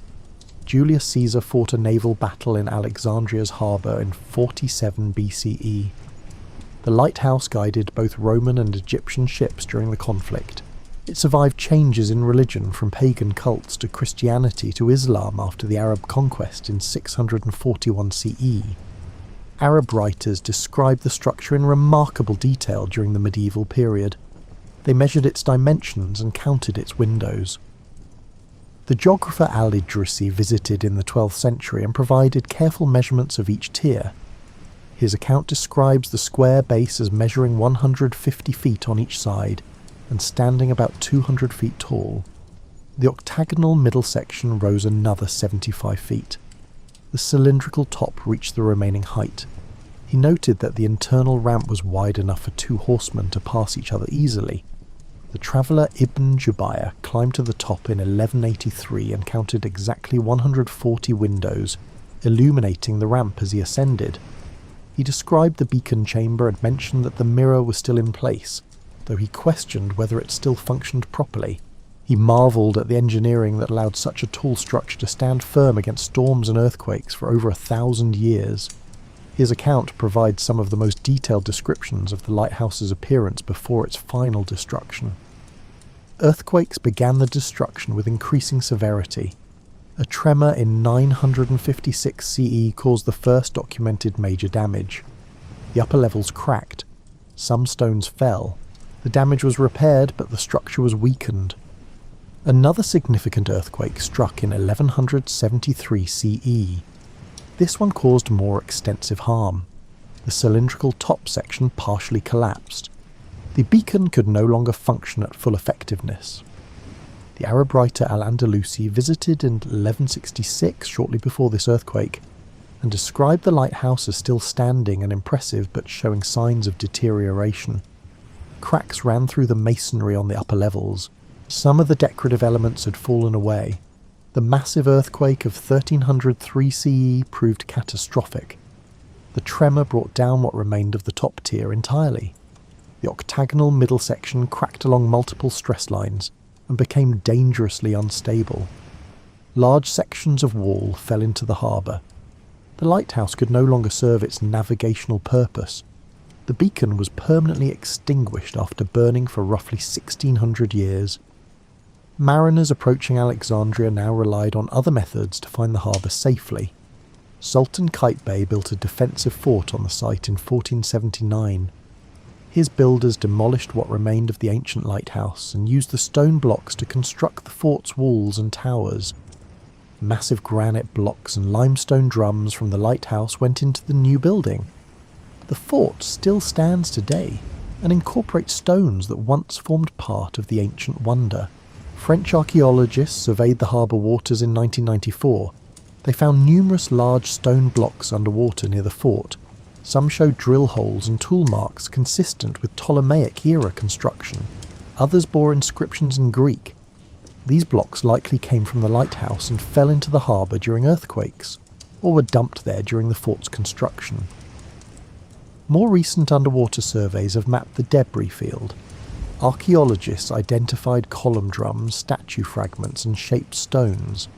They found enough material to confirm the lighthouse's location and basic dimensions. Some of the better preserved pieces were raised and placed in museums. Most remain underwater where they fell. You visit the site today and see Qaitbay's fort dominating the harbour entrance. The medieval fortress serves as a naval museum. You can climb to the ramparts and look out over the Mediterranean. The view encompasses the modern city of Alexandria spreading along the coast. Container ships pass through the harbour, fishing boats head out to sea, no lighthouse beam guides them. Modern navigation equipment makes such aids unnecessary. Somewhere beneath the fort's foundations and scattered across the harbour floor lie fragments of Sostratus's creation. The beacon that burned for 16 centuries is cold now. The mirror that reflected sunlight across the waves sits in pieces or dissolved to verdigris. The donkeys that once climbed the spiral ramp are dust. The knowledge of how to build such a structure on that scale vanished with the craftsmen who possessed it. Yet the concept endures. Every lighthouse built since owes something to the pharaohs. The functional design established the pattern. Coastal towers equipped with powerful lights still guide ships into harbours worldwide. The technology has improved, but the purpose remains identical. Sostratus would recognise the descendants of his creation even if the engineering details differ. The lighthouse represented human ingenuity applied to a practical problem. It did not celebrate a god or memorialise a ruler. It helped sailors find safe harbour. Its destruction represents a loss of function as much as beauty. The ancient world became slightly darker when that beacon went out for the last time. You stand once more at Giza in the present day. The pyramid still rises against the sky. Tour buses discharge visitors. Vendors sell bottled water and souvenirs. Cameras click continuously. The only surviving wonder has become a tourist attraction managed by a modern bureaucracy. Entry tickets cost money. Guards enforce visiting hours. Rope barriers channel crowds along approved paths. 6 wonders vanished. They fell to earthquakes, fires, stone robbers, and deliberate destruction. The Hanging Gardens might never have existed outside of legend. The Temple of Artemis burned 3 times before finally disappearing into the foundations of later buildings. Zeus's statue either burned in Constantinople or decayed in abandoned Olympia. The mausoleum was demolished to build a crusader castle. The Colossus lay broken for centuries before being sold as scrap metal. The lighthouse guided ships for 1600 years before earthquakes brought it down. Museums preserve fragments. The British Museum displays sculptures from the mausoleum and the Temple of Artemis. The Louvre holds pieces from Olympia. Isolated blocks and column drums sit in storage rooms and display cases worldwide. These fragments offer tantalizing glimpses of the original structures. They cannot recreate the experience of encountering the complete monuments in their original contexts. Written descriptions survive. Ancient authors documented the wonders with varying degrees of accuracy. Their accounts contain measurements, architectural details, and personal impressions. These texts allow modern scholars to propose reconstructions. Artists create drawings and computer models based on the ancient sources. The reconstructions help us imagine what was lost. They remain educated guesses rather than certainties. The concept of wonders persists. Every age selects its own. Medieval travellers compiled new lists featuring Christian shrines and Islamic architecture. Modern organisations poll for contemporary wonders. The idea of identifying the most remarkable human achievements continues to appeal. We want to know what merits awe. We want shared standards of magnificence. The ancient wonders represented different aspects of human achievement. The pyramid demonstrated engineering on a massive scale, an organisational capacity to mobilise thousands of workers. The gardens, if real, showed environmental engineering and agricultural innovation. The Temple of Artemis embodied religious devotion and economic power. Zeus's statue captured artistic skill at the highest level. The mausoleum combined architectural traditions to create something new. The Colossus pushed bronze casting to its limits. The lighthouse applied technology to solve a practical problem. All 7 shared one quality. They made people stop and stare. They commanded attention through size, beauty, or innovation. They transcended their immediate functions to become symbols of what human beings could accomplish. Their destruction did not erase that symbolic power. We still reference them. We still wonder what it was like to see them intact. The pyramid survives because it is essentially indestructible.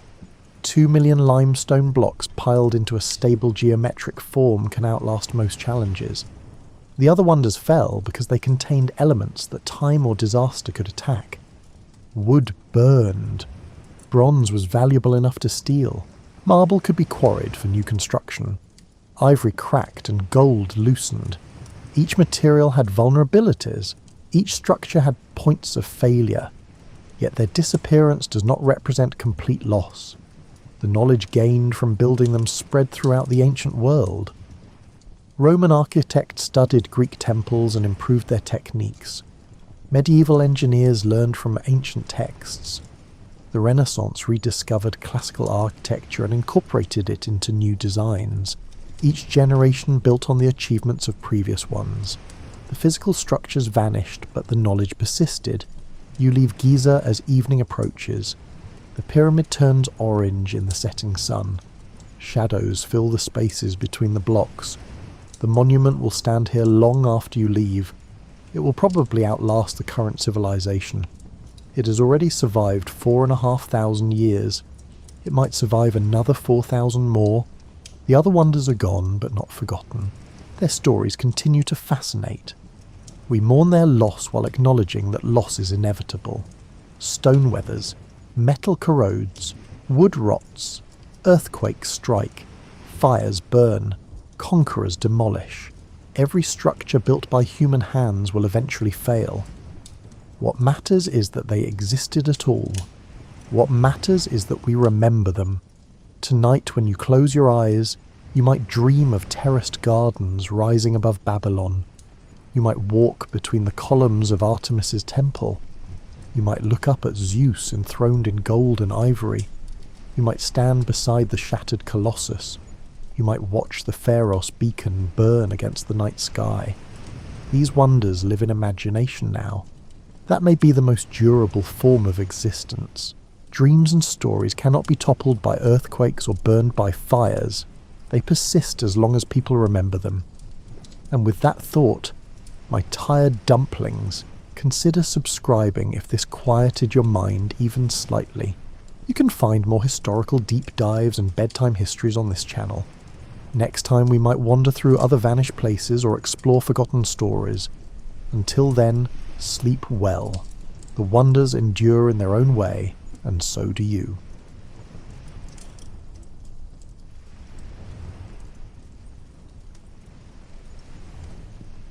If I pronounce any words wrong, please know that I'm trying my best. Now, picture Athens in the year 360 BCE, when the city still carries the architectural grandeur of its golden age, but the political confidence has begun to fade like paint on temple walls exposed to too many Mediterranean summers. The Parthenon stands on the Acropolis, its marble columns catching the afternoon light in ways that make the stone seem almost translucent. But the empire that built it has been humbled by Sparta and reduced to a shadow of its former reach. In this diminished Athens lives an elderly man named Plato, around 70 years old now, his beard gone completely white, and his hands marked by the kind of age spots that remind you of your own mortality. He walks slowly through the colonnade of his academy, the philosophical school he founded decades earlier, where young men gather to debate questions about justice, beauty, and the nature of reality itself. Plato has spent his life thinking about perfection, not the superficial kind, not the perfect haircut or the perfect dinner party, but the deep structural perfection of forms and ideas that exist somewhere beyond our messy physical world. He believes, or at least argues, that everything we experience is merely a shadow of some ideal version that exists in a realm of pure thought. The chair you're sitting in is just an imperfect copy of the idea of chair itself. The justice you see in courtrooms is a pale reflection of justice as it truly exists. This philosophical obsession with ideal forms has led Plato to imagine ideal societies, ideal governments, and ideal ways of organising human life to achieve something approaching perfection. His earlier work, The Republic, outlined a vision of a perfect city-state governed by philosopher kings who would rule with wisdom rather than ambition, where every citizen would be educated according to their abilities and positioned according to their talents. but ideas expressed as abstract philosophy can feel dry, like reading an instruction manual for living. So Plato, who understands how human minds actually work, often wraps his philosophy in stories. He creates myths and allegories that make his points more memorable than any logical argument could. He's already given us the allegory of the cave, where prisoners mistake shadows for reality. Now, in his old age, he's about to give us something even more enduring.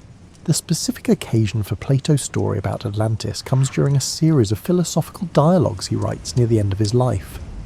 These dialogues feature his old teacher Socrates, dead for decades now, executed by Athens for corrupting the youth with too many uncomfortable questions, along with other historical figures engaging in the kind of sophisticated dinner party conversation that ancient Greeks excelled at. In these dialogues titled Timaeus and Critias, Plato has one of his characters recount a story supposedly passed down through generations, originally told to Solon, the great Athenian lawgiver, by Egyptian priests during his travels 2 centuries earlier. It's a framing device that gives the story both ancient authority and convenient distance. Plato isn't claiming to have witnessed any of this himself, merely preserving knowledge supposedly handed down through time. The story emerges naturally from a philosophical discussion about ideal states and the nature of civilization. After outlining his vision of a perfect society, Plato has his characters wonder, has such a society ever actually existed? Could the abstract ideals he's been describing ever manifest in the physical world? And in answering this hypothetical question, Plato creates Atlantis. But before we dive into the story itself, it's worth considering what Athens must have felt like to an old philosopher watching his city struggle with its diminished status. The Persian Wars were ancient history now. The glory days of Pericles had faded into nostalgic memory, and Athens had lost its devastating conflict with Sparta. The city that had once dominated the Aegean through a combination of naval power, democratic ideals, and cultural sophistication was now just another Mediterranean city-state. Important, but no longer exceptional. In this context, Plato's mind might naturally turn to questions about rise and fall, about whether greatness can be sustained, or whether it contains the seeds of its own destruction. These weren't abstract philosophical questions for him, they were observations about his own society's trajectory. Athens had been great and was now diminished. What lessons could be drawn from that experience? The Mediterranean world that Plato inhabits is one where the sea connects rather than divides. From his vantage point in Athens, you can see how maritime trade creates webs of connection, linking cities around the entire Mediterranean basin. Ships carry not just cargo, but also ideas, stories, and news of distant places. Sailors return from voyages with tales of strange lands, unusual customs, and cities that excel in different arts than Athens does. This maritime consciousness, this awareness of a world much larger than one's own city, permeates Greek thinking in ways that might not be immediately obvious to us. When Plato imagines Atlantis, he places it in the ocean, specifically beyond the Pillars of Hercules, what we now call the Strait of Gibraltar, in the vast Atlantic that Greeks regarded with a mixture of fascination and trepidation. The Mediterranean was their pond, the Atlantic was something more mysterious, a realm of possibility where anything might exist. Plato himself probably never travelled far by sea. His voyages to Sicily to advise the tyrant of Syracuse were about as adventurous as he got, and those trips were motivated by his hope of implementing philosophical governance in a real city rather than any desire for maritime adventure. But like most educated Greeks, he would have absorbed countless stories from travellers, traders, and returning sailors about distant lands and unusual peoples. The physical experience of being by the sea in ancient Greece would have been quite different from our modern beach vacations. The Mediterranean isn't the gentle, tourist-friendly body of water it often appears to be in contemporary photographs. It can turn violent with stunning speed, transforming from glassy calm to white-capped fury in the time it takes to finish a meal. Greek sailors respected and feared the sea in equal measure, seeing it as a realm where human control was always provisional and nature's power absolute. This relationship with maritime unpredictability would have influenced how Greeks thought about civilization itself. Cities could rise and fall as quickly as storms could appear. Trading networks that seemed permanent could be disrupted by piracy, war, or shifts in political power. The sea connected people, but also reminded them of their vulnerability.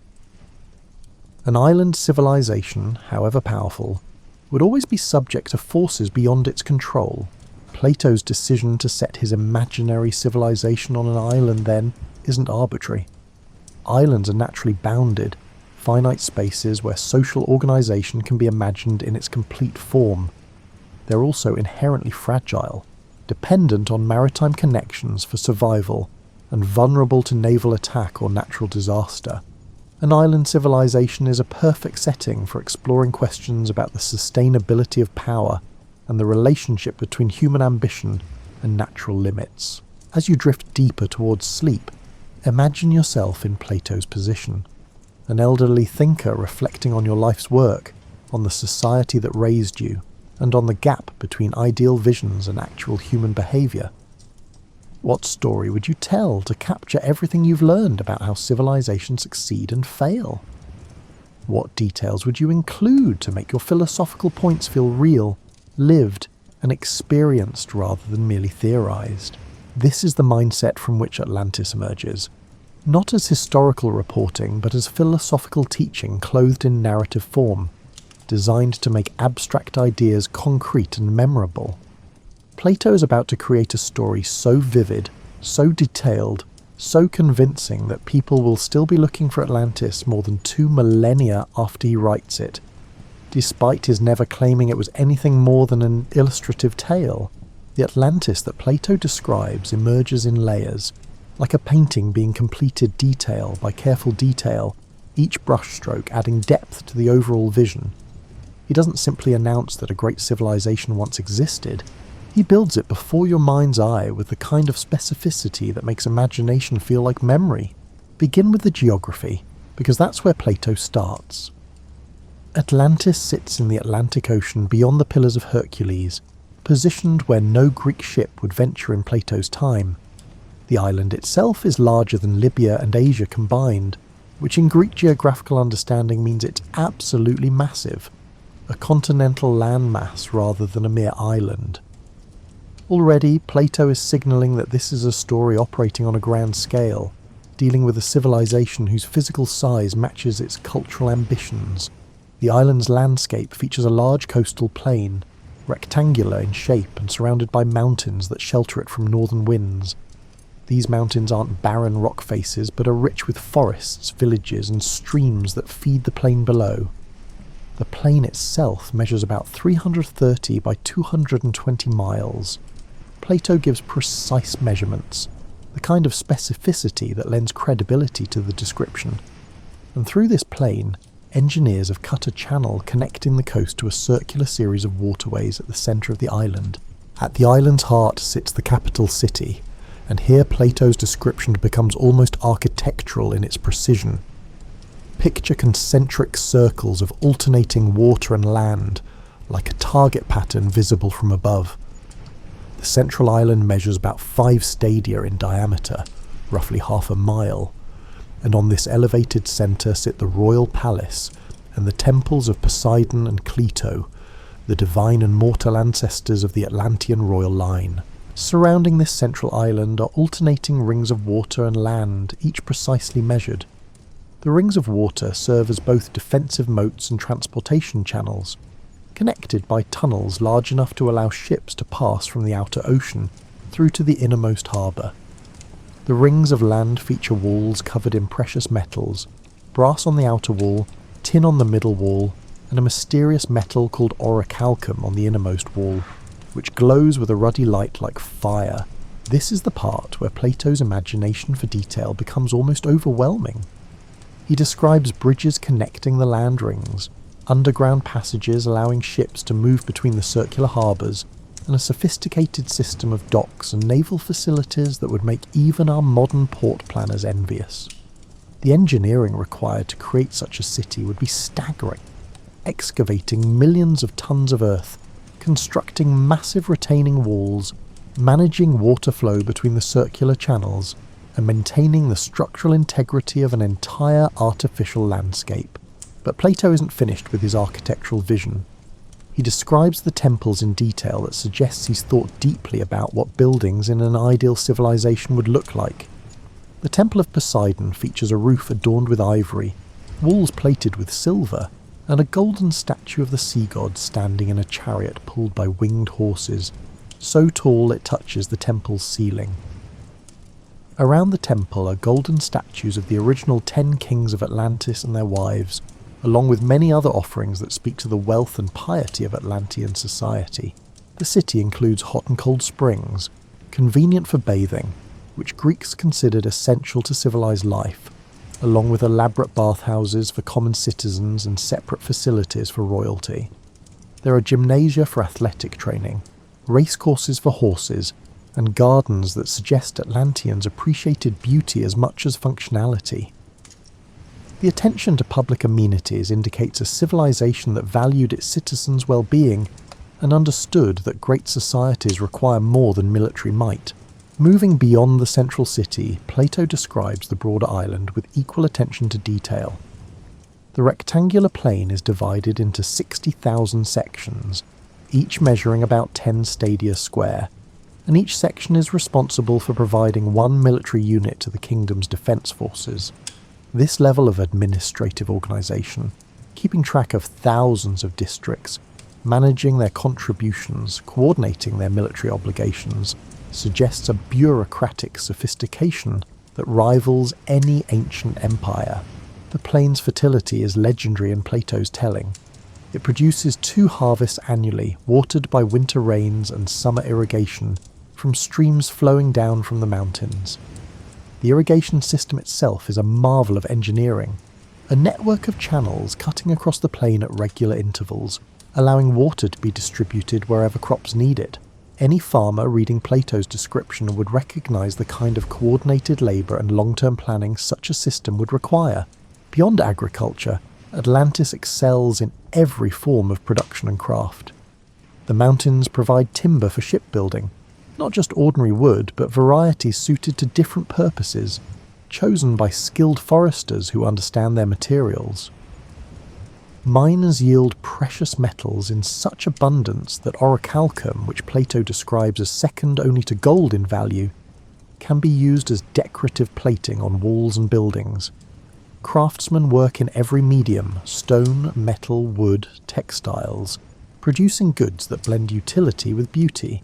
The island's fauna includes everything from domestic animals to elephants, which Plato specifically mentions to emphasize the island's extraordinary diversity and richness. This detail always strikes readers as either charmingly naive or brilliantly strategic, depending on whether they think Plato believed elephants actually lived in the Atlantic, or was intentionally including an exotic detail to underscore how different this civilization was from anything in the Greek world. Plato also describes the Atlantean diet with the kind of attention that suggests he's thought about what an ideal society would eat. They have fruits and grains, roots and herbs, wine and oils, everything necessary not just for survival, but for the kind of sophisticated cuisine that Greeks associated with civilized living. The mention of specific agricultural products grounds the story in physical reality, making Atlantis feel like a place where actual people lived actual lives, rather than an abstract philosophical construct. The political organisation of Atlantis reflects Plato's philosophical interests while avoiding the kind of rigid structure he proposed in the Republic. 10 kings rule the island, each descended from one of Poseidon's sons by the mortal woman Plato. These kings govern their own territories but meet regularly to make decisions affecting the entire civilization. Their laws are inscribed on a pillar of orichalcum in the Temple of Poseidon, and before making any significant decision, the kings perform an elaborate ritual involving the sacrifice of a bull, chosen without weapons, implying some sort of consensual selection that hints at the king's divine connection. This political structure is interesting because it combines monarchy with something like federalism, recognizing that large territories might be better governed by distributed authority than by a single centralized power. The regular meetings of the kings suggest Plato imagines Atlantis as having developed sophisticated protocols for collective decision-making, ways of balancing different regional interests while maintaining overall unity. The military organization receives detailed attention as well. Each of the 60,000 districts on the plain provides specific military resources: infantry, cavalry, chariots, sailors, creating an army and navy of enormous size. Plato calculates the total military strength with mathematical precision, giving exact numbers for different types of units. The navy alone requires 200 ships, each crewed by trained sailors, suggesting both the maritime focus of Atlantean civilization and the logistical complexity of maintaining such a force. But perhaps most revealing is what Plato says about Atlantean culture and values. For many generations, he tells us, the Atlanteans remained true to their divine ancestry, valuing wisdom over wealth and treating their prosperity as a trust to be managed rather than a resource to be exploited. They lived according to laws that prioritized justice and collective well-being over individual gain. This golden age of Atlantean civilization represented the ideal society made manifest. Not perfect, because perfection doesn't exist in the physical world, but as close to the ideal forms as human civilization might actually achieve. The physical details Plato provides, the precise measurements, the specific materials, the calculated military strengths, all serve a philosophical purpose. They make Atlantis feel real enough to believe in while demonstrating what a civilization organized around right principles might actually accomplish. The engineering marvels show what becomes possible when human intelligence is directed toward collective flourishing, rather than individual aggrandizement. The administrative sophistication demonstrates what justice looks like when implemented through practical governance rather than abstract theorizing. As you let these images settle into your mind like sediment drifting down through water, notice how Plato's Atlantis combines grandeur with human scale. Yes, the city is massive and the civilization is powerful, but it's also a place where people bathe in public baths, exercise in gymnasia, grow crops, and gather in temples.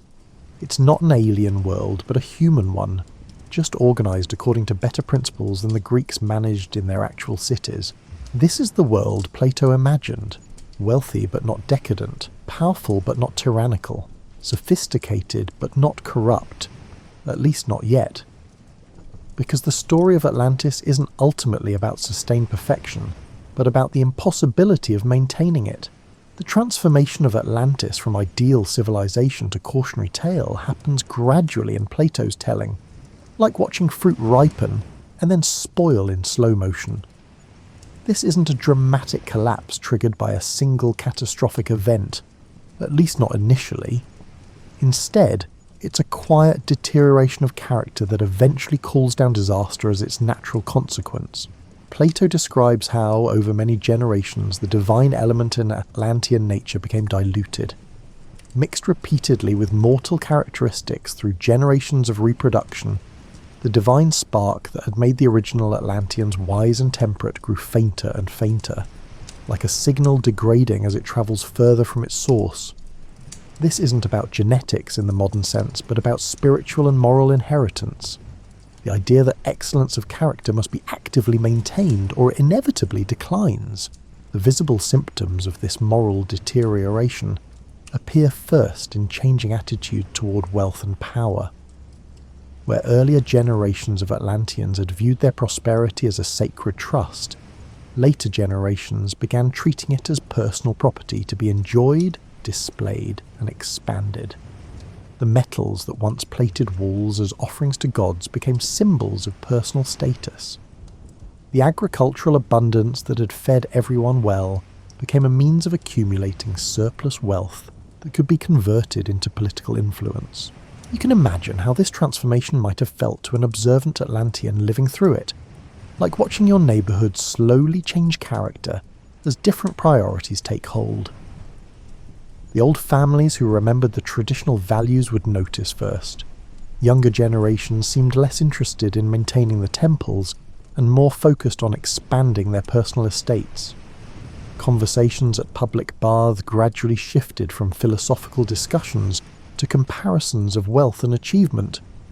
The gymnasia, once places where citizens developed their bodies as temples of divine spirit, became venues for competitive display. Military ambition provides another symptom of Atlantean decline. The navy and army that had been maintained for defensive purposes and to ensure justice within their sphere of influence began to be seen as tools for expansion and conquest. Plato describes how Atlanteans began subjugating other peoples, extending their control beyond their island to coastal territories around the Mediterranean. They conquered Libya as far as Egypt and Europe as far as Tyrrhenia, essentially dominating the entire western Mediterranean basin.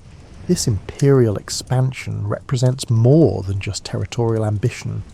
It signals a fundamental shift in Atlantean self-understanding.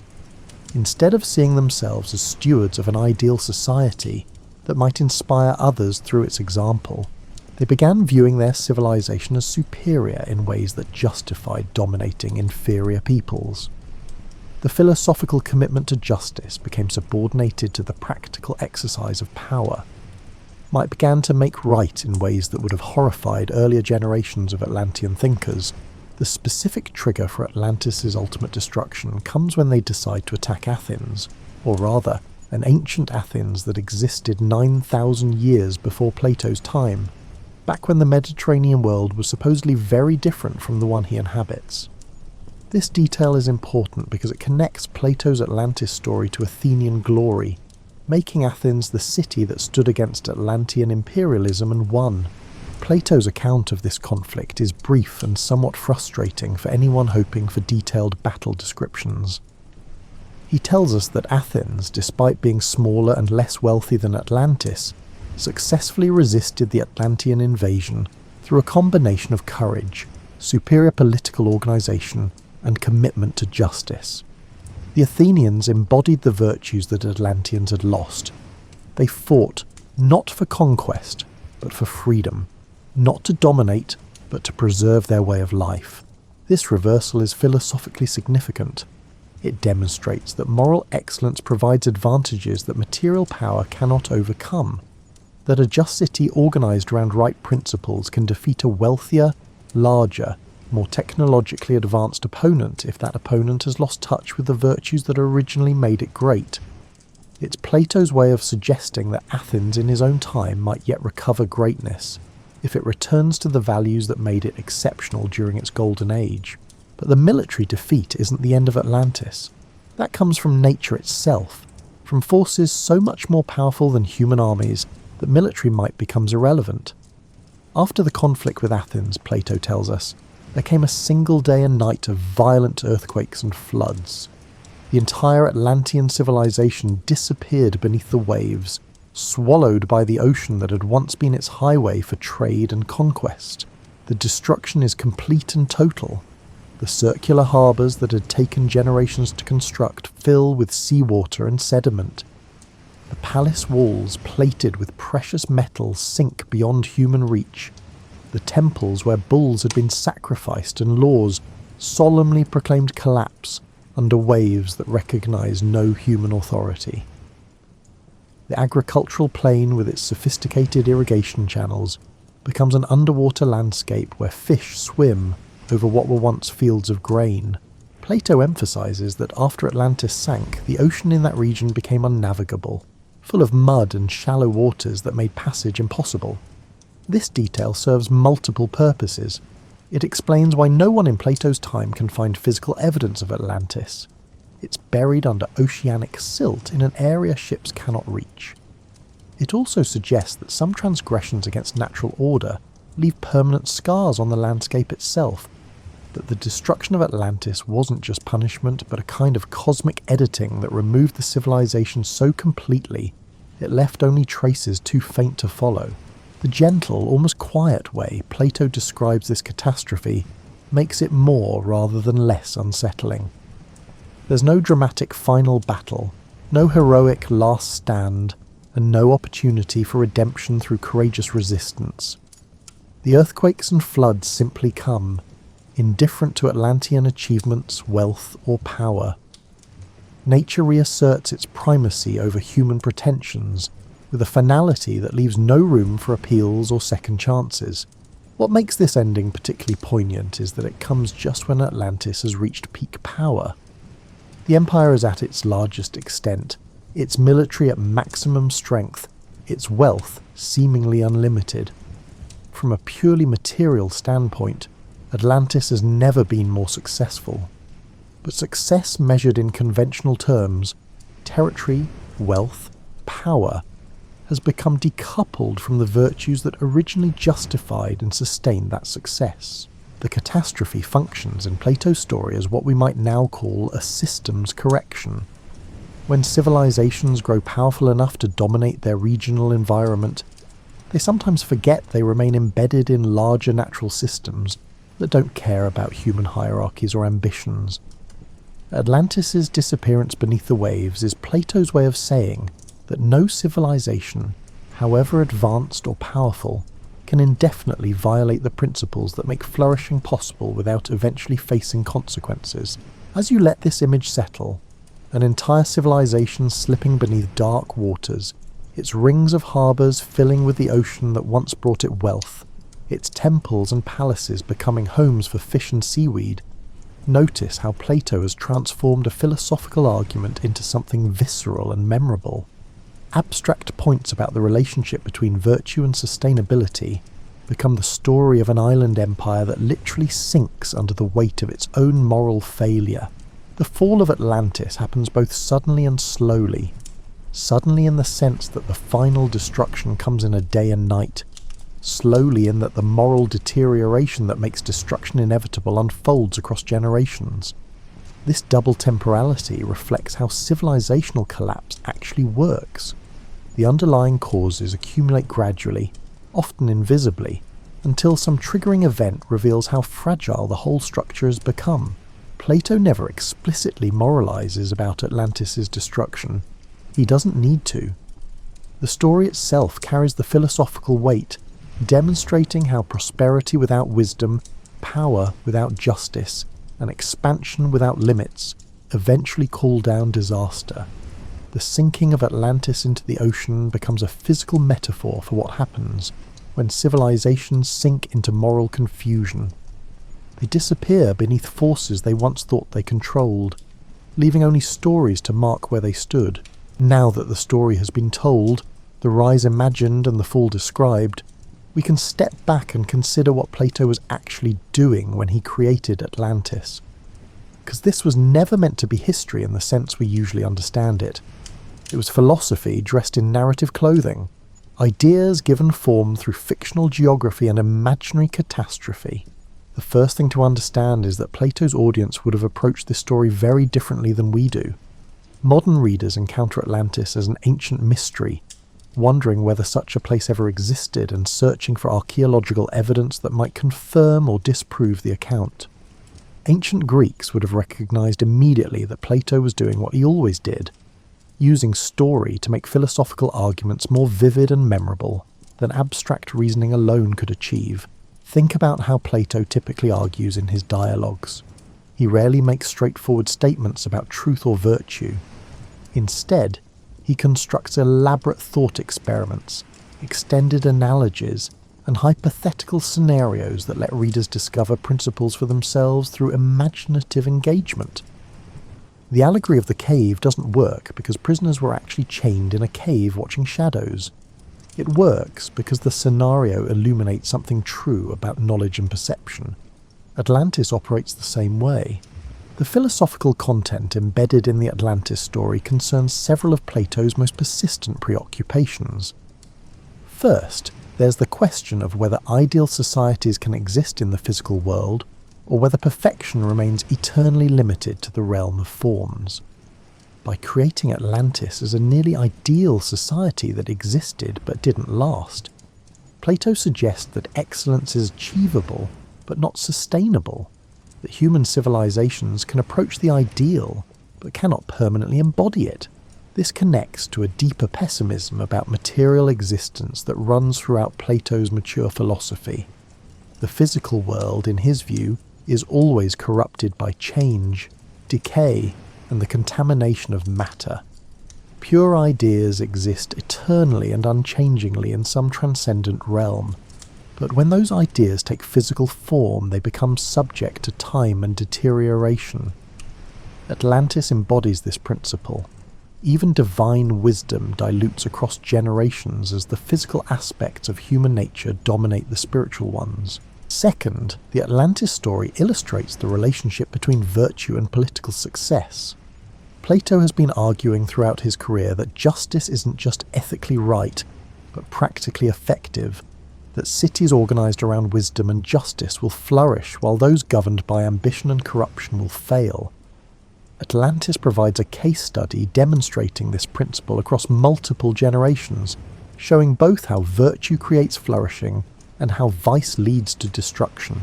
The timing of Atlantis' fall is significant here. They're destroyed not while weak and corrupt, but at the peak of their imperial power, just after conquering much of the Mediterranean. This suggests that visible success, measured in conventional terms like wealth, territory, and military strength, can mask underlying moral bankruptcy. A civilization can appear strong precisely when it's most vulnerable, because the very strength it displays comes from having abandoned the principles that would make that strength sustainable. Third, Plato uses Atlantis to explore the relationship between human ambition and natural limits. The engineering marvels of Atlantean civilization, the circular harbours, the irrigation systems, the massive architectural works, demonstrate human capacity to reshape the physical world according to rational plans. But the final destruction by earthquake and flood reminds us that human power remains limited, that nature ultimately constrains what civilizations can achieve no matter how sophisticated their technology becomes. This isn't anti-technology or anti-progress in some simple sense. Plato clearly admires Atlantean engineering and sees the practical application of geometric and mathematical knowledge as properly human. But he's also insisting that technical capacity must be balanced by wisdom about appropriate ends and moral constraints on how power should be used. Technology without wisdom leads to the kind of imperial overreach that calls down disaster. The comparison between Atlantis and ancient Athens serves additional philosophical purposes. Athens in Plato's story is smaller, less wealthy, and technologically less advanced than Atlantis, yet it successfully defends itself and represents the more genuinely just society. This reverses the usual assumption that bigger and richer means better, suggesting that quality of political organisation and moral character matter more than quantity of resources. For Plato's contemporary audience in 4th century Athens, this comparison would have carried particular resonance. Athens had lost its empire, been humiliated by Sparta, and seemed to be declining from its golden age. Plato's story offers both consolation and challenge. Consolation in suggesting that Athens once embodied the virtues that defeated a more powerful foe, and challenge in asking whether contemporary Athens still maintains those virtues, or has become more like Atlantis in its decline. The warning embedded in the Atlantis story is subtle but clear. Imperial success can corrupt the virtues that made success possible in the first place. Athens had built an empire based on naval power, cultural achievement, and democratic ideals, but maintaining the empire required increasingly aggressive tactics, extraction of wealth from subject cities, and political manoeuvring that compromised those original ideals. Was Athens becoming Atlantis? Would prosperity and power lead to moral decay and eventual catastrophe? Plato never makes this parallel explicit, but he didn't need to. His readers would have recognized the pattern. The Atlantis story functions as a mirror in which Athenians might recognize uncomfortable truths about their own civilization's trajectory. The luxury to see this mirror clearly, to consider whether wealth and power were corrupting civic virtue, was itself possible only because Athens had lost enough power to force reflection on what had been lost and why. The choice to set Atlantis in the distant past, 9,000 years before Plato's time, rather than presenting it as a contemporary civilization, creates useful distance. By pushing the story back into mythical time, before recorded history, Plato frees himself from the constraints of historical accuracy, while also suggesting that the patterns he's describing are timeless. Civilizations have always faced these same tensions between virtue and corruption, wisdom and ambition, and sustainable flourishing and overreaching destruction. The detail about Atlantis' location beyond the Pillars of Hercules serves similar purposes. Placing the lost civilization in the vast Atlantic rather than the familiar Mediterranean locates it in a realm of possibility rather than historical fact. The Atlantic represented the unknown, the area where mythical geography blended into pure speculation. Putting Atlantis there signals that this is a story operating in symbolic rather than literal geography, using physical space to represent philosophical concepts. Finally, there's something to notice about what Plato doesn't say. He never claims to have visited Atlantis or spoken with survivors. He attributes the story to ancient tradition passed through multiple generations of retellings, with each layer of transmission providing plausible deniability. This framing allows him to present detailed descriptions without claiming historical authority, to create vivid world building while maintaining that he's merely preserving an old tale. This narrative strategy accomplishes two things simultaneously. It makes the story more believable by giving it the patina of ancient tradition, while also protecting Plato from being called a liar if anyone questions the account's historicity. He can always retreat to, "This is what I was told. These are the traditions I'm preserving." The story's truth value lies in its philosophical insights rather than its historical accuracy, a distinction that ancient audiences understood better than many modern readers do. As you rest with these layers of meaning, notice how a story that seems simple on the surface, a great civilization exists, becomes corrupt, and gets destroyed, actually carries philosophical arguments about knowledge, virtue, power, sustainability, and the relationship between human ambition and natural limits. Plato has created something rare, a myth that functions simultaneously as entertainment, moral instruction, political warning, and metaphysical speculation. The meaning behind the myth isn't singular but multiple, shifting depending on which aspects you focus on and what questions you bring to the story. This richness of interpretation isn't a bug but a feature. It's why Atlantis has remained compelling across cultures and centuries, why each generation finds something relevant in the tale of the island empire that sank beneath the waves. The moment Plato finished writing about Atlantis, or perhaps even before he completed the account, people began wondering whether the story was true. Not true in the philosophical sense. Everyone recognized Plato as making arguments about ideal societies and moral decay, but true in the historical sense. Had such a civilization actually existed? This question has generated an industry of speculation, exploration, and occasionally outright fantasy that spans more than 2 millennia.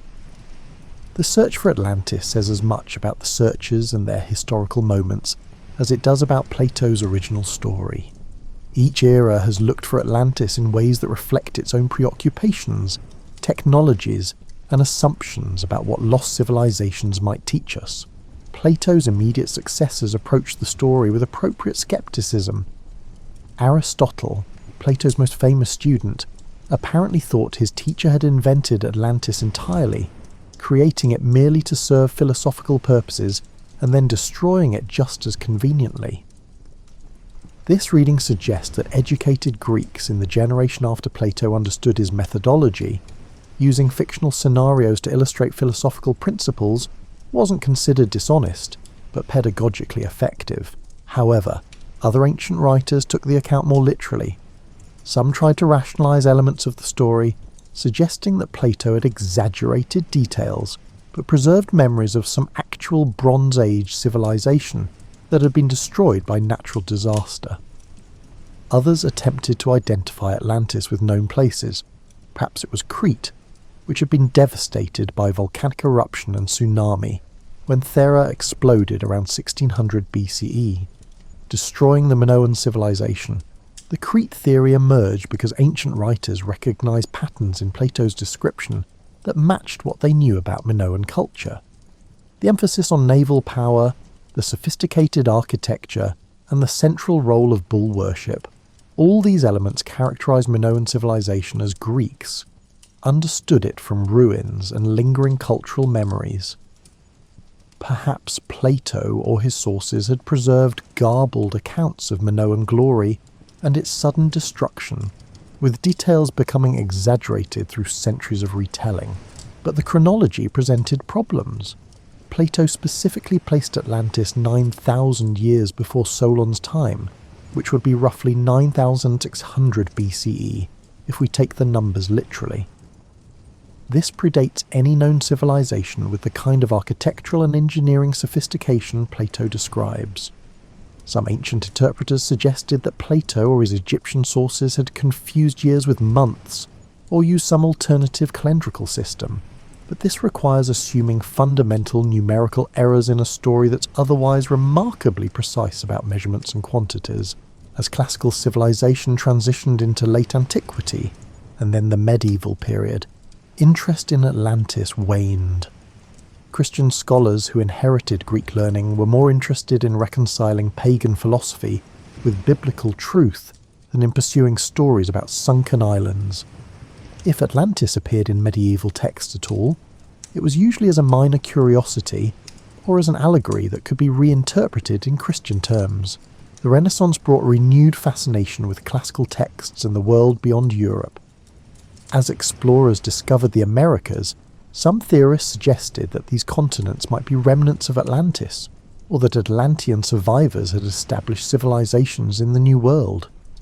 This speculation mixed genuine puzzlement about how complex societies like the Aztecs and Incas developed with racist assumptions that indigenous peoples couldn't have achieved such sophistication without outside influence. Francis Bacon's New Atlantis, published in 1627, reimagined Plato's story as a utopian vision located somewhere in the Pacific.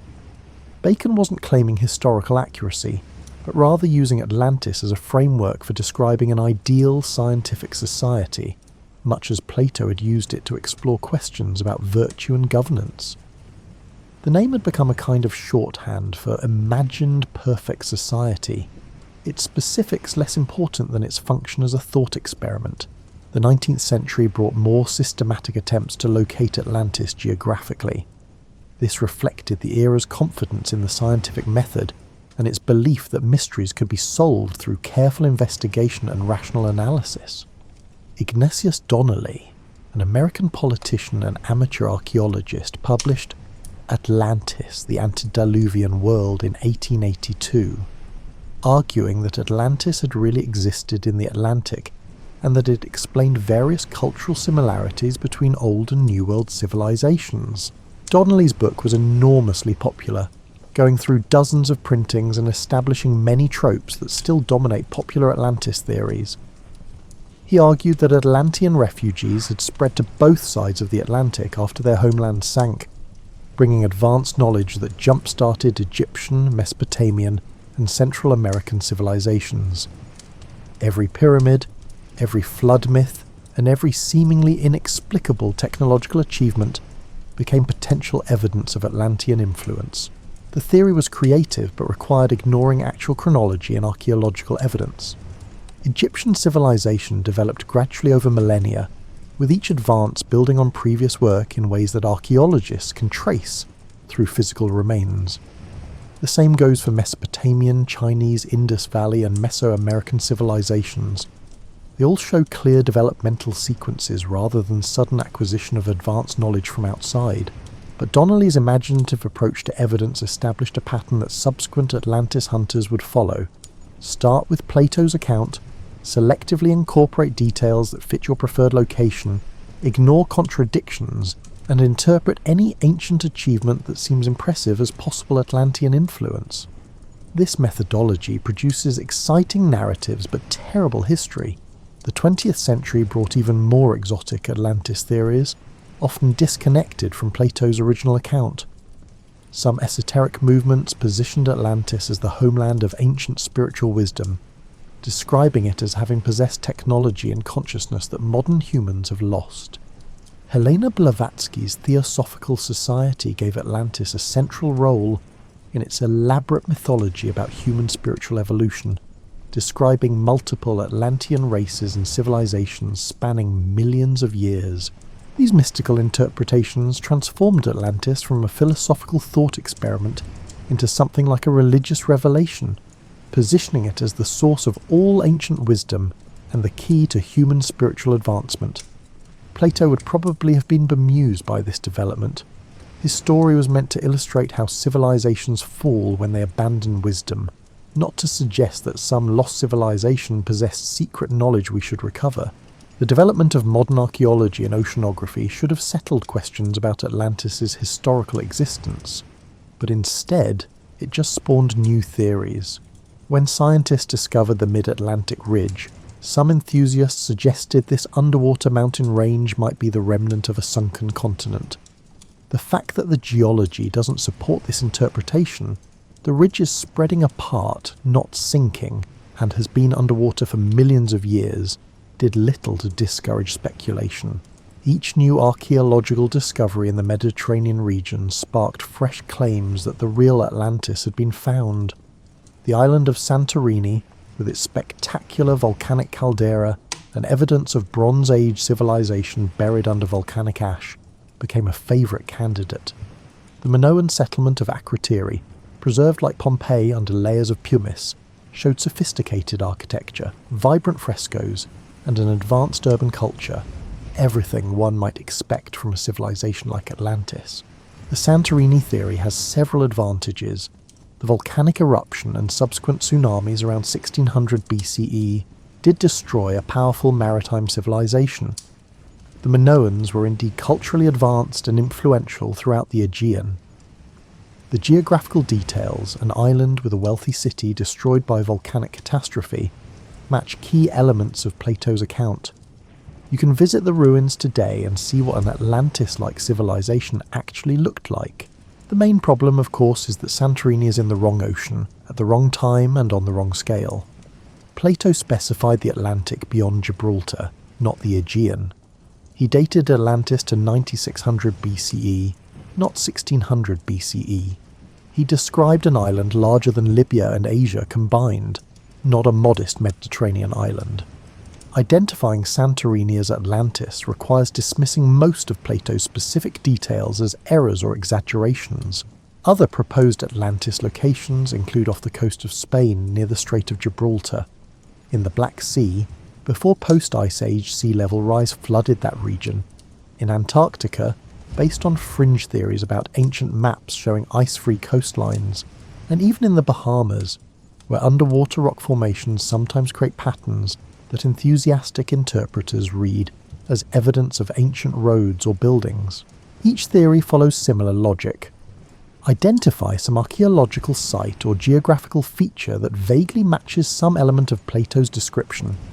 Interpret everything supporting this identification as evidence, dismiss contradictions as copyist errors or exaggerations, and present the result as finally solving the Atlantis mystery. Repeat as needed whenever a new underwater formation or ancient ruin is discovered. The persistence of Atlantis hunting, despite the complete lack of confirming evidence, tells us something important about human psychology. We want to believe in lost golden ages, in ancient wisdom that modern civilization has forgotten, and in mysteries that might still be solved if we just look in the right place. Atlantis serves these emotional needs regardless of whether it ever existed historically. Modern scholars generally agree that Plato invented Atlantis as a philosophical device, and that searching for historical Atlantis makes no more sense than searching for the actual cave in his Allegory of the Cave. The story's power comes from its symbolic and philosophical content, not from historical accuracy. But this scholarly consensus has done little to dampen popular fascination with finding the lost continent. The search for Atlantis has generated countless books, documentaries, expeditions and debates. It has inspired serious archaeological work, researchers investigating whether memories of Bronze Age catastrophes might have influenced Greek mythology, and complete nonsense, theories involving aliens, crystals, and psychic powers. The line between legitimate historical inquiry and imaginative speculation becomes blurry when dealing with something that probably never existed. What's interesting is how the search itself has changed over time, reflecting developments in technology and methodology. Early searchers relied on textual analysis and geographical speculation. 19th century investigators added archaeological comparisons and geological theories. Modern hunters use sonar mapping, satellite imagery, and computer analysis of ancient texts. Each era brings its most advanced tools to the search, finding in Atlantis whatever those tools are capable of revealing. Perhaps the most honest assessment is that Atlantis exists precisely where Plato put it, in a philosophical dialogue designed to make arguments about virtue, power, and civilizational sustainability. The geographical Atlantis beyond the Pillars of Hercules was always metaphorical, a location in possibility space rather than physical geography. Looking for it with sonar and submarines makes sense only if we've fundamentally misunderstood what kind of story Plato was telling. As you drift deeper towards sleep, consider that sometimes the most important truths are found not by discovering new facts, but by understanding more deeply what we already know. The search for Atlantis across ocean floors and ancient ruins might be less productive than reflecting on what Plato's story teaches about the relationship between virtue and sustainability, between wisdom and power, and between human ambition and natural limits. These lessons don't require archaeological confirmation. They require only thoughtful attention to the world we actually inhabit. The physical search for Atlantis has produced mostly disappointment, but the mental Atlantis, the one that exists in imagination, art, and cultural mythology, has proven remarkably fertile and enduring.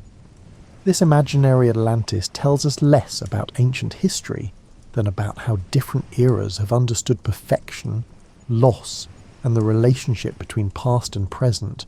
In literature, Atlantis has inspired countless retellings, each adapting Plato's basic framework to explore contemporary concerns. Jules Verne sent Captain Nemo to explore underwater Atlantean ruins in 20,000 Leagues Under the Sea, using the lost civilization as a symbol of humanity's accumulated knowledge lying just beyond reach beneath the waves. His Atlantis represented the 19th century's fascination with archaeological discovery and the technological capacity to reach previously inaccessible places.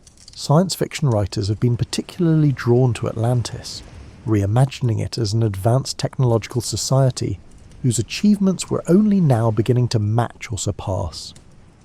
These stories often position Atlantis as a civilization that developed differently from ours, perhaps emphasizing different technologies or organizing society around different principles, and ask what we might learn from studying an alternative path of development.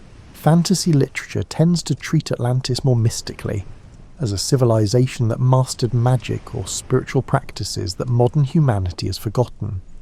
These versions often suggest that material progress has come at the cost of spiritual wisdom, that something important was lost when rational scientific thinking displaced older, more intuitive ways of understanding the world. Atlantis becomes a symbol of this hypothetical lost knowledge, representing what we gave up to gain what we have. The tension in these imaginative treatments is always between two competing visions of the past. One sees history as progress. We're better off now than people were then, with more knowledge, better technology, and more humane values. The other sees history as a decline from an earlier, wiser age when people understood things we've forgotten. Atlantis can represent either vision depending on how the story is framed. Children's media has particularly embraced Atlantis as a setting for adventure and wonder. Animated films depict it as a colourful underwater kingdom full of exotic architecture and strange technology, a place where anything seems possible because it's freed from mundane historical constraints.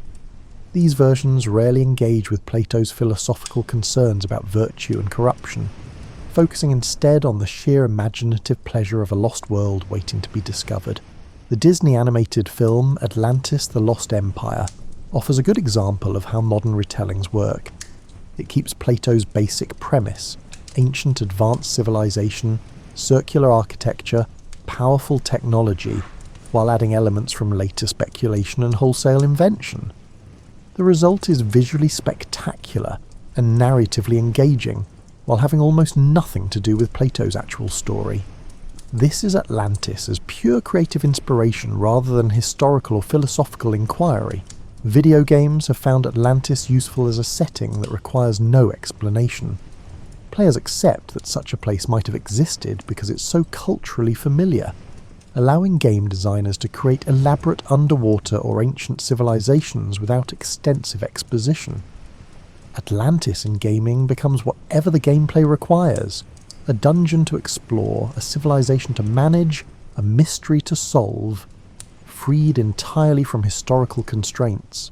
Even academic philosophy continues to find value in Atlantis as a thought experiment. Political theorists use it to explore questions about ideal governance, sustainability, and the relationship between power and virtue.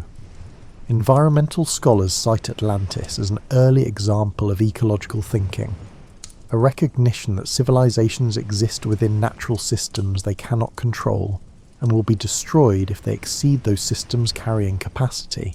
The environmental reading of Atlantis has become increasingly prominent as climate change and ecological crisis have moved to the centre of public consciousness. In this interpretation, Atlantis serves as a warning about what happens when civilizations ignore natural limits in pursuit of endless growth and expansion. The sinking beneath the waves becomes a metaphor for ecological collapse, not divine punishment, but a natural consequence of treating the Earth as an unlimited resource. This environmental Atlantis resonates differently than traditional religious or mystical interpretations. It doesn't require believing in lost spiritual wisdom or ancient super technology. It simply asks us to notice that Plato's story describes a civilization that grew too powerful, expanded too aggressively, and ultimately faced destruction from natural forces it couldn't control. The parallel to modern industrial civilization is uncomfortable and obvious. Psychologists have been interested in why Atlantis exercises such a hold over human imagination. Carl Jung and his followers saw it as an archetype, a fundamental pattern in human consciousness that recurs across cultures because it addresses universal psychological needs. In this reading, Atlantis represents the ideal self or society that we imagine but cannot quite achieve, forever just out of reach beneath the waves of time and forgetfulness. The Golden Age thinking that Atlantis embodies appears in virtually every culture. Most human societies have myths about a better time in the past when people lived longer, were wiser, and existed in harmony with nature and each other.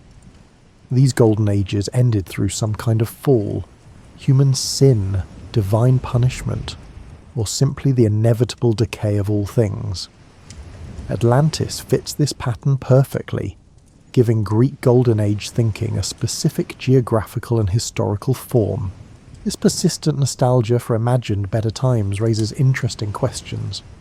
Why do people so often assume the past was superior to the present? Is it genuine historical memory, distorted by time until only the positive aspects remain? Is it psychological compensation for present difficulties, creating an imaginary past that provides comfort and escape? Or is it something more fundamental about how human consciousness relates to time, always projecting perfection into an inaccessible past or future rather than finding it in the experienced present? Artists have been drawn to Atlantis for obvious reasons. It combines visual spectacle with philosophical depth, allowing for both stunning imagery and meaningful content. Paintings of Atlantis often show the moment of destruction, with massive waves overwhelming elaborate architecture while tiny figures flee hopelessly. These images capture both the grandeur of human achievement and its ultimate fragility, material splendor rendered temporary by natural forces beyond control. Contemporary interest in Atlantis often focuses on what the story might teach about our own civilization's trajectory. Are we the new Atlantis, wealthy, powerful, and technologically sophisticated, but losing touch with the values that would make our success sustainable? The parallel seems obvious enough that political commentators across the spectrum invoke Atlantis when warning about various threats to modern civilization. Whether those threats come from environmental degradation, political corruption, social decay, or technological overreach. The fact that Atlantis can be invoked to support contradictory political positions, as both a warning about government overreach and about insufficient collective action, as both an example of cultural decadence and of imperial ambition, demonstrates its flexibility as a symbol. Like any sufficiently rich myth, it contains enough complexity to be interpreted multiple ways depending on which elements you emphasize and which you background. In popular culture, Atlantis has become shorthand for lost advanced civilization in general. When someone refers to something as the Atlantis of a particular region or period, they mean an impressive civilization that mysteriously disappeared. This usage treats Atlantis as a category rather than a specific place. Anything sufficiently ancient, impressive, and vanished can be an Atlantis. The mental life of Atlantis, its existence in imagination and culture rather than geography, has proven far more vigorous than any attempt to locate it physically. This shouldn't surprise us given how Plato created the story in the first place. He invented Atlantis as an idea, a philosophical proposal about what happens when civilizations prioritize power over wisdom. The idea has proven durable precisely because it addresses something real about human social organization, even if the specific civilization was fictional. As you settle more deeply into rest, notice how a story that began as a philosophical thought experiment in ancient Athens has become a cultural touchstone that each generation reinvents according to its own needs and concerns. The Atlantis in our minds changes shape like water, flowing into whatever conceptual spaces our particular historical moment provides, always maintaining its basic form while adapting its details to new contexts. This mental Atlantis, infinitely flexible, endlessly reinterpretable, never quite pinned down, might be the civilization's most remarkable achievement. By not existing in physical space, it can exist everywhere in imaginative space, available to whoever needs a symbol for lost perfection, vanished wisdom, or civilizational fragility. Plato created something more lasting than any actual city could have been, an idea that survives precisely because it was never limited by the constraints of historical fact. As we come to rest at the end of our journey through Atlantis, the imagined, the searched for, and the endlessly reinterpreted, it's worth spending these final moments reflecting on what this story has meant across the centuries, and what it might still offer to anyone willing to think quietly about its implications. Picture yourself floating just beneath the surface of a calm sea, perhaps near where Plato imagined Atlantis once stood. The water is clear enough that sunlight penetrates down to where you drift, creating those moving patterns of light and shadow on the sand below that shift with each passing wave above. The pressure of the water provides gentle, even resistance to any movement, that sensation of being supported and surrounded that makes floating so restful. In this imagined underwater space, you can see the outlines of what might once have been buildings, geometric forms worn smooth by centuries of current, colonized now by corals and seaweed that soften all the hard edges. Small fish move through spaces that might once have been windows or doorways, indifferent to whatever human purposes these structures originally served. Everything that was sharp has been rounded, everything that was solid has been infiltrated by growing things, and everything that was dry has been saturated with salt water. This is what becomes of human ambitions given enough time. Not destroyed, exactly, but transformed into something no longer recognizable for its original purposes. The stone remains but serves as a habitat now. The careful geometric planning is still visible, but reads as a natural formation to anyone who doesn't know its history. What was made becomes unmade gradually, patiently, through processes that care nothing for preserving human meaning. There's something deeply restful about this vision. Not the catastrophic destruction Plato described, earthquakes and floods consuming a civilization in a day and night, but the slow transformation that comes after, when natural processes reclaim human constructions and incorporate them into new patterns of life. The coral growing on Atlantean walls doesn't mourn the civilization that fell. The fish swimming through the palace make no judgments about whether the kings who once ruled there were wise or corrupt. Everything simply continues in new forms. This longer view offers perspective on all human achievement and failure.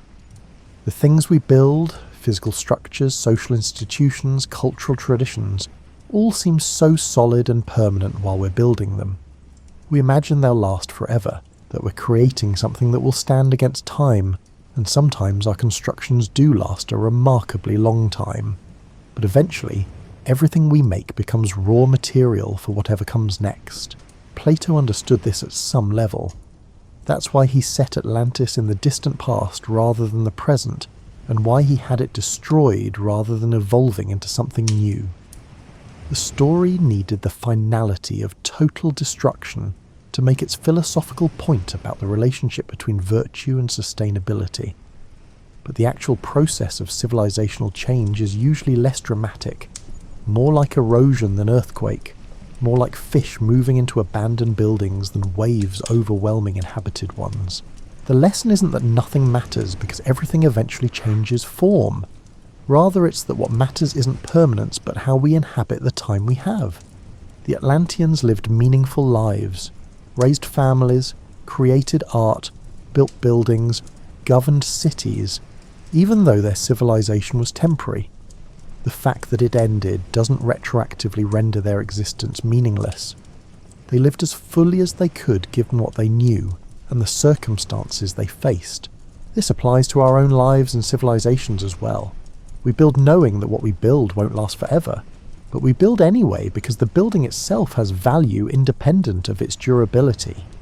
We create societies knowing they'll eventually transform into something we wouldn't recognize, but we try to make them just and flourishing anyway, because justice and flourishing matter in the present regardless of future obsolescence. The underwater Atlantis of imagination offers another kind of lesson about depth and surface. The visible world, the one we usually attend to, is like the surface of the ocean, agitated by wind and current, constantly changing, never quite stable. Below the surface lie deeper patterns and structures, the underlying reality that supports surface phenomena without being immediately visible. Plato's philosophy always insisted on this distinction between surface appearance and underlying reality. His theory of forms suggested that true reality exists in an eternal realm of perfect ideas, while physical existence offers only imperfect copies and shadows. Atlantis functions as a story about this distinction. The beautiful surface civilization built on foundations that were slowly weakening. The visible success masking invisible moral decay. For us, this might translate into paying attention to foundations, asking whether our visible achievements rest on sustainable bases, whether surface success masks deeper problems we're ignoring. It's the kind of reflection that doesn't come naturally when things seem to be going well, but becomes urgent when we notice cracks in structures we thought were solid. The gentle, consistent pressure of water on the imagined Atlantean ruins offers a final metaphor worth considering. Time and natural processes don't attack human constructions violently. They simply persist, applying steady pressure in ways that eventually wear down any resistance. What seems solid proves to be temporary when subjected to forces that operate on geological, rather than human timescales. This isn't depressing if you think about it properly. It's actually freeing. The pressure to make everything permanent, to create achievements that will last forever, to ensure your significance echoes through eternity. These pressures dissolve when you recognize that nothing lasts forever in physical form. You can relax into creating things that matter now, serving purposes in the present without needing to guarantee eternal relevance. The fish don't care whether they're swimming through the ruins of a great civilization or natural rock formations. They're just living their fish lives, eating smaller fish, avoiding larger fish, and reproducing when conditions permit.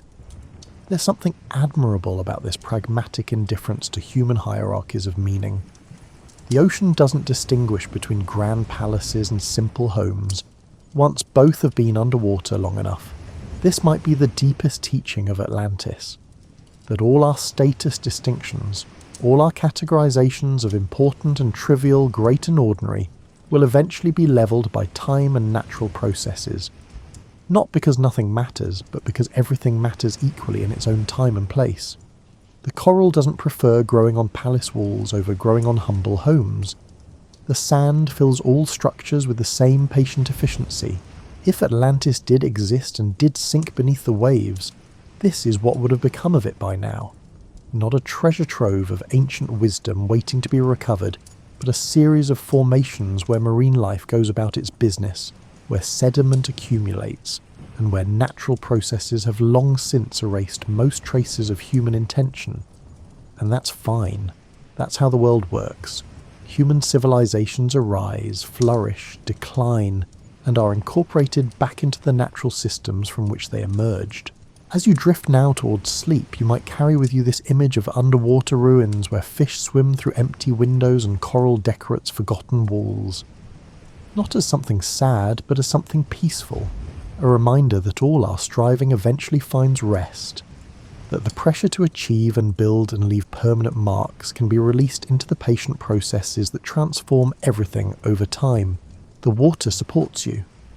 The gentle movement of the current rocks you slowly, rhythmically, like a parent rocking a child towards sleep. Below you, the sand holds whatever remains of things that mattered intensely to people now long gone. Above you, the surface catches sunlight and transforms it into moving patterns that dance across every underwater surface. You float between the two, suspended in the present moment, supported by water that's been cycling through oceans for millions of years. This is what Plato's Atlantis offers us finally. Not a historical mystery to solve or a technological achievement to recover, but a contemplative space where we can reflect on achievement and loss, building and decay, and the difference between surface success and deep sustainability. The story creates room for thinking about how we live, what we build, and what we leave behind when time and nature eventually reclaim everything. The remarkable thing about Atlantis is that it exists now more vigorously than it ever did in Plato's imagination.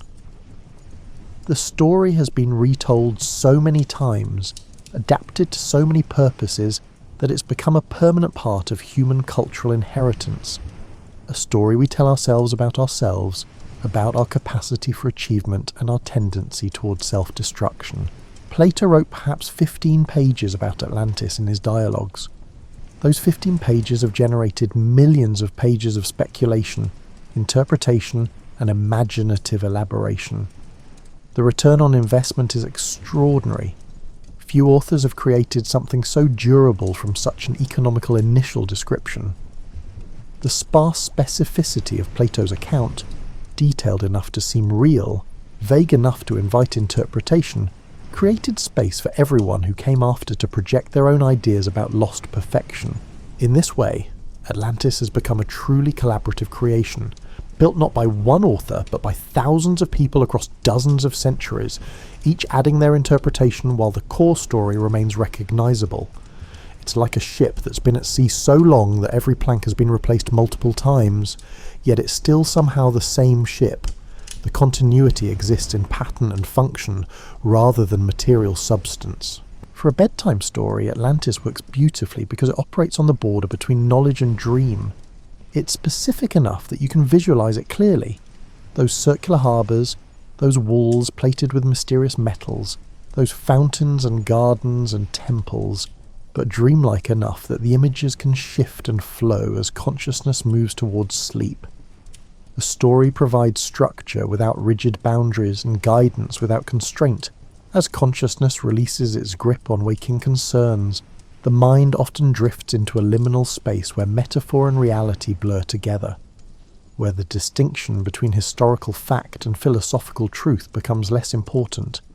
This is the space where Atlantis has always existed most vividly, not in any particular ocean depth or geographical coordinates, but in the twilight region where we think about human possibility, achievement, limitation, and loss. Tomorrow you'll wake to whatever challenges and opportunities your particular moment in history provides. You'll navigate social structures and natural environments that are neither as perfect as Atlantis in its golden age, nor as doomed as Atlantis in its decline. Like most human experience, your actual life will be mixed, containing elements of achievement and failure, wisdom and folly, sustainable practices and unsustainable pressures. But you'll carry with you, perhaps unconsciously, the patterns and questions that Atlantis raises. When you see visible success built on questionable foundations, you might remember the civilization that seemed most powerful just before it sank. When you notice how difficult it is to maintain standards and values across generations, you might recall how divine wisdom was gradually diluted in Atlantean bloodlines. When you recognize the gap between ideal visions and practical realities, you're engaging with exactly the tensions Plato explored through his imaginary civilization. These aren't ancient questions, they're human questions, as relevant now as they were in 4th century Athens, as urgent in every era that has ever grappled with how to build sustainable, just, flourishing societies. Atlantis endures because it addresses something permanent in human experience: the desire for perfection, the tendency toward corruption, the relationship between virtue and fortune, and the inevitability of change and loss. The ocean that swallowed Atlantis continues to move in its rhythmic patterns, waves rising and falling as they've risen and fallen for millions of years before human civilizations existed, and will continue rising and falling long after our particular moment passes into history. This continuity provides context for human striving. We're participating in something much larger and longer than individual lives or even civilizations, part of natural processes that operate on scales we can barely comprehend. Rest now in this knowledge. Whatever you're building, whatever concerns occupied your waking hours, whatever achievements or failures marked your day, all of it takes place within this larger pattern of arising, flourishing, declining, and transforming into something new. You're held in the same way the imagined underwater ruins are held by the ocean, not gripped tightly but supported gently, allowed to be exactly what you are in this moment while time and nature do their patient work of transformation. The philosopher Plato, long dead now, his body returned to the elements that composed it, nevertheless continues speaking to anyone willing to listen to his story about Atlantis. Not because he discovered some secret history or preserved some ancient wisdom, but because he understood something true about how human civilizations work, and found a way to express that understanding through memorable narrative. His greatest achievement wasn't the philosophical system he built or the political theories he proposed. It was creating stories that would outlast stone, stories that exist now in millions of minds across the world, changing slightly with each retelling while maintaining their essential character. Stories that help us think about who we are, how we live, and what we might become if we pay attention to the patterns repeating throughout human history. Sleep well, knowing that you're part of this ongoing conversation about human possibility and limitation that stretches back through centuries and forward into an uncertain future. The questions Plato raised through Atlantis, about virtue and power, wisdom and corruption, sustainability and collapse, are your questions now, to be answered through how you live and what you choose to build or preserve or transform. And perhaps in your dreams, you'll swim through underwater ruins where sunlight filters down through clear water, and small fish move unconcerned through spaces that once held human hopes and ambitions. You'll see how time and nature are the ultimate artists, taking everything we make and slowly, patiently transforming it into something beautiful in entirely new ways. You'll understand that this transformation isn't loss, but continuation, not ending, but a change of form.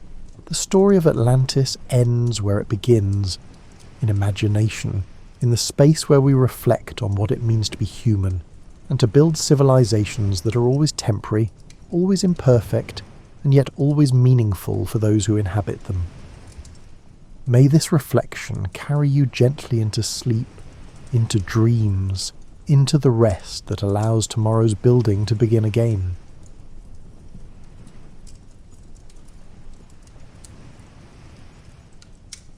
Welcome to Tudor England, where the approach of darkness meant something entirely different than it does today. Between 1485 and 1603, when the sun set over thatched cottages and manor houses alike, an entire ritual unfolded that shaped how people rested, dreamed, and greeted each new day. Tonight we'll explore the intimate world of Tudor sleep, from the moment twilight descended to the first stirrings of dawn, discovering how your ancestors found rest in an era without electricity, central heating, or any of the modern comforts we take for granted. Now imagine, if you will, yourself standing in a Tudor marketplace on a September afternoon, and the light is already changing. The sun hangs lower than you'd expect for 4 o'clock, casting long shadows across the cobblestones. Around you, merchants are packing up their stalls with increasing urgency, and you realise this isn't just about closing shop. It's about getting home before the darkness arrives in earnest. In Tudor England, nightfall wasn't simply an inconvenience to be conquered with a light switch. It represented a fundamental shift in how life operated. Your body, if you'd lived in this era, would have been attuned to the sun's movements in ways that modern humans have largely forgotten. The pineal gland in your brain, responding to decreasing light, would begin releasing melatonin much earlier than it does today, sometimes as early as mid-afternoon in winter months. The phrase close of day held literal weight. Shops shuttered their windows, families gathered their children from play. Even livestock seemed to understand the approaching transition, making their way toward barns without much prompting. This wasn't fear exactly, though nighttime did carry legitimate concerns about safety and navigation. Rather, it was acceptance of a natural rhythm that governed everything from work schedules to meal times to social gatherings. As you walk through a Tudor town at dusk, you'd notice the sounds changing. The hammering from the blacksmith's forge falls silent. The calls of street vendors fade away. In their place comes a different acoustic landscape, the settling of timber frames as buildings cool, the distant bleating of sheep being penned for the night, and the closer sounds of families moving inside their homes. Someone nearby is bringing in firewood, the logs clunking against each other with that particular hollow sound that means they've been drying all summer. The smell of cooking fires intensifies as you pass houses where supper preparations are underway. Smoke curls from chimneys, a relatively new feature in Tudor times actually, as many older buildings still relied on central hearths with holes in the roof. The aroma tells you what's for dinner in a dozen homes. Pottage made with whatever vegetables came from the garden, perhaps some salted pork if it's a household with means, and bread baking on hearthstones for tomorrow's breakfast. Your own household, assuming you're neither wealthy nor destitute, operates on a predictable schedule.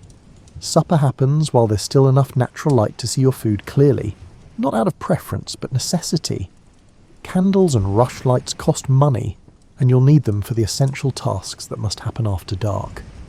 The tallow rushlights sputter and smoke, giving off a smell that visitors from our time would find unpleasant, but that Tudor noses barely registered. These weren't decorative elements but practical tools, jealously guarded and carefully rationed.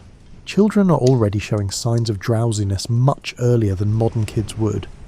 Without the stimulation of screens or bright lights, their circadian rhythms follow ancient patterns. You might see a 5-year-old rubbing her eyes at 6 o'clock, ready for bed long before the adults will retire. This isn't considered unusual or problematic. It's simply how children are.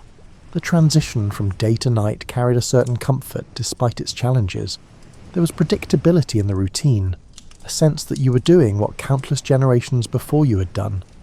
As darkness settled more completely over the town, you'd begin moving through the rituals that prepare both house and body for sleep. Rituals that were as much about psychological preparation as physical necessity. Chapter 2, the bedchamber itself. Let's step into a typical Tudor bedroom, though typical covers a wide range depending on social status. We'll start with a middling household, prosperous enough to have separate sleeping quarters, but far from the elaborate arrangements of nobility. You climb a narrow wooden staircase, your hand trailing along a wall made of wattle and daub. Woven sticks covered with a mixture of mud, clay, and straw. The texture under your fingers is rough but solid, cool to the touch. At the top, You duck slightly through a doorway built for people who average several inches shorter than modern humans, though not quite as short as myth would have it. The average Tudor man stood around 5'7". The average woman about 5'2". The bedchamber isn't large. In fact, it strikes you as remarkably small by contemporary standards, perhaps 10 feet by 12 feet, and it serves multiple purposes beyond sleeping. Against one wall stands the bed itself, the room's most valuable piece of furniture, and quite possibly the most expensive item the family owns. This isn't a mattress on a frame from a furniture store. This is a substantial wooden structure built to last generations that will be mentioned specifically in the owner's will. The bed frame rises higher off the floor than you'd expect, roughly 3 feet up. There's practical reasoning here. Elevation provides protection from floor drafts, and from the various creatures that might wander across the floorboards at night. The space underneath serves as storage for chests, boxes, and sometimes even a trundle bed that pulls out for children or servants. What catches your attention most is the bed itself, particularly the mattress situation, which operates on a principle of layering that would make perfect sense to anyone who understands insulation. At the base sits a canvas sack stuffed with straw, quite firmly packed. This foundation layer gets replaced seasonally. Fresh straw in autumn brought a particular satisfaction, like the feeling of new rushes on the floor or a newly thatched roof. On top of this lies a second mattress, thinner and stuffed with wool if the household can afford it, or more straw mixed with dried herbs if they can't. The term mattress itself comes from the Arabic word meaning to throw, referring to the cushions thrown on the floor for sleeping. But Tudor beds had evolved well beyond floor cushions, incorporating knowledge from continental craftsmen about comfort and construction. A well-made bed represented a significant investment, perhaps 3 months of wages for a labourer. Bed curtains hang from a wooden frame, and these serve purposes that our modern heated bedrooms don't require. Heavy wool or linen curtains, sometimes lined with additional fabric for winter, create a room within a room. When drawn, they trap body heat and provide genuine privacy in a home where privacy was scarce. The curtains also block drafts that slip through shuttered windows and gaps in walls, making the enclosed space several degrees warmer than the outer room. The curtains aren't purely functional, they carry social meaning too. Their quality and decoration announce status to anyone who enters the room. Wealthy households might have curtains embroidered with family crests or biblical scenes. Middling families might add simple geometric patterns or contrasting coloured trim. Even modest households try to manage something beyond plain, undyed fabric, perhaps adding bands of colour at the edges or simple embroidered flowers near the opening. Bed linens tell another story about Tudor life. If you're fortunate enough to have sheets, they're made of linen, hemp or flax woven into cloth that started out quite rough but softened with repeated washing. Cotton is exotic and expensive, imported from great distances. Silk is for the truly wealthy. Your sheets, assuming you have them rather than sleeping directly on the wool mattress cover, get washed perhaps once a month, or every 6 weeks, depending on the season and available water. The pillow under your head contains feathers if you're prosperous, or wool or buckwheat hulls if you're not. Multiple pillows are a luxury. Most people make do with one, and it's not unusual for 2 people sharing a bed to share a single pillow as well. The pillowcase, called a pillow bear, gets washed more frequently than sheets because your face touches it nightly. Blankets and coverlets complete the bedding, and here again we see that principle of layering. A linen sheet goes over the sleeper, then wool blankets, then perhaps a coverlet, a decorative woven or embroidered covering that's as much about display as warmth. In winter, you might have a fur throw added to the pile, rabbit or lambskin if you're moderately prosperous, or expensive imported furs if you're wealthy. The room contains other furniture, though not much by modern standards. A chest sits at the foot of the bed, holding clothing and linens. This chest probably travelled here with the wife when she married as part of her dowry, and it might be the only piece of furniture she truly owns outright. A small table near the bed holds a candle in a holder, perhaps a cup of water or ale, or maybe a prayer book if the household is literate and devout enough to own one. Pegs on the wall hold clothing, The concept of a closet or wardrobe belongs mainly to the very wealthy. Your few garments hang on these wooden pegs, and you're careful with them because cloth represents significant expense and labour. That wool gown hanging by the door took a shepherd's year of work, a shearer's skill, a spinner's hours at the wheel, a weaver's time at the loom, and a tailor's expertise with needle and thread. You don't treat it carelessly. The floor might be wood planks or packed earth, depending on the house's age and the owner's means. Either way, it's covered with rushes, long grasses strewn across the surface that serve as a combination floor covering, insulation, and waste absorption system. Fresh rushes smell green and pleasant. Old rushes, due for changing, smell of all the things that have fallen into them over weeks or months. You'd notice it immediately, but Tudor noses were acclimated to organic smells that modern sensibilities find challenging. A window, quite small by modern standards, sits high in one wall. It has shutters but no glass. Glass windows remain expensive and mainly appear in the homes of the wealthy or in churches. When shutters close at night, they block wind and rain, but also all light and fresh air. So there's a constant negotiation between warmth and ventilation, between security and stuffiness. The walls might have a religious image or two. Woodblock prints of saints are affordable even for modest households. A crucifix hangs near the bed, placed where you'll see it last thing at night and first thing in the morning, a reminder of spiritual protection during the vulnerable hours of sleep. This room represents safety, privacy, and rest in a world where all three are precious commodities. It's not merely a place to sleep, but a sanctuary from the demands of daylight, the observation of neighbours, and the requirements of work. Within these walls, with those curtains drawn, you can be simply yourself, freed temporarily from the social roles and expectations that govern behaviour in the public sphere. Chapter 3, Who Sleeps Where? The question of sleeping arrangements in Tudor England reveals much about social structure, family dynamics, and practical necessities. The modern assumption that each person deserves their own bed, let alone their own room, would strike Tudor minds as bizarre and rather wasteful. In your middling household, the sleeping arrangements operate on a clear hierarchy. The master and mistress of the house share the main bedchamber we've just explored. This represents both privilege and responsibility. Their bed is the good one, yes, but they're also expected to manage household affairs, which means they might be woken by servants reporting problems at any hour. Children's sleeping arrangements depend on age and gender. Young children, regardless of sex, might share a bed in a separate chamber, if the house has one, or sleep in the same room as their parents in smaller homes. A trundle bed slides under the main bed during the day and pulls out at night for children. This works reasonably well until the children reach a certain age, at which point gender segregation becomes important for modesty.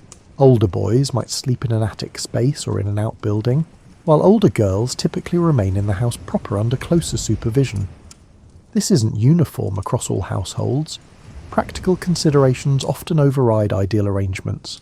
If you only have one chamber, everyone sleeps there in whatever configuration makes sense. Servants present another layer of sleeping logistics. In larger households, servants might have their own quarters, often quite cramped chambers in attics or over outbuildings. In smaller establishments, a serving girl might sleep in the kitchen near the dying fire or at the foot of her mistress's bed, or in the same room with the children she helps tend. Male servants might bed down in stables, workshops, or any available space that offers some shelter. The concept of servants sleeping in the same rooms as their employers strikes modern sensibilities as strange, but Tudor households operated more communally than ours.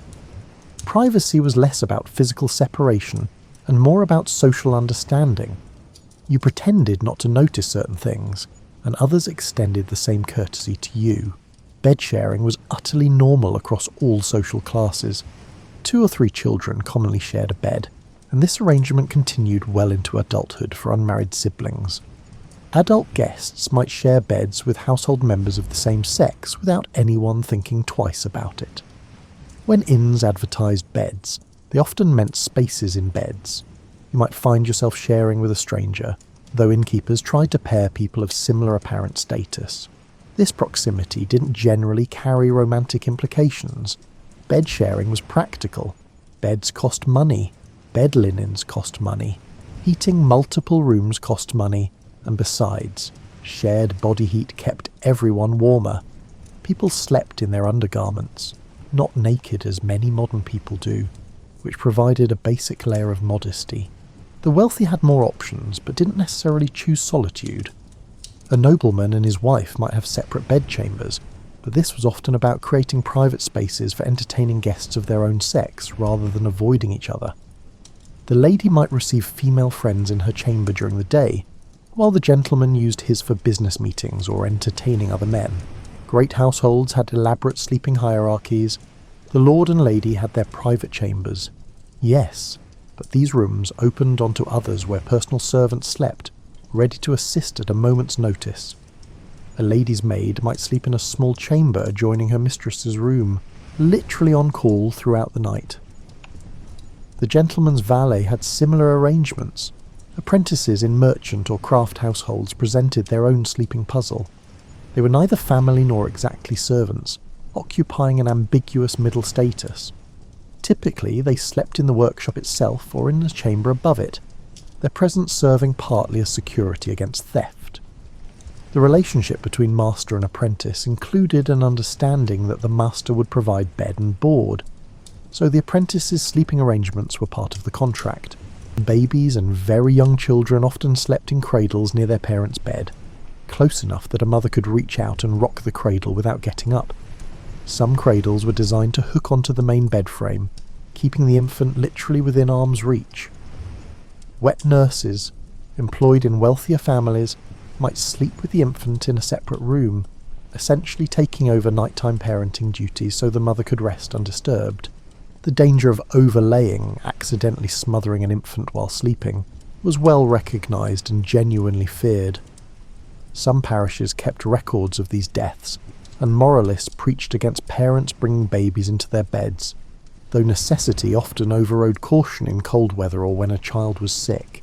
As children grew, their sleeping locations tracked their increasing independence and changing roles. A boy approaching apprenticeship age might move out of the family sleeping quarters as preparation for his coming departure from home.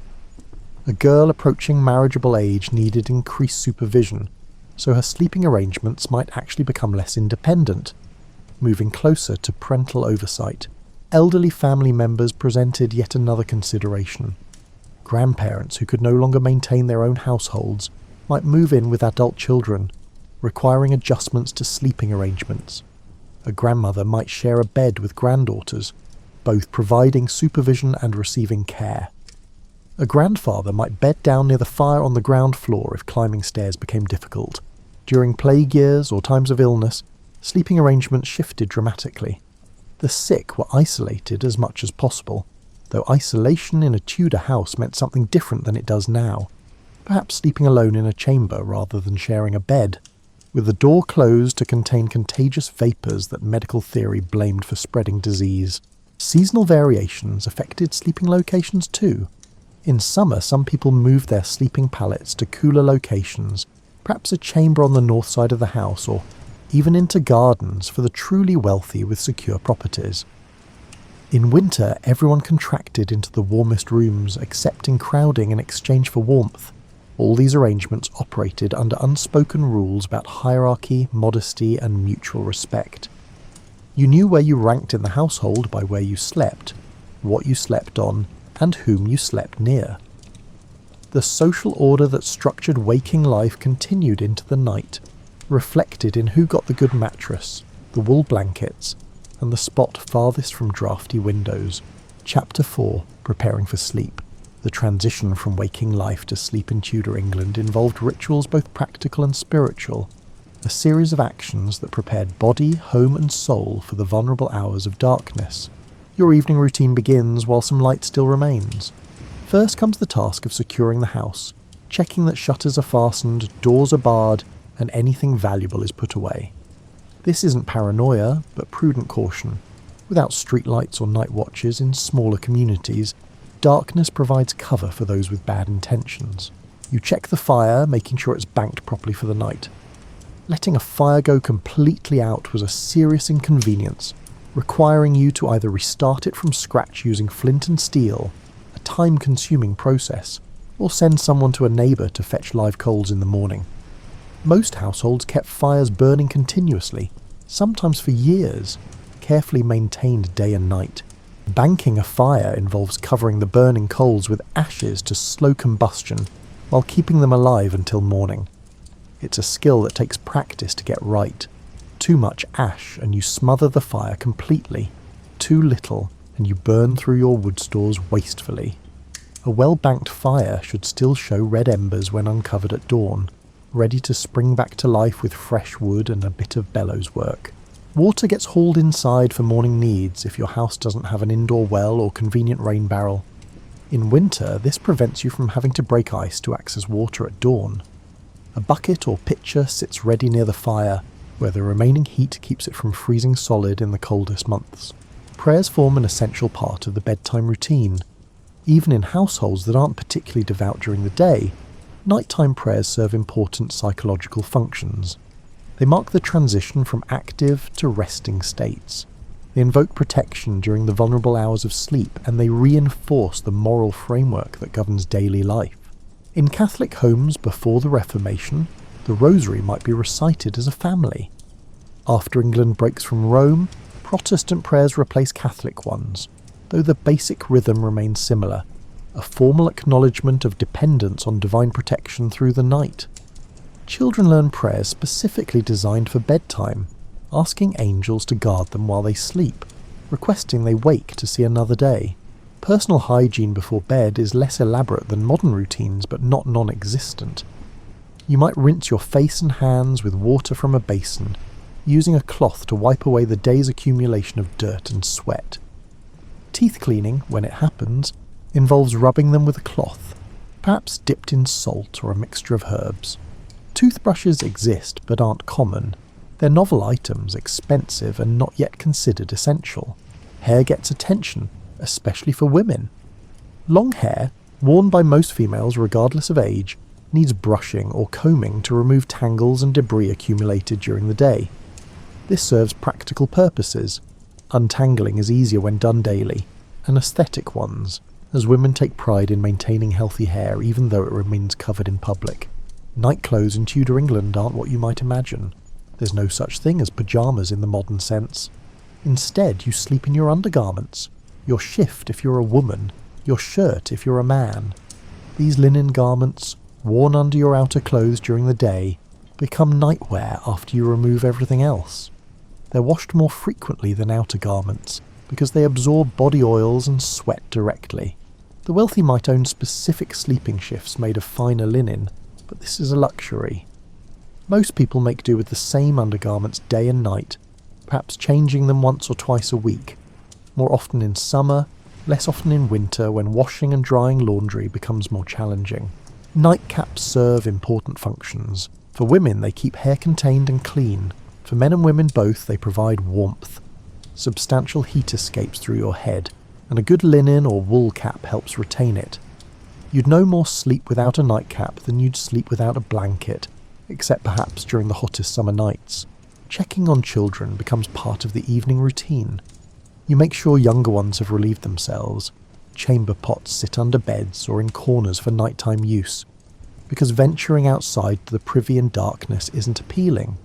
You settle any last-minute needs, calm any fears about darkness or strange sounds, and pull blankets up around small shoulders. In larger households, servants perform a final round of duties. They empty chamber pots from the day, carry up pitchers of water for morning, make sure rushlights are safely extinguished, and check that the household's dog is inside or outside depending on its role. Guard dogs stay outside and lap dogs come in. Some households engage in a practice called reading in bed, though this is limited to those who can read and can afford candles or oil lamps.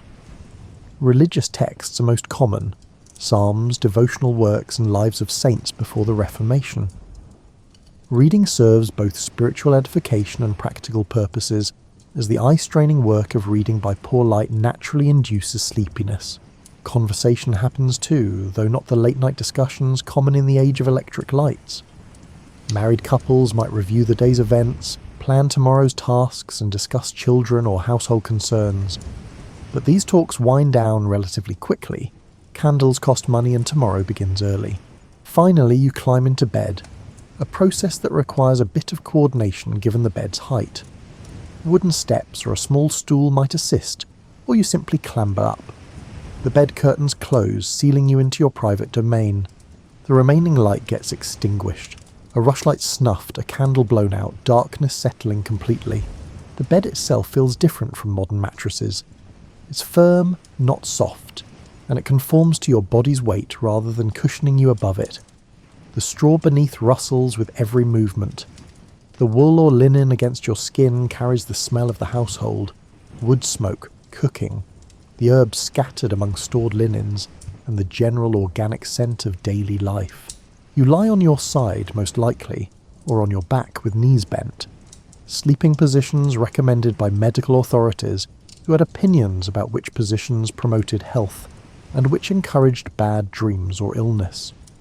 Whether people actually followed this advice is debatable, but the existence of such guidelines shows that even sleep positions carried cultural meaning. Chapter 5, The Pattern of Two Sleeps. One of the most surprising aspects of Tudor sleep habits, at least to modern minds, is the practice of segmented sleep. What historians call first sleep and second sleep, separated by a quiet waking period in the middle of the night. You fall asleep shortly after full darkness arrives, exhausted from a day of physical labour or household management. That first sleep comes easily, your body surrendering to fatigue, melatonin flooding your system unchecked by artificial light.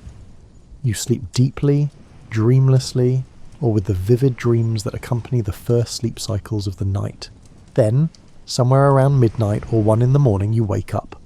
This isn't insomnia or a sleep disorder, it's a natural pattern documented across Europe in this period. Your eyes open in the darkness, and your mind surfaces from sleep into a peculiar state of calm wakefulness. You're not anxious or restless, you're simply awake. This quiet hour or two between sleep served various purposes in Tudor life. Some people used it for prayer or meditation, considering it a spiritually significant time when the barrier between earthly and divine might be thinner. Prayers during this interval were thought to carry special power, and some religious manuals included prayers specifically designated for the midnight watch. Married couples might use this time for intimate conversation or lovemaking. With children and servants sleeping, with daily pressures suspended, the interval between sleeps offered rare privacy. Medical texts from the period suggest this timing for marital relations, claiming that conception was more likely when the body was relaxed but not fully unconscious. Others simply lie quietly, thinking through problems or making mental plans. Without the distractions of daytime, no one calling your name, no tasks demanding attention, you could process thoughts more clearly. Solutions to problems might emerge during these contemplative hours. Decisions that seemed impossible in daylight might resolve themselves in the calm of midnight waking. Some people got up during this interval, moving through the dark house for practical reasons. You might need the chamber pot. You might check on a sick child or elderly parent. You might tend the fire, adding a log if the night was particularly cold, banking it more thoroughly if you'd wake to find it burning too hot. The wealthy might light a candle and read or write. Diaries from the period sometimes mention thoughts recorded during the night watch. Letters might be composed, accounts reviewed, and poems drafted. Some of the era's literary output probably originated in these quiet midnight hours when creative thoughts flowed freely. You might simply lie there listening to the nighttime soundscape of your house and neighbourhood. In winter you'd hear the wind testing shutters, the creak of timber adjusting to temperature changes, and perhaps the scratch of mice in the walls. In summer, insects chirped outside and birds called occasionally. Some species are more active at night than daylight dwellers realise. The practice of segmented sleep aligned with natural human physiology in ways that modern consolidated sleep often doesn't. Without electric lights to suppress melatonin production, and without the stimulation of screens and entertainment, the body naturally settled into this two-phase pattern. You weren't fighting your biology to maintain it. You were simply following what your body did on its own. This interval rarely lasted more than an hour or two. Gradually you'd feel sleep returning, that gentle tug of drowsiness that signalled your body was ready for the second phase of rest. You'd settle back into your straw mattress, pull the wool blankets closer, and slip into second sleep. Second sleep was different from first sleep. Lighter, more prone to dreams, and easier to wake from. You might shift positions more, surface briefly without fully waking, and experience the vivid narrative dreams that happen in the later sleep cycles. Medical authorities believed second sleep was when the body completed its restorative work, balancing the humours, consolidating memories, and preparing for waking life. The transition from second sleep to morning happened gradually as well. You didn't leap awake at an alarm's insistence. Instead, you drifted toward consciousness, perhaps hovering in that half-awake state where dreams and thoughts intermingle, where you're aware of your physical surroundings but not yet ready to engage with them. This sleep pattern, so foreign to modern consolidated 8-hour sleep, was documented not just in England but across Western Europe in this period. References to first and second sleep appear in legal depositions, medical texts, literature and diaries. People scheduled activities around it. A time to meet a lover might be set for after first sleep, implying everyone knew what that meant. The practice began to disappear in the 17th and especially 18th centuries as artificial lighting improved and nighttime activities became more common. Street lighting in cities, better home lighting, coffee houses staying open late, and theatrical performances extending into evening hours. All these gradually compressed nighttime into a period for consolidated sleep, rather than segmented rest with a contemplative interval. Modern sleep researchers have studied this pattern, sometimes calling it biphasic sleep, or bimodal sleep. When subjects in sleep laboratories are deprived of artificial light for extended periods, many naturally fall into this two-sleep pattern with a quiet waking interval in between. This suggests Tudor sleep habits weren't cultural quirks, but responses to natural human biology, operating without artificial light's interference. Understanding this pattern helps explain various aspects of Tudor life that might otherwise seem puzzling. Why did people go to bed so early, even before full darkness fell?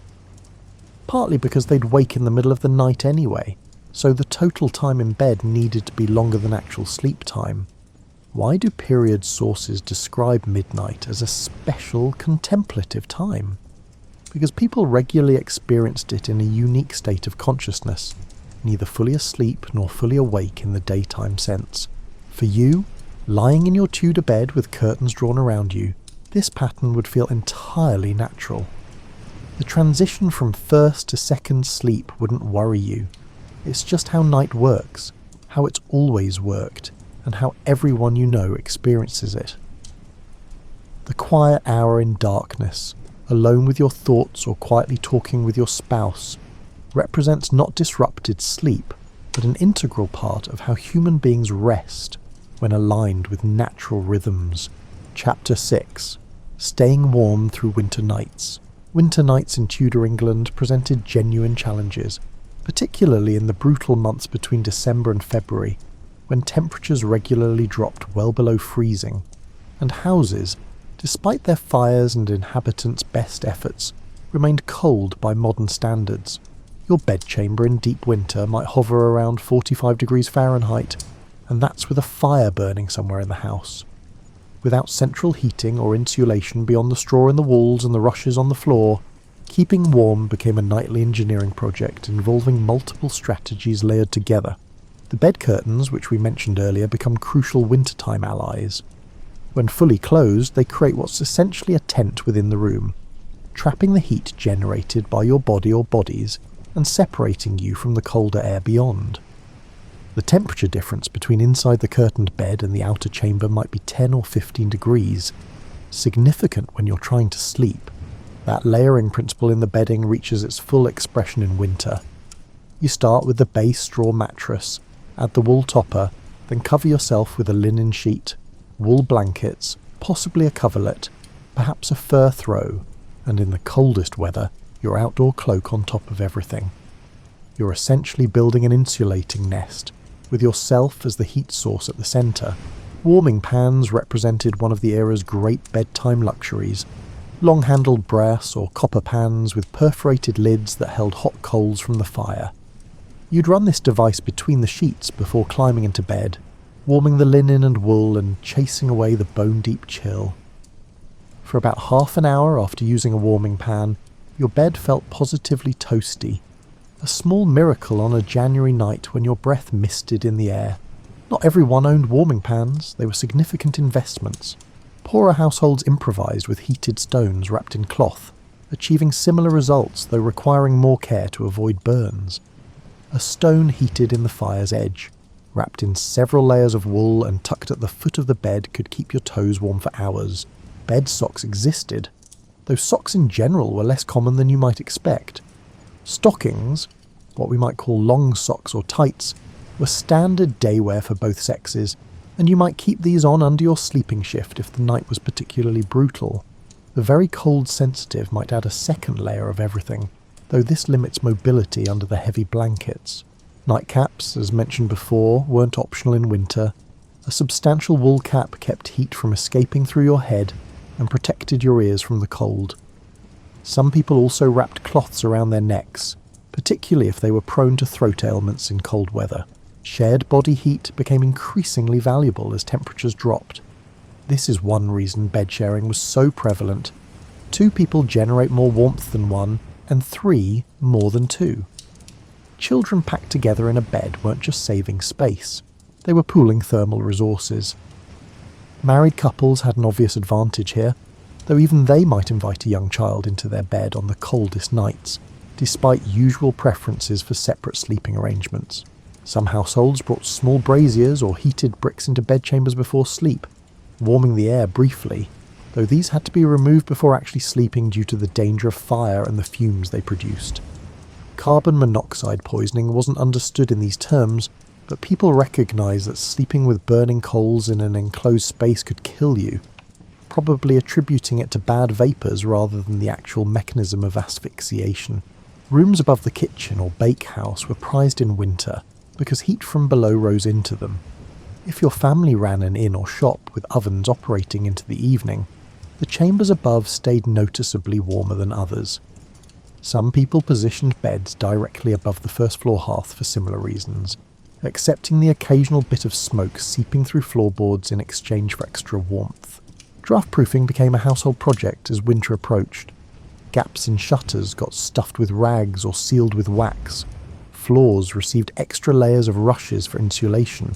Tapestries on walls served decorative purposes, yes, but also created dead air space that reduced heat loss through stone or timber.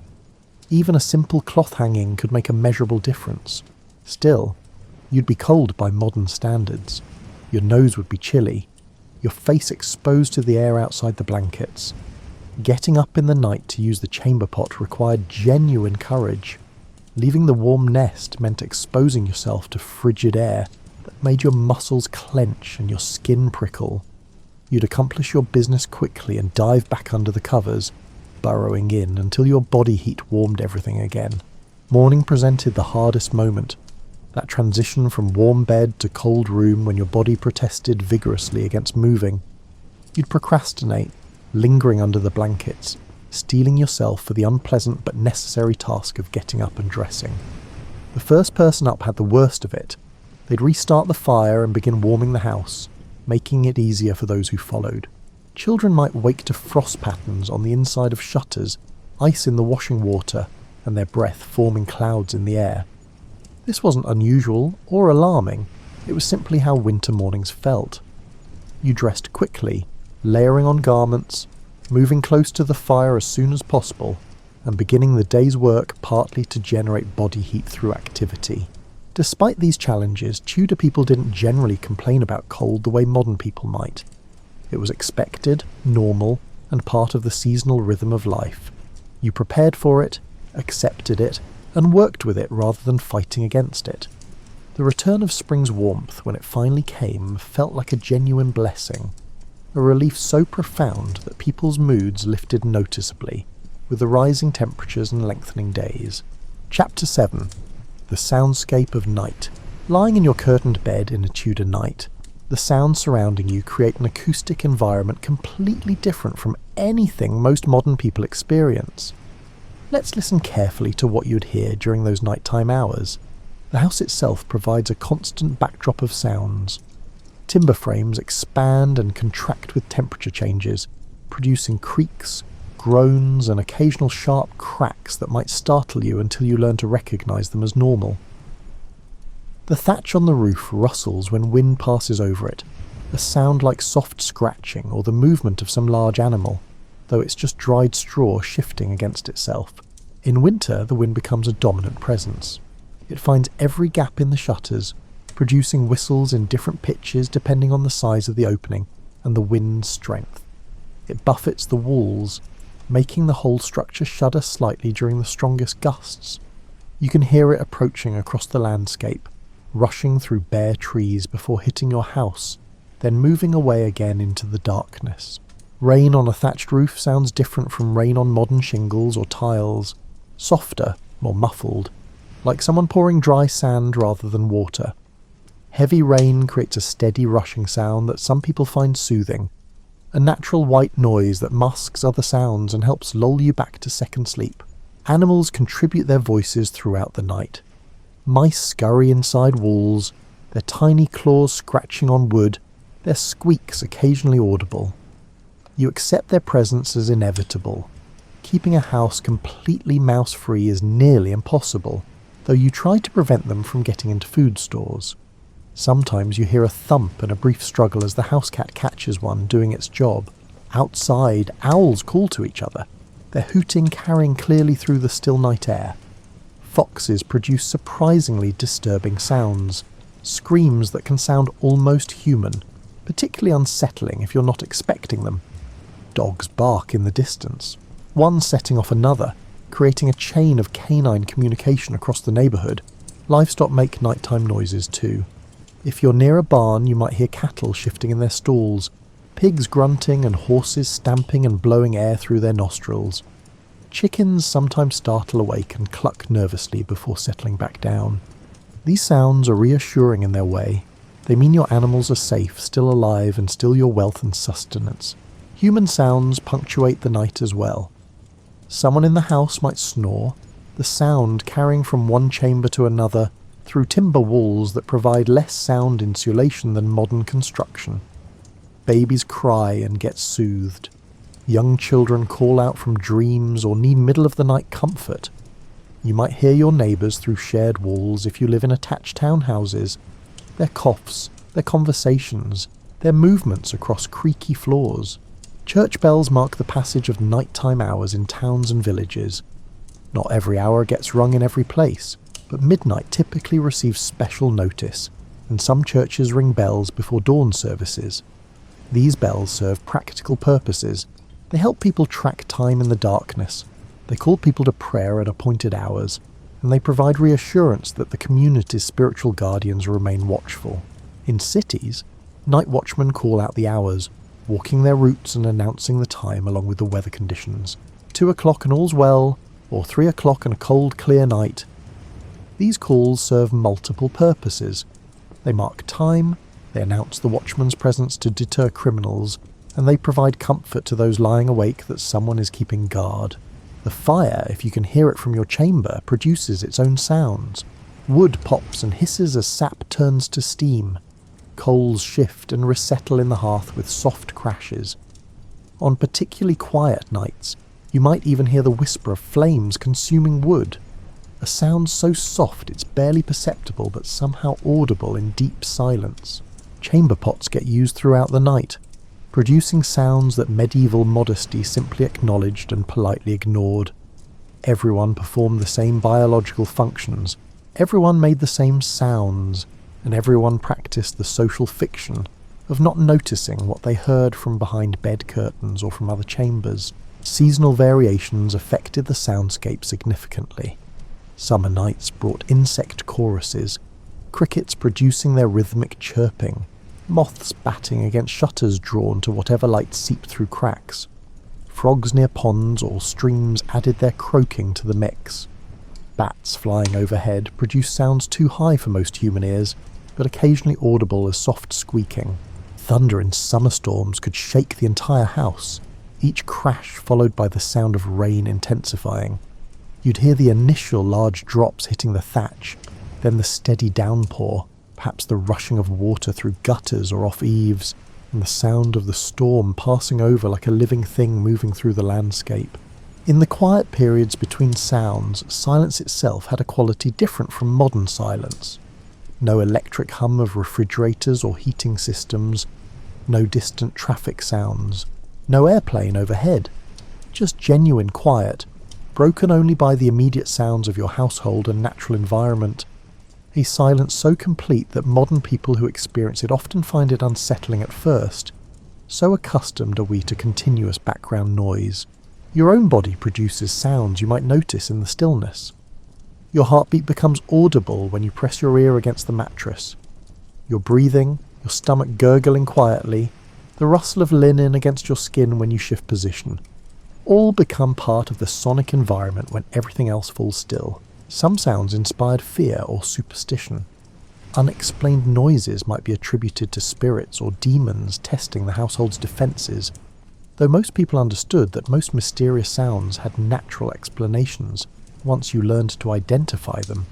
Still, a sudden loud noise in the deep night, its source uncertain, could set your heart racing and make you clutch your religious medals or whisper protective prayers. The return of morning sounds provided its own comfort. The first birds before dawn, roosters crowing, though not always exactly at dawn despite folklore, signalled the approaching end of night. Other birds joined gradually, building toward the dawn chorus. You'd hear the household beginning to stir, people rising, fires being revived, and the sounds of daily life returning to replace the nighttime soundscape. This acoustic world shaped how Tudor people experienced night. Without visual stimuli, with darkness complete behind closed shutters and curtains, hearing became the primary sense connecting you to the world beyond your bed. You learned to interpret sounds, to distinguish normal from alarming, to find comfort in expected noises and concern in unexpected ones. The nighttime soundscape, far from being empty silence, was richly textured with information about weather, animals, neighbours, and the house itself. A constant stream of sonic data that Tudor ears processed instinctively throughout the night. Chapter 8. Dawn and Rising. The transition from night to day happened gradually in Tudor England. A slow emergence from sleep and darkness that aligned with the body's natural rhythms far more than modern alarm clock awakenings. You'd become aware of increasing light first, even before fully waking. The blackness behind your closed eyelids shifts to a lighter shade, as dawn brightens the world beyond your shuttered windows. Thin strips of light appear at the edges of shutters, announcing that night's grip is loosening. The household sounds change character.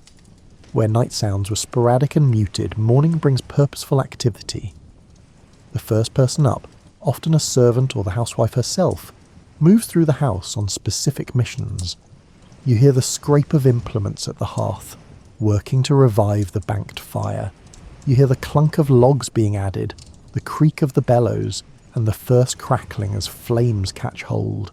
You might lie still for a few minutes, not quite ready to leave your warm nest, listening to the house wake around you. Someone opens a shutter downstairs, admitting light and the fresh morning air. You hear water being poured, feet on stairs, and low voices of people greeting each other and beginning their day's tasks. The quality of light seeping into your chamber changes as the sun rises. What started as pale grey brightens toward gold or silver depending on the weather. On clear mornings, you might see actual shafts of light piercing through gaps in the shutters. On cloudy days, the illumination remains diffuse but still increases to the point where you can distinguish shapes in the room. Rising requires a certain amount of determination on cold mornings. You have to leave your warm cocoon and expose yourself to air that's cold enough to make your skin prickle immediately. The process happens in stages. First, you sit up under the blankets, preparing yourself. Then you emerge, perhaps wrapping a blanket around your shoulders as you swing your legs over the side of the bed. Your feet hit the floor, cold even through any floor covering or discarded clothing you might step on.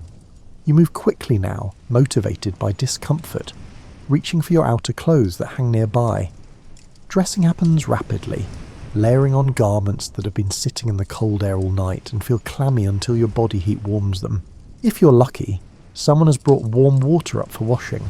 If not, you make do with whatever's in the chamber pitcher, probably cold enough to make you gasp when you splash it on your face. This shock of cold waters does wake you effectively though. No need for coffee when ice-cold water hits your skin. Personal prayers might happen now, a quick devotional practice before the day's demands begin. Kneeling by the bed, you'd run through familiar prayers, perhaps adding specific requests relevant to the day ahead.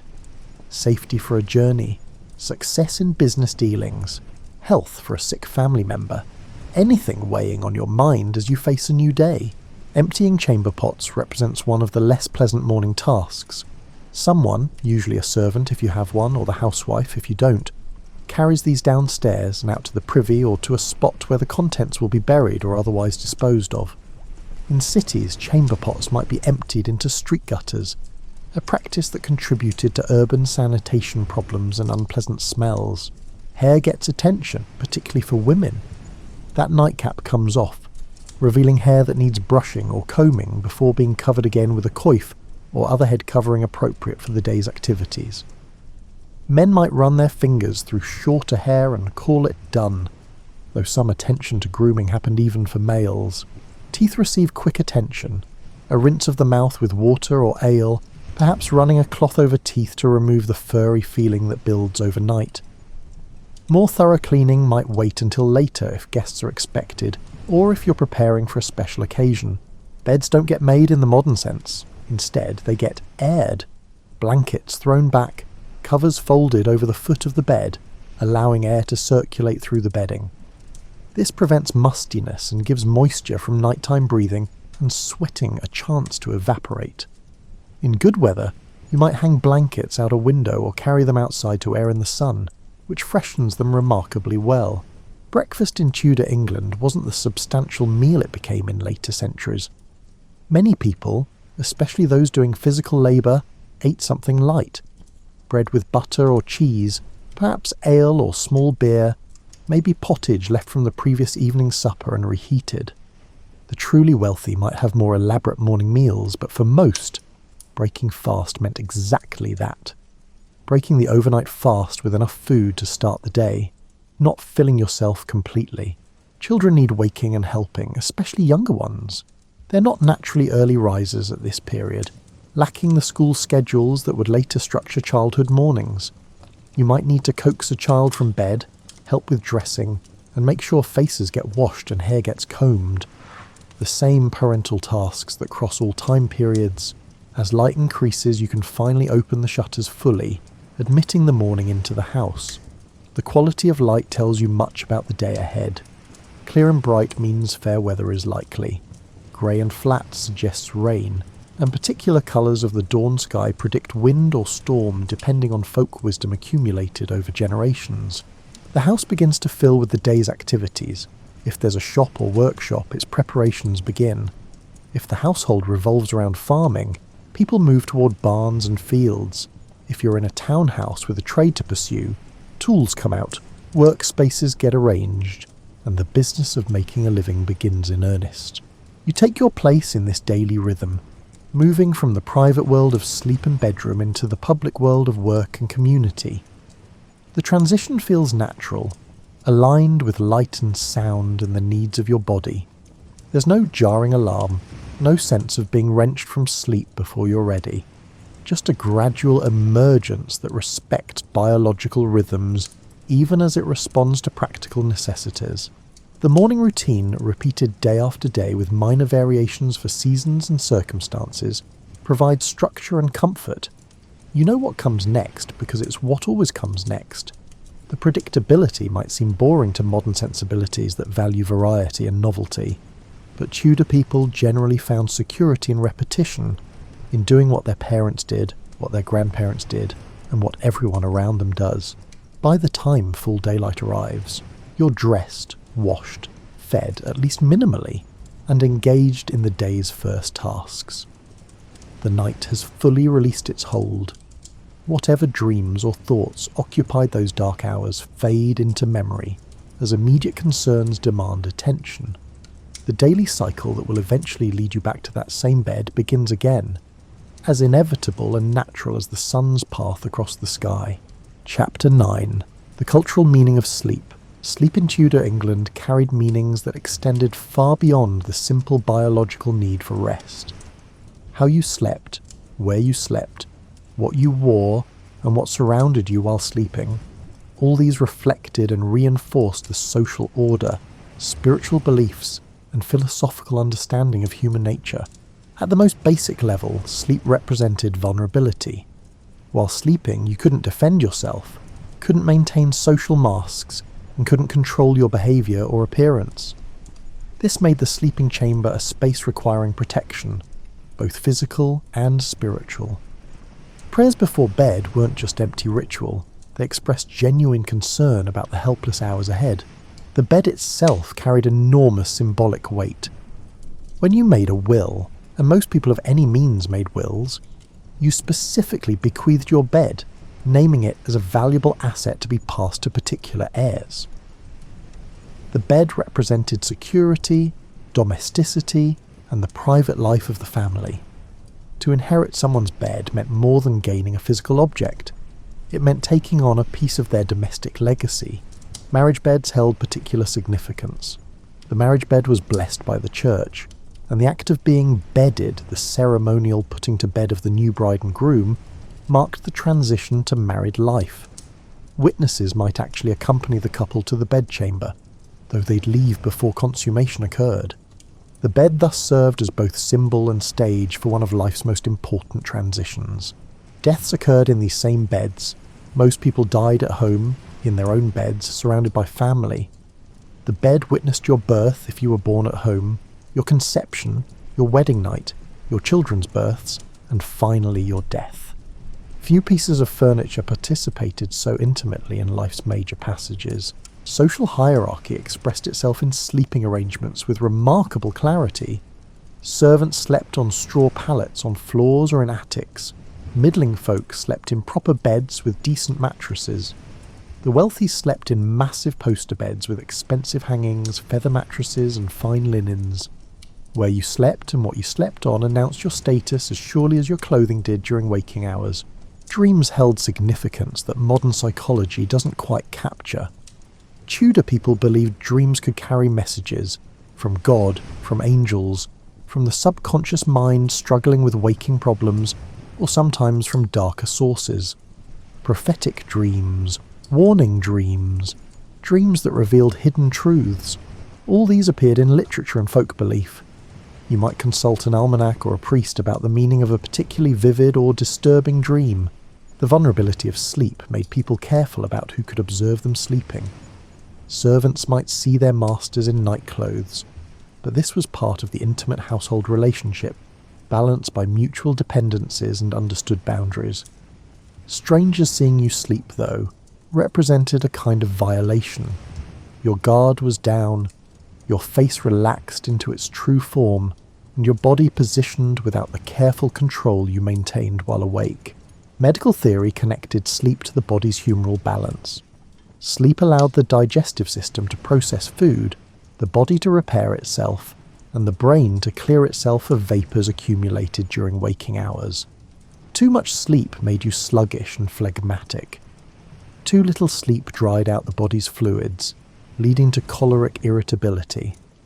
The right amount of sleep, which varied by age, constitution and season, maintained equilibrium. Different phases of life required different amounts of sleep. Babies and young children needed much sleep for proper growth. Adults in their prime needed moderate sleep, enough for health, but not so much it encouraged laziness. Elderly people naturally required less, their bodies winding down toward life's end.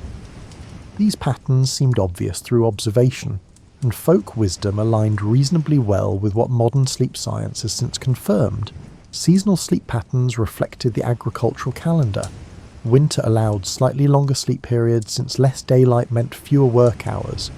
Summer demanded earlier rising to make use of long days, though afternoon rests might compensate.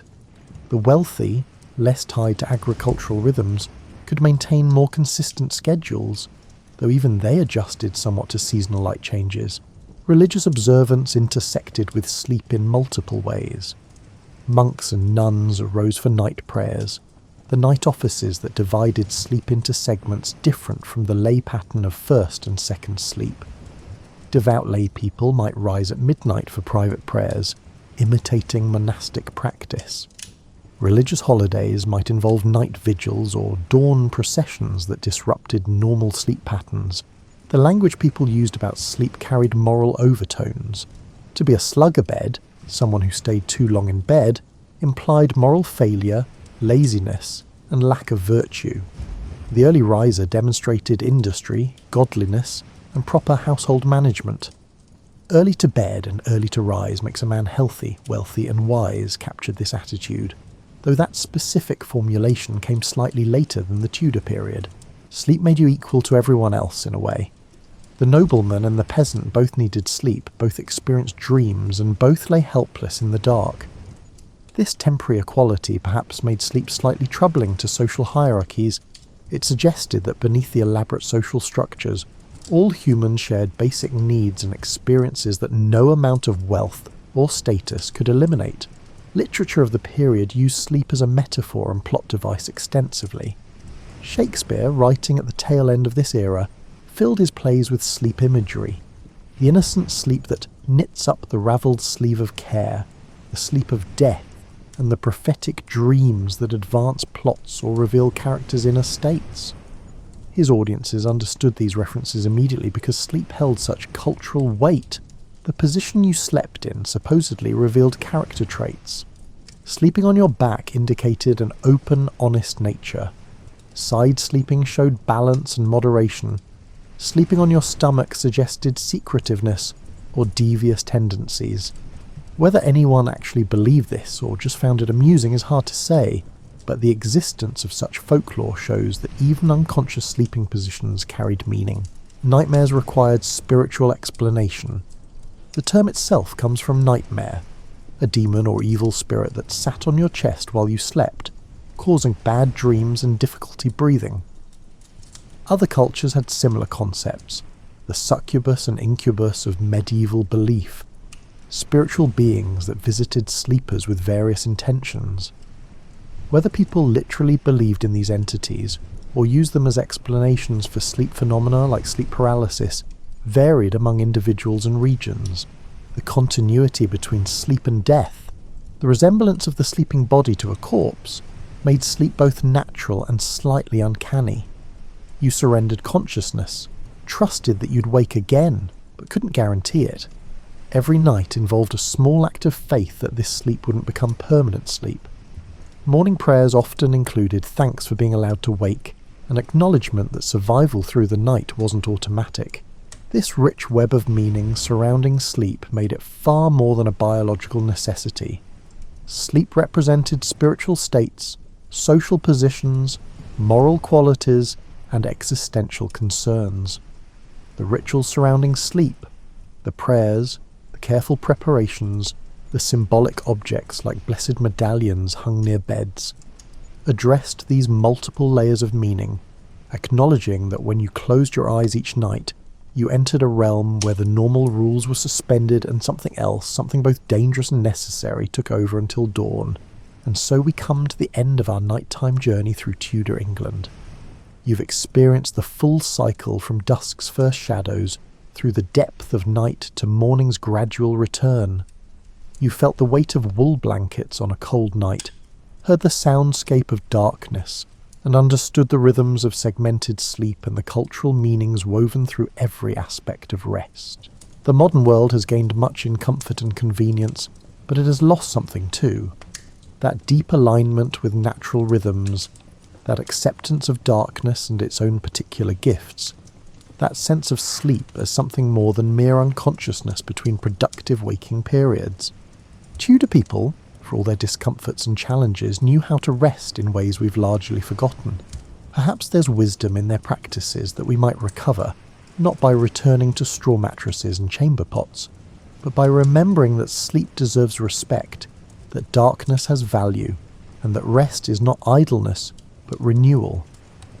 As you drift towards sleep in your own time, in your own bed, perhaps you can carry a bit of Tudor wisdom with you. The acceptance of natural rhythms, the appreciation for simple comforts, and the understanding that a good night's rest is not a luxury but a fundamental human need, honoured by generations who slept before you and those who will sleep after you're gone. Sleep well whenever and wherever you find your rest.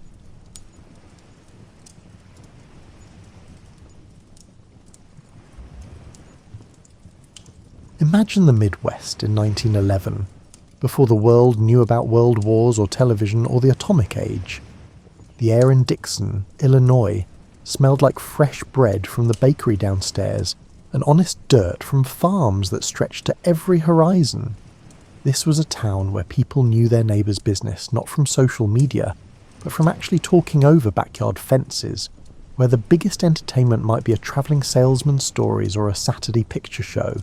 Into this world came Ronald Wilson Reagan on February 6, 1911, in a small apartment where winter drafts snuck through window frames and summer heat made sleep difficult. His mother, Nell, called him her little Dutchman because of his chubby face and the way his dark hair stood up in the morning. The nickname stuck, shortened eventually to just Dutch, a name that would follow him through childhood, through lifeguard summers, and into his early career. Dutch's father, Jack, was an Irish Catholic shoe salesman with dreams that always seemed just slightly out of reach, like trying to catch dandelion seeds on the wind. Jack had the gift of storytelling, that particularly Irish ability to make even a failed sales call sound like an adventure. But he also had a weakness for whiskey that would shape young Dutch's understanding of both compassion and disappointment. You have to picture Dutch as a boy, maybe 9 or 10 years old, coming home from school on a February afternoon when the Illinois cold could freeze your breath into visible clouds. He found his father passed out on the front porch, smelling of alcohol and failure. Most children might have run for help or broken down crying.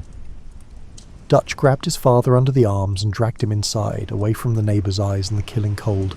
That moment, choosing dignity over shame, action over despair, would become a pattern.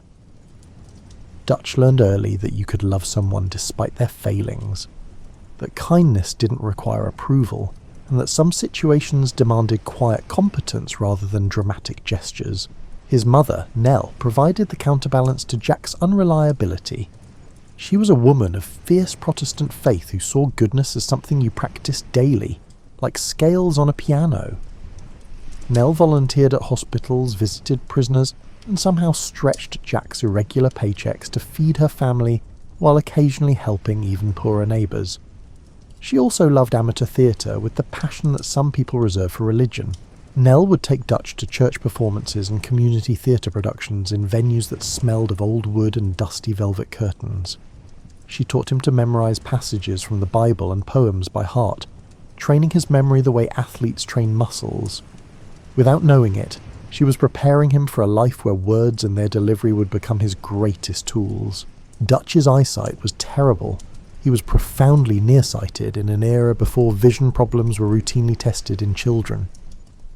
The world beyond a few feet was a colourful blur, which meant he learned to navigate life by reading people's tones and body language rather than their facial expressions. When he finally got glasses at 13, the sharp clarity of the world startled him. Trees had individual leaves, buildings had texture, people had detailed faces. This experience of seeing the world transform from an impressionistic blur to sharp detail created a peculiar way of perceiving reality. Dutch learned that sometimes the big picture, the shapes and movements and general impressions, mattered more than obsessive focus on small details.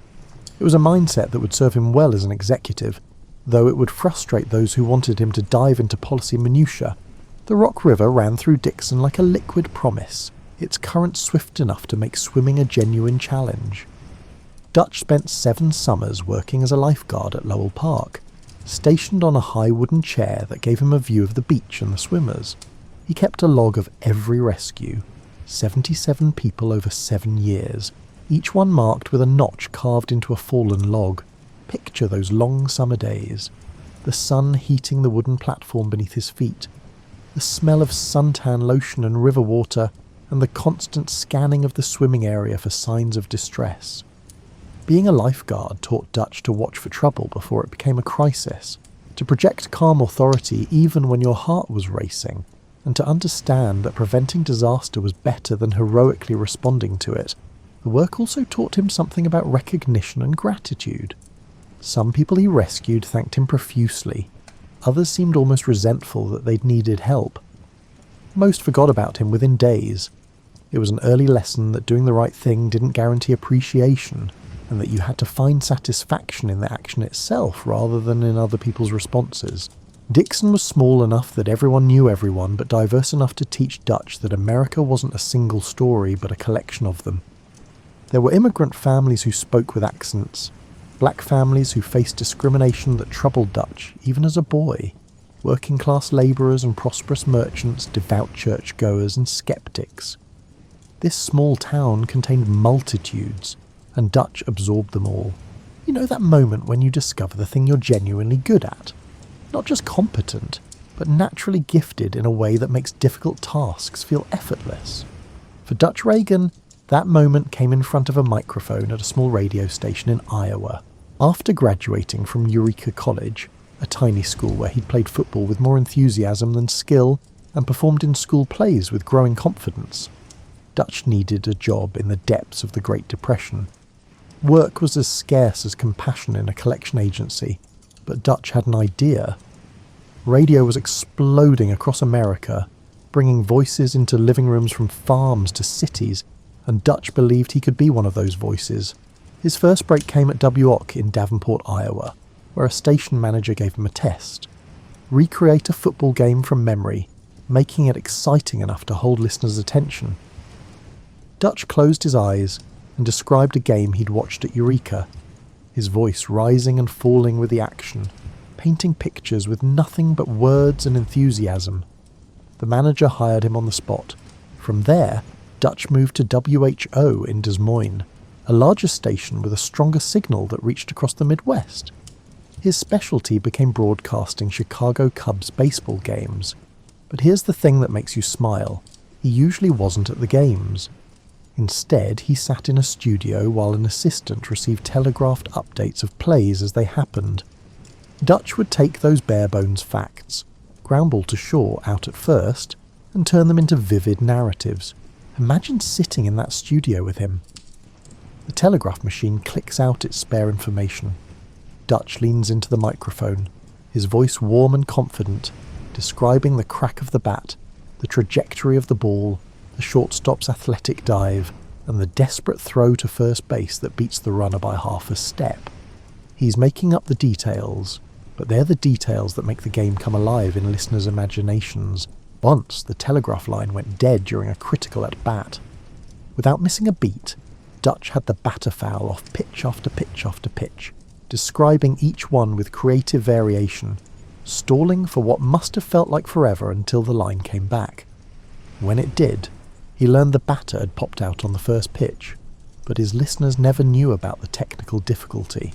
They just remembered an exciting at-bat. This wasn't dishonesty exactly. It was storytelling. Dutch was learning that the emotional truth of a story sometimes mattered more than its granular accuracy. He was discovering that communication was about creating shared understanding and feeling, not just transmitting data. These were lessons that would shape his entire approach to public speaking. The radio years taught Dutch to use his voice like an instrument.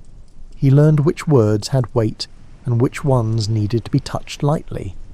He discovered that pauses could be more powerful than speech, that enthusiasm was contagious through airwaves, and that you could make people see things they weren't looking at and feel things they weren't experiencing.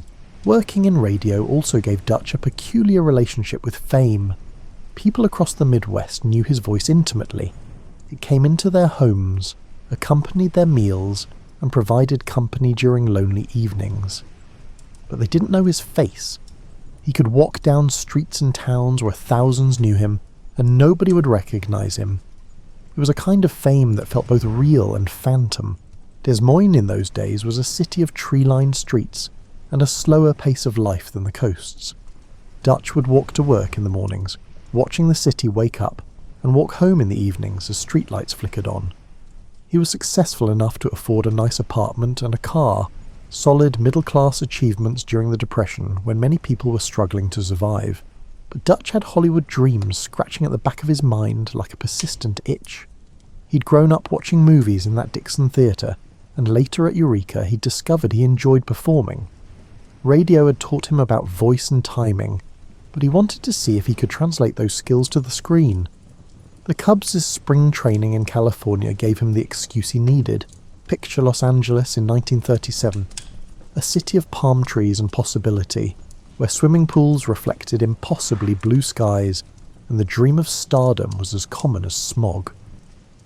Dutch arrived in Southern California with the Cubs for spring training and decided to take his shot at the movies. Through a contact from his radio days, he got a screen test at Warner Brothers. The studio system back then was like a dream factory designed by accountants. Warner Brothers had hundreds of actors under contract churning out movies with the efficiency of an automobile assembly line. Most contract players would appear in dozens of films without ever becoming stars. They'd be the second detective, the friend of the lead, or the handsome background figure in crowd scenes. Dutch's screen test went well enough that Warner Brothers offered him a contract, though they insisted on one change. Dutch Reagan didn't sound like a movie star. He'd need to use his actual first name, Ronald. And so, Ronald Reagan was born as a public identity, though friends and family would continue calling him Dutch for decades. His early movies were what Hollywood called B pictures, low-budget productions that filled out the bottom half of double features. Ronald would film multiple movies in quick succession, learning his craft the way apprentices once learned trades, by doing the work over and over until competence became instinct. He played reporters, soldiers, small-town heroes, occasionally a villain, and once even portrayed George Gipp, the legendary Notre Dame football player, in a scene with Pat O'Brien that would follow him the rest of his life. The Gipper scene, where Reagan's character gives a dying pep talk asking his team to win one for the Gipper, became the role most associated with his Hollywood career. It's ironic that this brief scene in a modestly successful film would become more famous than anything else he did in movies. Reagan himself would later use the Gipper reference in political speeches, fully aware of its emotional resonance even as he gently mocked his own myth-making. Hollywood life had its own rhythm. Reagan would wake before dawn, drive to the studio while the city was still quiet, spend hours in makeup and wardrobe, film scenes that might last seconds on screen, and then repeat the process day after day. It was less glamorous than audiences imagined, more like factory work with better lighting, but there were compensations. Reagan earned good money, enough to support his parents and save for the future. He met interesting people from around the world who'd been drawn to Hollywood's gravitational pull. He learned about lighting and camera angles, discovering how the lens could make someone appear heroic or vulnerable, confident or uncertain, simply through positioning and illumination. He also met Jane Wyman, an actress with talent and ambition, who was determined to become a serious dramatic performer. Their marriage in 1940 seemed like the natural progression of two young people building careers in the same industry. They had a daughter, Maureen, and adopted a son, Michael, creating what looked from outside like a picture-perfect Hollywood family. World War II interrupted Reagan's Hollywood ascent. His terrible eyesight kept him from combat duty, but he spent the war years making training films for the Army Air Corps, remaining stationed in California, but wearing a uniform and contributing to the war effort through his particular skills. It was a strange kind of service, playing soldier while real soldiers fought overseas, but the training films he helped create served genuine purposes in preparing air crews for combat. Those war years showed Reagan something important about the power of film as communication. A well-made training film could teach complex procedures more effectively than manuals. It could prepare men for the psychological challenges of combat. It could save lives by helping people visualize dangerous situations before encountering them. Film wasn't just entertainment. It was a tool for education and persuasion. After the war, Reagan returned to making movies, but Hollywood was changing. The studio system was beginning to crack. television was starting to eat away at movie audiences. Reagan found himself increasingly interested in the business side of the industry, serving as president of the Screen Actors Guild and negotiating with studios over contracts and working conditions. The SAG presidency introduced Reagan to a different kind of performance: labour negotiations, political manoeuvring, and building coalitions among people with competing interests. He discovered he was good at it. The same skills that made him effective on camera translated surprisingly well to conference rooms and negotiating sessions. His marriage to Jane Wyman ended during this period, not with dramatic confrontation, but with the slow dissolution of two people growing in different directions. She wanted to focus on serious dramatic roles, and resented the time Reagan spent on guild business. He was increasingly engaged with politics and industry issues that didn't interest her. The divorce was civilized but painful, leaving Reagan with another experience of failure that he handled with the same quiet dignity he'd shown dragging his father inside years before. Sometimes the right person arrives exactly when you need them most, though you might not recognize it immediately. For Ronald Reagan, that person was Nancy Davis, a young actress who came to him with a problem. Her name was appearing on communist-sympathizing petitions she'd never signed, threatening her career in an era when such accusations could be professionally fatal. Reagan, still serving as SAG president, helped sort out the confusion. It was a different Nancy Davis, and suggested dinner to explain the situation. That dinner led to another, and then another, and what began as professional courtesy transformed into something deeper. Nancy saw in Reagan something many people missed. Beneath the easy charm and ready smile was a man of genuine kindness and surprising depth. They married in 1952, in a small ceremony so low-key that Reagan's best man had to be pulled from the restaurant where they planned to have their wedding lunch. Nancy brought to the marriage a fierce protectiveness and a clarity about what mattered. She wasn't interested in Reagan's continuing acting career or his guild activities. She was interested in him, in building a life together, and in creating the home that had always felt slightly provisional in his first marriage. Picture their life in Pacific Palisades, a ranch-style house with a view, 2 children, Patty, born in 1952, and Ron, born in 1958, and the comfortable routines of successful upper-middle-class life in 1950s California. Reagan was making decent money hosting General Electric Theatre on television, a job that paid better than most of his movie roles, and required far less time on set. The GE job came with an unusual requirement. Reagan would tour GE factories and facilities around the country, giving talks to employees about free enterprise, the dangers of excessive government regulation, and the virtues of American individualism. It was ostensibly corporate cheerleading, but it became Reagan's political education by immersion.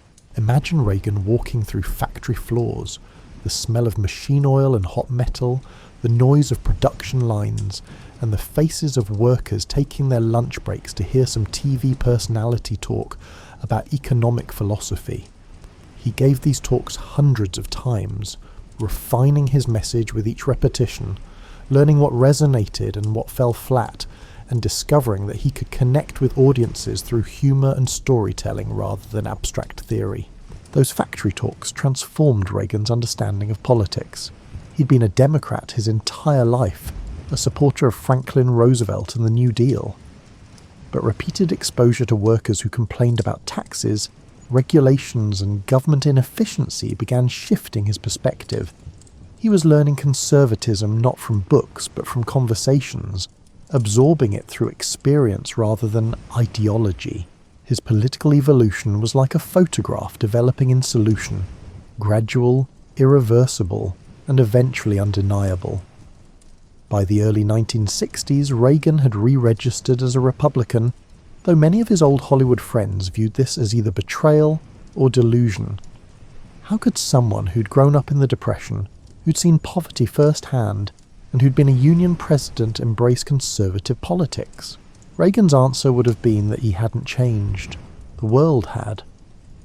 The liberalism of Roosevelt had been about helping the struggling middle class. Modern liberalism, in Reagan's view, had become about expanding government for its own sake, creating dependency rather than opportunity. Whether this analysis was accurate is debatable, but Reagan believed it sincerely.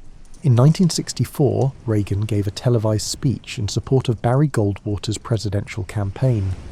The speech, which Reagan had been polishing during his GE years, laid out a vision of limited government, individual freedom, and American exceptionalism that electrified conservative audiences. Goldwater lost the election badly, but Reagan's speech raised over $8 million and made him instantly visible to Republican power brokers. Within months, California Republicans were asking Reagan to consider running for governor. The state was facing budget problems, campus protests, and a sense that things were spinning out of control. Reagan, they thought, could bring the same calm authority he projected on screen to the governor's office. Reagan was 54 years old, late to begin a political career but young enough to sustain the energy it would require. Nancy was skeptical, worried about trading their comfortable life for the scrutiny and stress of politics. But Reagan was intrigued by the challenge, by the possibility of translating his ideas into actual governance. The ranch Reagan bought in the mountains north of Santa Barbara became his retreat during the campaign and throughout his political career.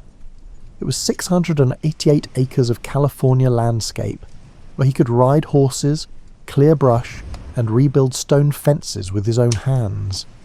The physical labour grounded him, provided escape from the artificial world of politics and performance, and reminded him that he'd come from people who worked with their hands. Picture Reagan on that ranch, wearing jeans and a work shirt faded from sun and washing, sweat on his forehead, building a fence post by post. This wasn't recreation. He genuinely enjoyed the work, the way some people enjoy crossword puzzles or woodworking. Nancy would watch from the porch, shaking her head at her 60-year-old husband hauling rocks like a ranch hand.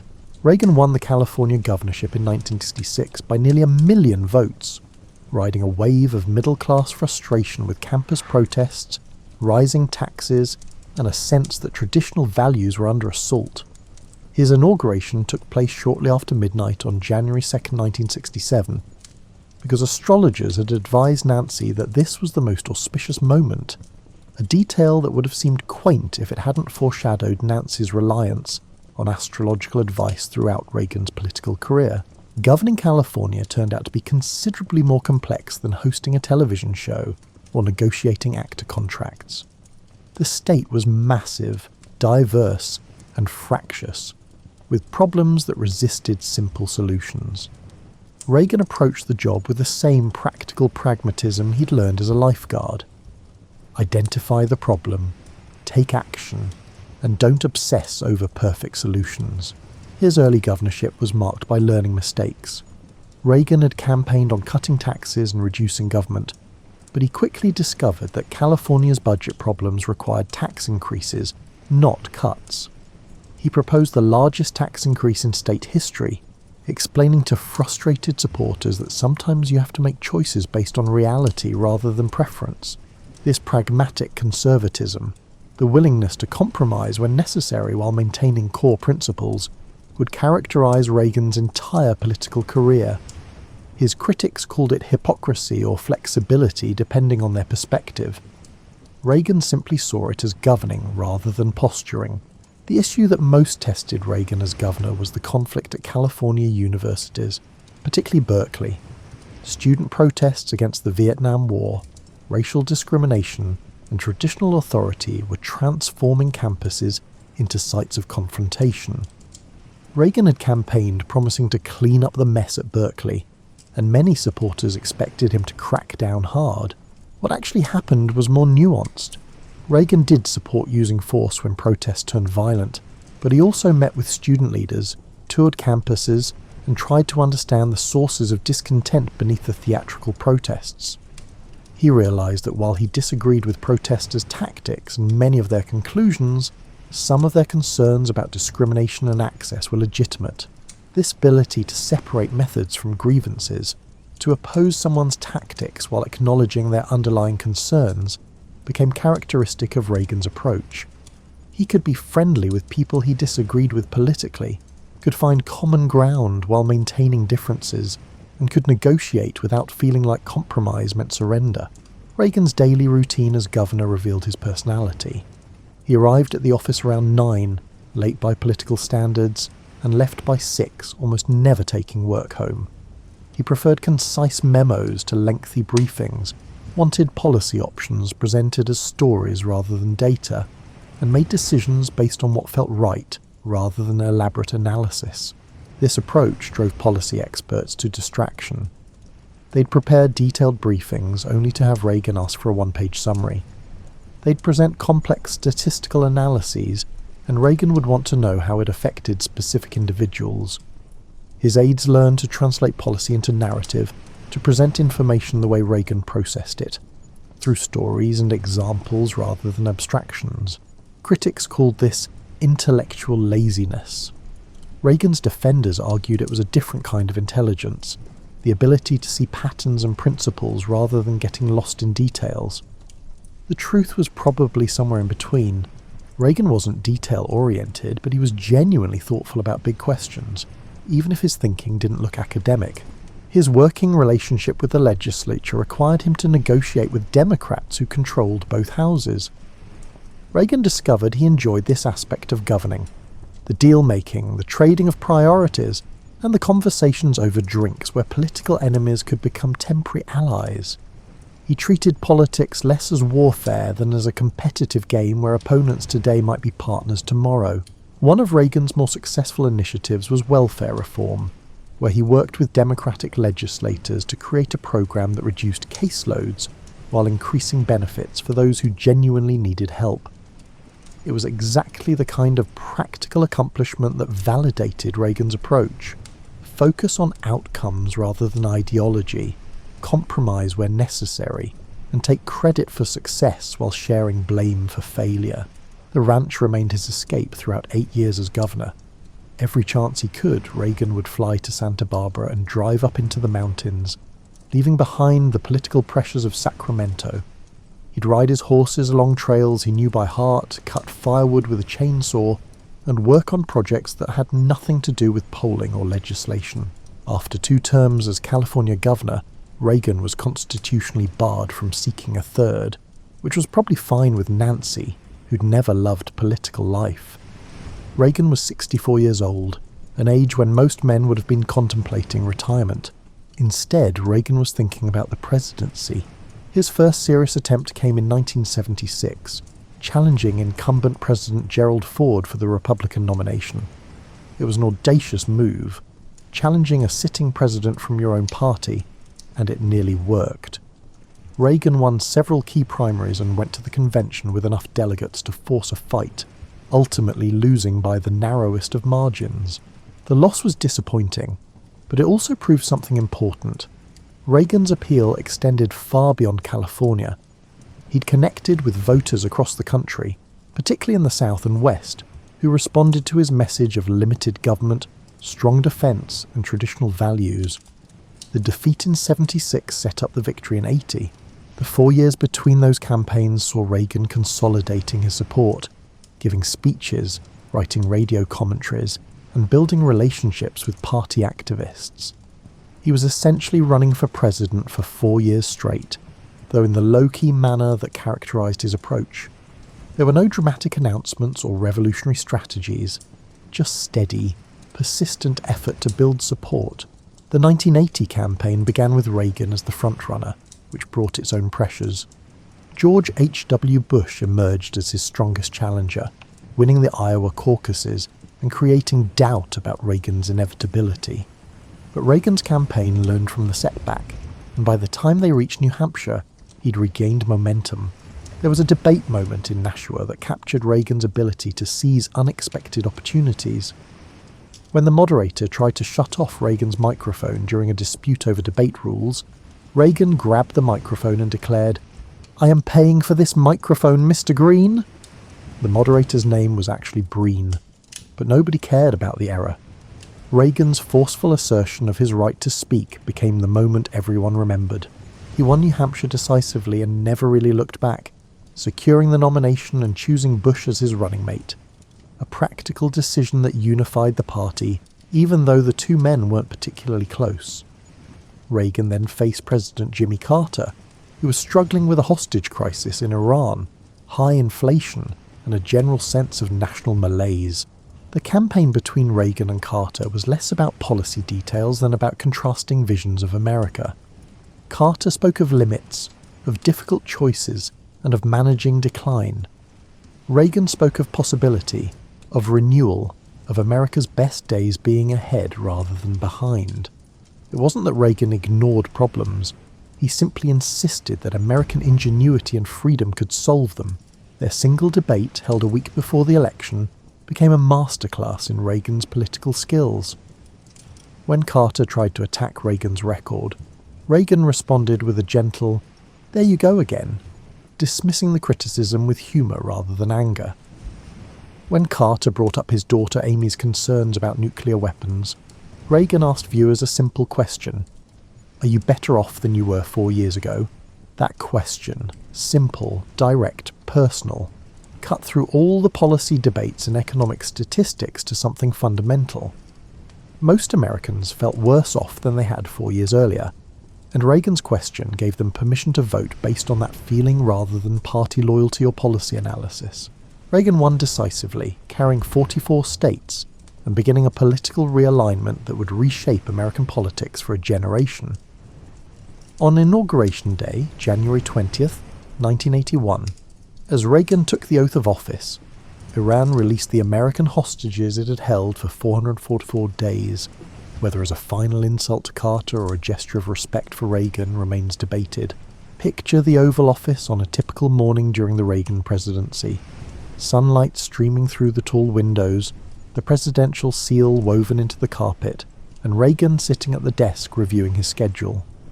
He'd joke that he was the only person who had to get permission from his wife to stay late at work, and it was only partly a joke. Reagan brought to the presidency the same approach he'd used as governor. Arrive around 9, work through a structured schedule, and leave by 6. His aides learned to accommodate this routine, condensing briefings and scheduling important meetings during his most alert hours. Critics saw this as evidence of laziness or lack of engagement. Reagan saw it as maintaining the energy and focus necessary for a job that could easily consume you. The early months of his presidency focused on 2 priorities: cutting taxes and increasing defense spending. The combination seemed mathematically impossible. How do you cut revenue while increasing expenses without exploding the deficit? Reagan's answer was that economic growth from tax cuts would generate enough revenue to cover the spending increases. Whether this theory worked remains debated among economists, but Reagan sold it with such conviction that Congress passed his program. His communication skills proved invaluable. Reagan didn't just present policies, he told stories about people affected by them. He didn't cite statistics about poverty. He talked about welfare queens driving Cadillacs. The stories were sometimes exaggerated or even fabricated, but they conveyed emotional truths that resonated with audiences who'd stopped listening to policy wonks years ago. Then came March 30th, 1981. Reagan was walking to his limousine outside a Washington hotel when John Hinckley Jr. opened fire. The Secret Service agent pushed Reagan into the car and initially thought the president hadn't been hit. But Reagan was coughing blood. A bullet had ricocheted off the limousine and struck him under his left arm, puncturing a lung and stopping less than an inch from his heart. Reagan's behaviour during the assassination attempt and its aftermath became legendary. As he was wheeled into surgery, he reportedly told the doctors, "I hope you're all Republicans." When Nancy arrived at the hospital, terrified, he quoted an old W.C. Fields line, "Honey, I forgot to duck." Even seriously wounded, Reagan was performing, not out of dishonesty, but because humour was how he processed fear and pain. The assassination attempt transformed Reagan's presidency in subtle ways. Surviving a bullet that nearly killed him created a sense that Reagan was somehow protected, that he had a destiny to fulfill. It also showed Americans a more human side of their president, the man who joked with doctors while his life hung in the balance, who recovered with remarkable speed for a 70-year-old, and who seemed genuinely gracious rather than bitter toward his attacker. Recovery took longer than Reagan initially admitted. For weeks after returning to work, he tired easily and struggled to maintain his schedule. But he was determined not to appear weak. so he pushed through fatigue with the same discipline he'd shown as a lifeguard scanning the water for hours. The image most people have of the Reagan presidency involves grand speeches and dramatic gestures. Mr. Gorbachev, tear down this wall. But the reality of governing was mostly quieter moments in smaller rooms, where decisions were made over coffee and complex problems were reduced to choices between imperfect options. Reagan's relationship with his staff revealed a lot about his management style. He hired competent people, gave them broad authority, and trusted them to handle details. This delegation sometimes led to problems. The Iran-Contra scandal emerged partly because Reagan's hands-off approach allowed subordinates to pursue policies he might not have fully approved. But it also allowed Reagan to focus on what he did best: setting direction, communicating vision, and making final decisions on major questions. His cabinet meetings followed a pattern. Reagan would listen to presentations, ask occasional questions, and then make decisions that often surprised experts by being shrewder than his relaxed demeanour suggested. He didn't pretend to know more than specialists, but he trusted his instincts about people and politics in ways that formal expertise couldn't match. The economic challenges of his first term were significant. The Federal Reserve's efforts to control inflation by raising interest rates plunged the country into recession. Unemployment hit double digits. Family farms failed across the Midwest. Reagan's approval ratings dropped below 40%, and Republicans worried he might be a one-term president. Reagan's response was to stick with his program and bet that economic recovery would eventually vindicate his approach. It was either confidence or stubbornness, depending on your perspective. By late 1983, the economy was growing again, inflation was dropping, and Reagan's approval ratings were climbing. Whether this vindicated Reagan's policies or simply proved that economies eventually recover from recessions remains disputed. His greatest foreign policy challenge was managing the Cold War with the Soviet Union. Reagan had spent decades criticizing Soviet communism, calling the USSR an evil empire, and predicting that freedom would ultimately triumph over tyranny.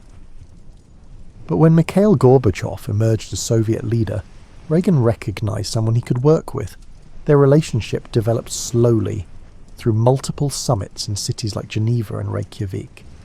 Picture these two men, Reagan with his sunny optimism and genial manner, Gorbachev with his intellectual intensity and reformer's energy, walking together, sitting by fireplaces, negotiating arms reductions while their aides scrambled to keep up. Reagan's approach to Gorbachev combined ideological firmness with personal warmth. He never pretended to accept communism, but he treated Gorbachev as someone who might genuinely want to reform the Soviet system. This combination of principle and flexibility allowed negotiations that more doctrinaire leaders might have torpedoed. The Strategic Defense Initiative, which critics called Star Wars, perfectly captured Reagan's approach to Cold War strategy. The idea was to develop space-based weapons that could intercept Soviet missiles, making nuclear weapons obsolete. Scientists argued it was technologically impossible. Critics called it destabilizing and expensive. Reagan thought it was worth pursuing, partly because he genuinely believed in the possibility, and partly because Soviet attempts to match American technology were bankrupting their economy. Whether SDI was a brilliant strategy or an expensive boondoggle depends on who you ask. What's undeniable is that the threat of an American technological leap forward worried Soviet leaders enough to bring them to the negotiating table, leading to arms reduction treaties that would have seemed impossible a few years earlier. To understand Ronald Reagan's presidency, you have to understand Nancy's role, which was far more significant than traditional First Lady activities. She wasn't just the president's wife. She was his closest advisor, his protector, and the person most willing to tell him difficult truths that others feared to mention. Nancy's influence operated mostly behind the scenes, in private conversations that nobody else witnessed. She'd call staff members to share concerns about Reagan's schedule or the people around him. She'd suggest personnel changes, pushing out advisors she thought were damaging Reagan's interests. She'd plan his daily schedule to maximize his energy and minimize stress. This influence sometimes created resentment among Reagan's staff, who found themselves dealing with both the president and his protective wife. Nancy's interventions could be subtle or blunt, depending on circumstances. She once got a chief of staff fired essentially by making his position untenable through a campaign of whispered criticisms and pointed questions. Her reliance on astrological advice from Joan Quigley struck many observers as bizarre, even dangerous. Nancy would consult Quigley about timing for important events, avoiding certain dates that astrology deemed unfavourable. While this didn't determine policy, it did affect scheduling in ways that occasionally created logistical challenges. But Nancy's protectiveness came from genuine love and fear for Reagan's safety, especially after the assassination attempt. She'd nearly lost him, and she was determined to keep him safe even if it meant being seen as controlling or paranoid.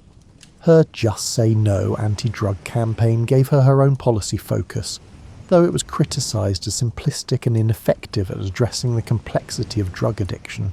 The quiet moments between Ronald and Nancy, breakfast together most mornings, holding hands when they thought nobody was watching, the notes he'd write her even after decades of marriage. These revealed a relationship that was genuinely loving rather than political convenience.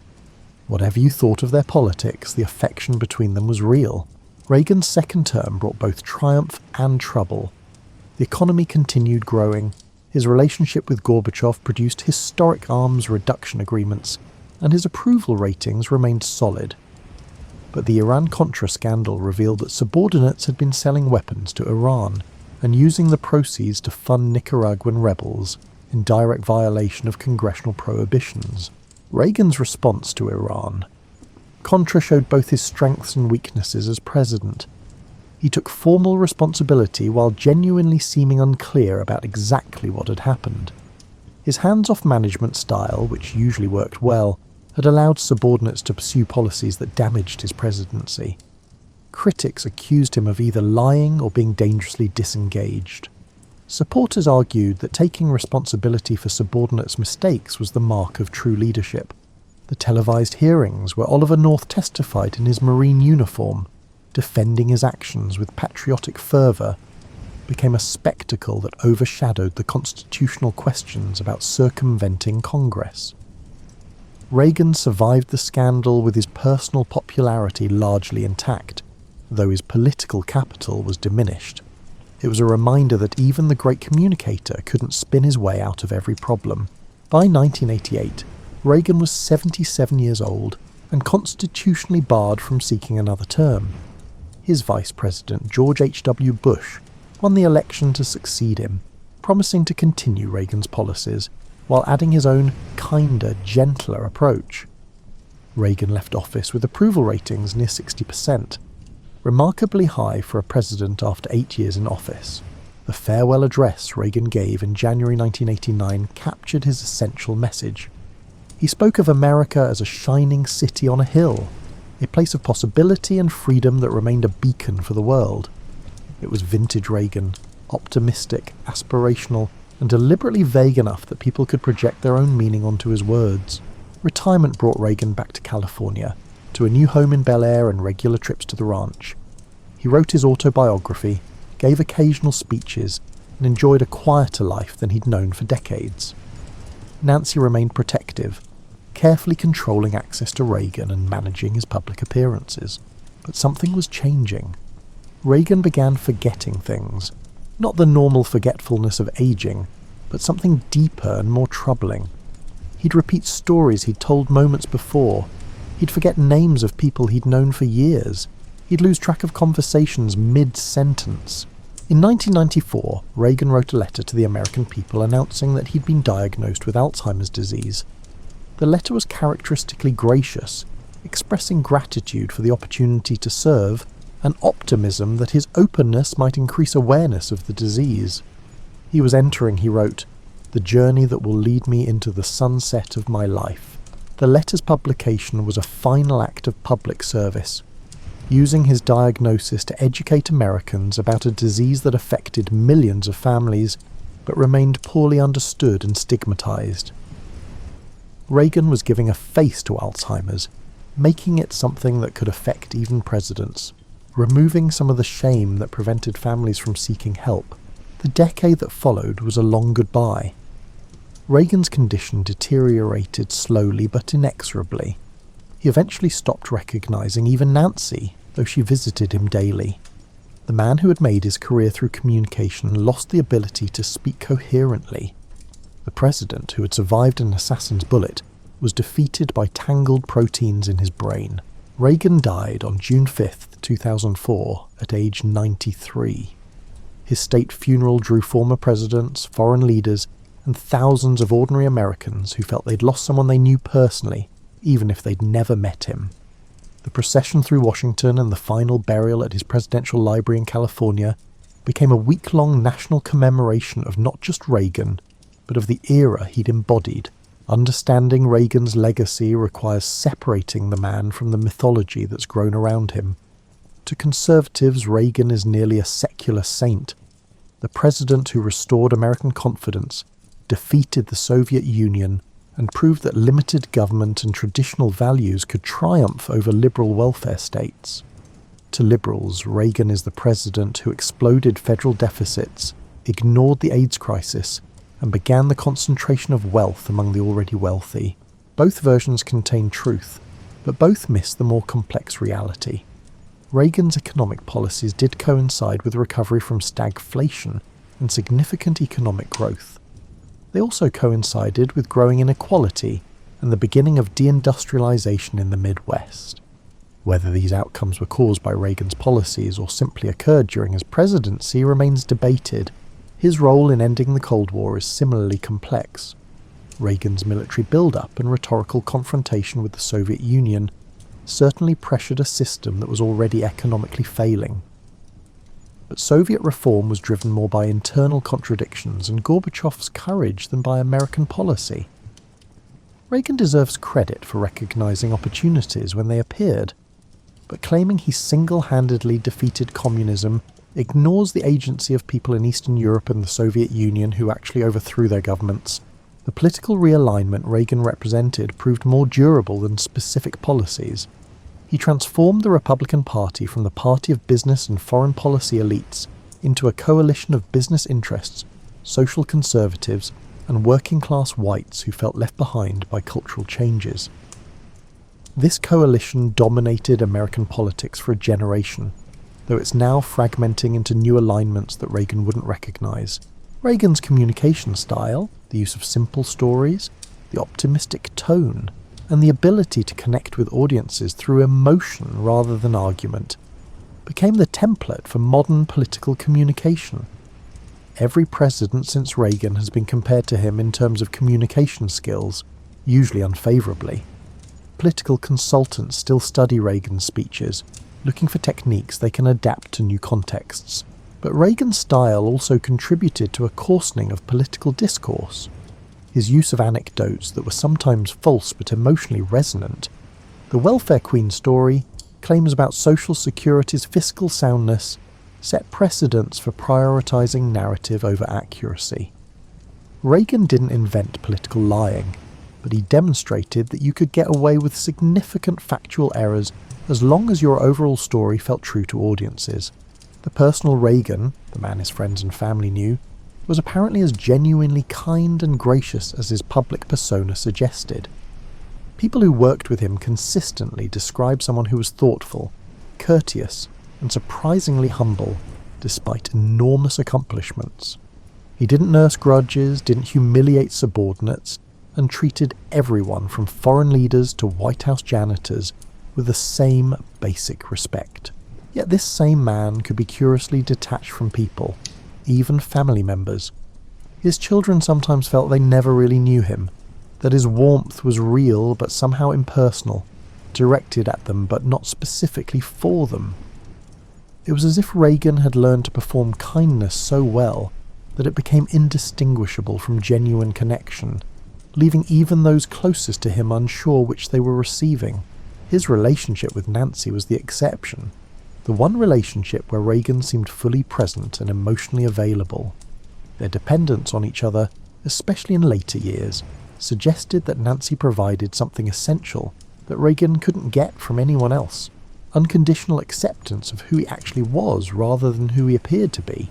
As you settle deeper into your comfortable spot, perhaps noticing how the room has grown quieter around you, let's spend our final moments together thinking about what Ronald Reagan's improbable journey from Dixon, Illinois, to the White House tells us about America, about leadership, and about the strange alchemy that transforms ordinary people into historical figures. Reagan's life spanned most of the 20th century, from horse-drawn carriages to space shuttles, from radio to television to the beginning of the internet age. He witnessed and participated in transformations that would have seemed impossible to his parents' generation. Yet in fundamental ways, Reagan remained rooted in the values and assumptions of the small-town Midwest where he'd grown up. This combination, living through massive change while maintaining connection to traditional values, made Reagan particularly effective at communicating with Americans who felt disoriented by the pace of social transformation. He offered them reassurance that change didn't require abandoning what they valued, that America could modernize while remaining recognizably American. Whether this reassurance was genuine or illusory depends partly on your political perspective and partly on which aspects of American life you value most. Reagan's America was more prosperous for some and more precarious for others. It was more confident internationally, but more divided domestically. It celebrated individual success while weakening collective support systems. The ranch in the mountains remained Reagan's true home throughout his political career and into retirement. Those hours spent clearing brush, mending fences and riding horses weren't just recreation. They were how Reagan maintained connection to physical reality in a career built on images and words. The ranch represented something authentic in a life that was otherwise performed, even if the performance was sincere. Picture Reagan in his final years at the ranch, before Alzheimer's made such visits impossible. An old man on a horse, moving slowly along familiar trails, perhaps not entirely certain where he was, but comfortable in the movement and the landscape. Nancy, watching from the house, worried about him falling, but understanding that these rides provided something necessary. Those images of Reagan on horseback became iconic, used in campaign materials and presidential portraits. But the real significance wasn't political, it was personal. The ranch represented Reagan's understanding that no matter how high you climbed or how much you accomplished, you needed something that kept you grounded, something that reminded you of who you were before you became who everyone thought you were. Reagan's ability to maintain optimism through personal setbacks, political defeats, and eventual cognitive decline says something about either the depth of his faith or the effectiveness of his self-protective mechanisms. Even as Alzheimer's eroded his memory and personality, the essential cheerfulness reportedly remained longer than most other traits. It was as if optimism was so fundamental to Reagan's character that it persisted even as other aspects of personality dissolved.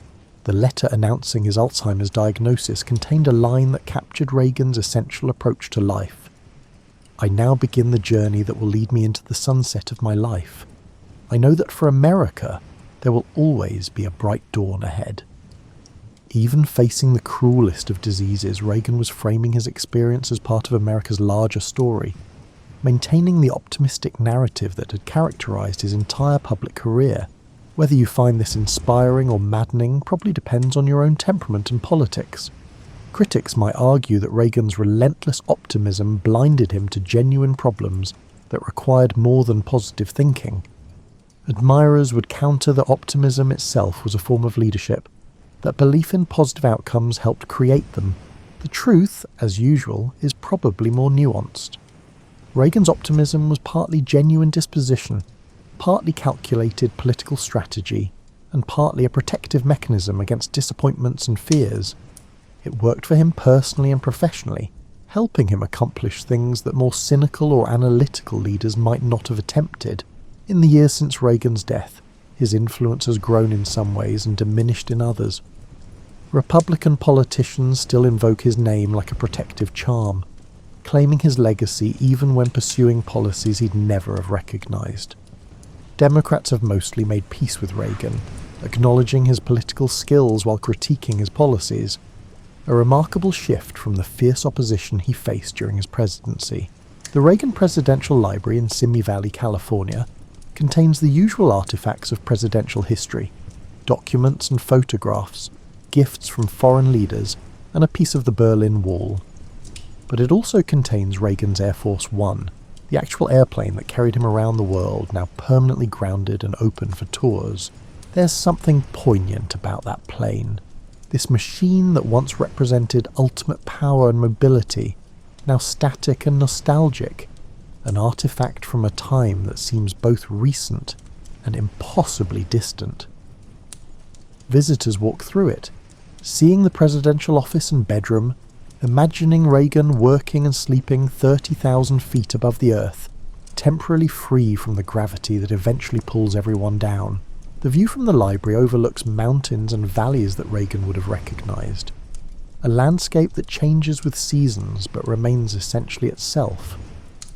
It's a fitting location for commemorating someone whose entire career was built on the idea that America, despite its changes, remained essentially itself, a place of possibility, freedom and renewal. Reagan's gravesite, a simple marker next to Nancy's, she died in 2016, faces west toward the Pacific Ocean and the sunset he'd referenced in his Alzheimer's letter. The symbolism is obvious but effective. The westward orientation, the connection to American expansion and California dreams, and the journey into the sunset that every life eventually takes. Visitors to the gravesite are often struck by its simplicity. For someone who lived such a public life and who commanded such power and attention, Reagan's final resting place is remarkably unpretentious. Just names, dates, and a view. Nothing that insists on his importance or achievements. It's as if Reagan trusted that history would remember what mattered and saw no need for elaborate declarations. As you prepare for sleep, carrying with you the story of this small-town boy who became president, consider what Reagan's life tells us about American possibility and limitation. He proved that someone from modest circumstances could reach the highest office through talent, persistence, and fortunate timing. But he also demonstrated that even presidents are ultimately human, subject to illness, aging, and the same final journey we all must take. Reagan's optimism, whether you shared it or not, contained a kind of grace. The ability to look at difficult circumstances and believe that improvement was possible, that tomorrow might be better than today, and that the American experiment hadn't exhausted its potential. In an age of cynicism and declining faith in institutions, that optimism seems almost quaint, a relic from a simpler time. Yet maybe every time needs people who believe in tomorrow, who insist that problems have solutions, and who refuse to accept that decline is inevitable. Reagan was that kind of person, for better and worse, in ways that helped millions and harmed others, with a sincerity that was sometimes naive and sometimes profound. The lights in your room have probably grown dimmer as you've read, or perhaps you've adjusted them yourself to create the perfect atmosphere for sleep. Outside your window, the world continues its rotations and revolutions, indifferent to individual stories yet somehow made meaningful by them. Ronald Reagan is gone now, his voice silenced, his optimism extinguished, and his body returned to the California earth he loved. But the questions his life raises, about leadership and character, about optimism and denial, about the relationship between individual talent and historical circumstance, these remain as alive as ever. Sleep well, knowing that history is not just the grand sweep of events, but the accumulated choices of ordinary people who sometimes accomplish extraordinary things. Reagan was one of those people. Remarkable, not because he was perfect, but because he demonstrated what was possible when talent, timing, and temperament aligned. Tomorrow brings its own challenges and opportunities, its own need for whatever combination of optimism and realism, confidence and humility, and vision and pragmatism that circumstances require. Reagan's story is over, but yours continues. And that ultimately is the most American thing of all. Rest now. The ranch is quiet, the horses are sleeping, and even presidents need their sleep.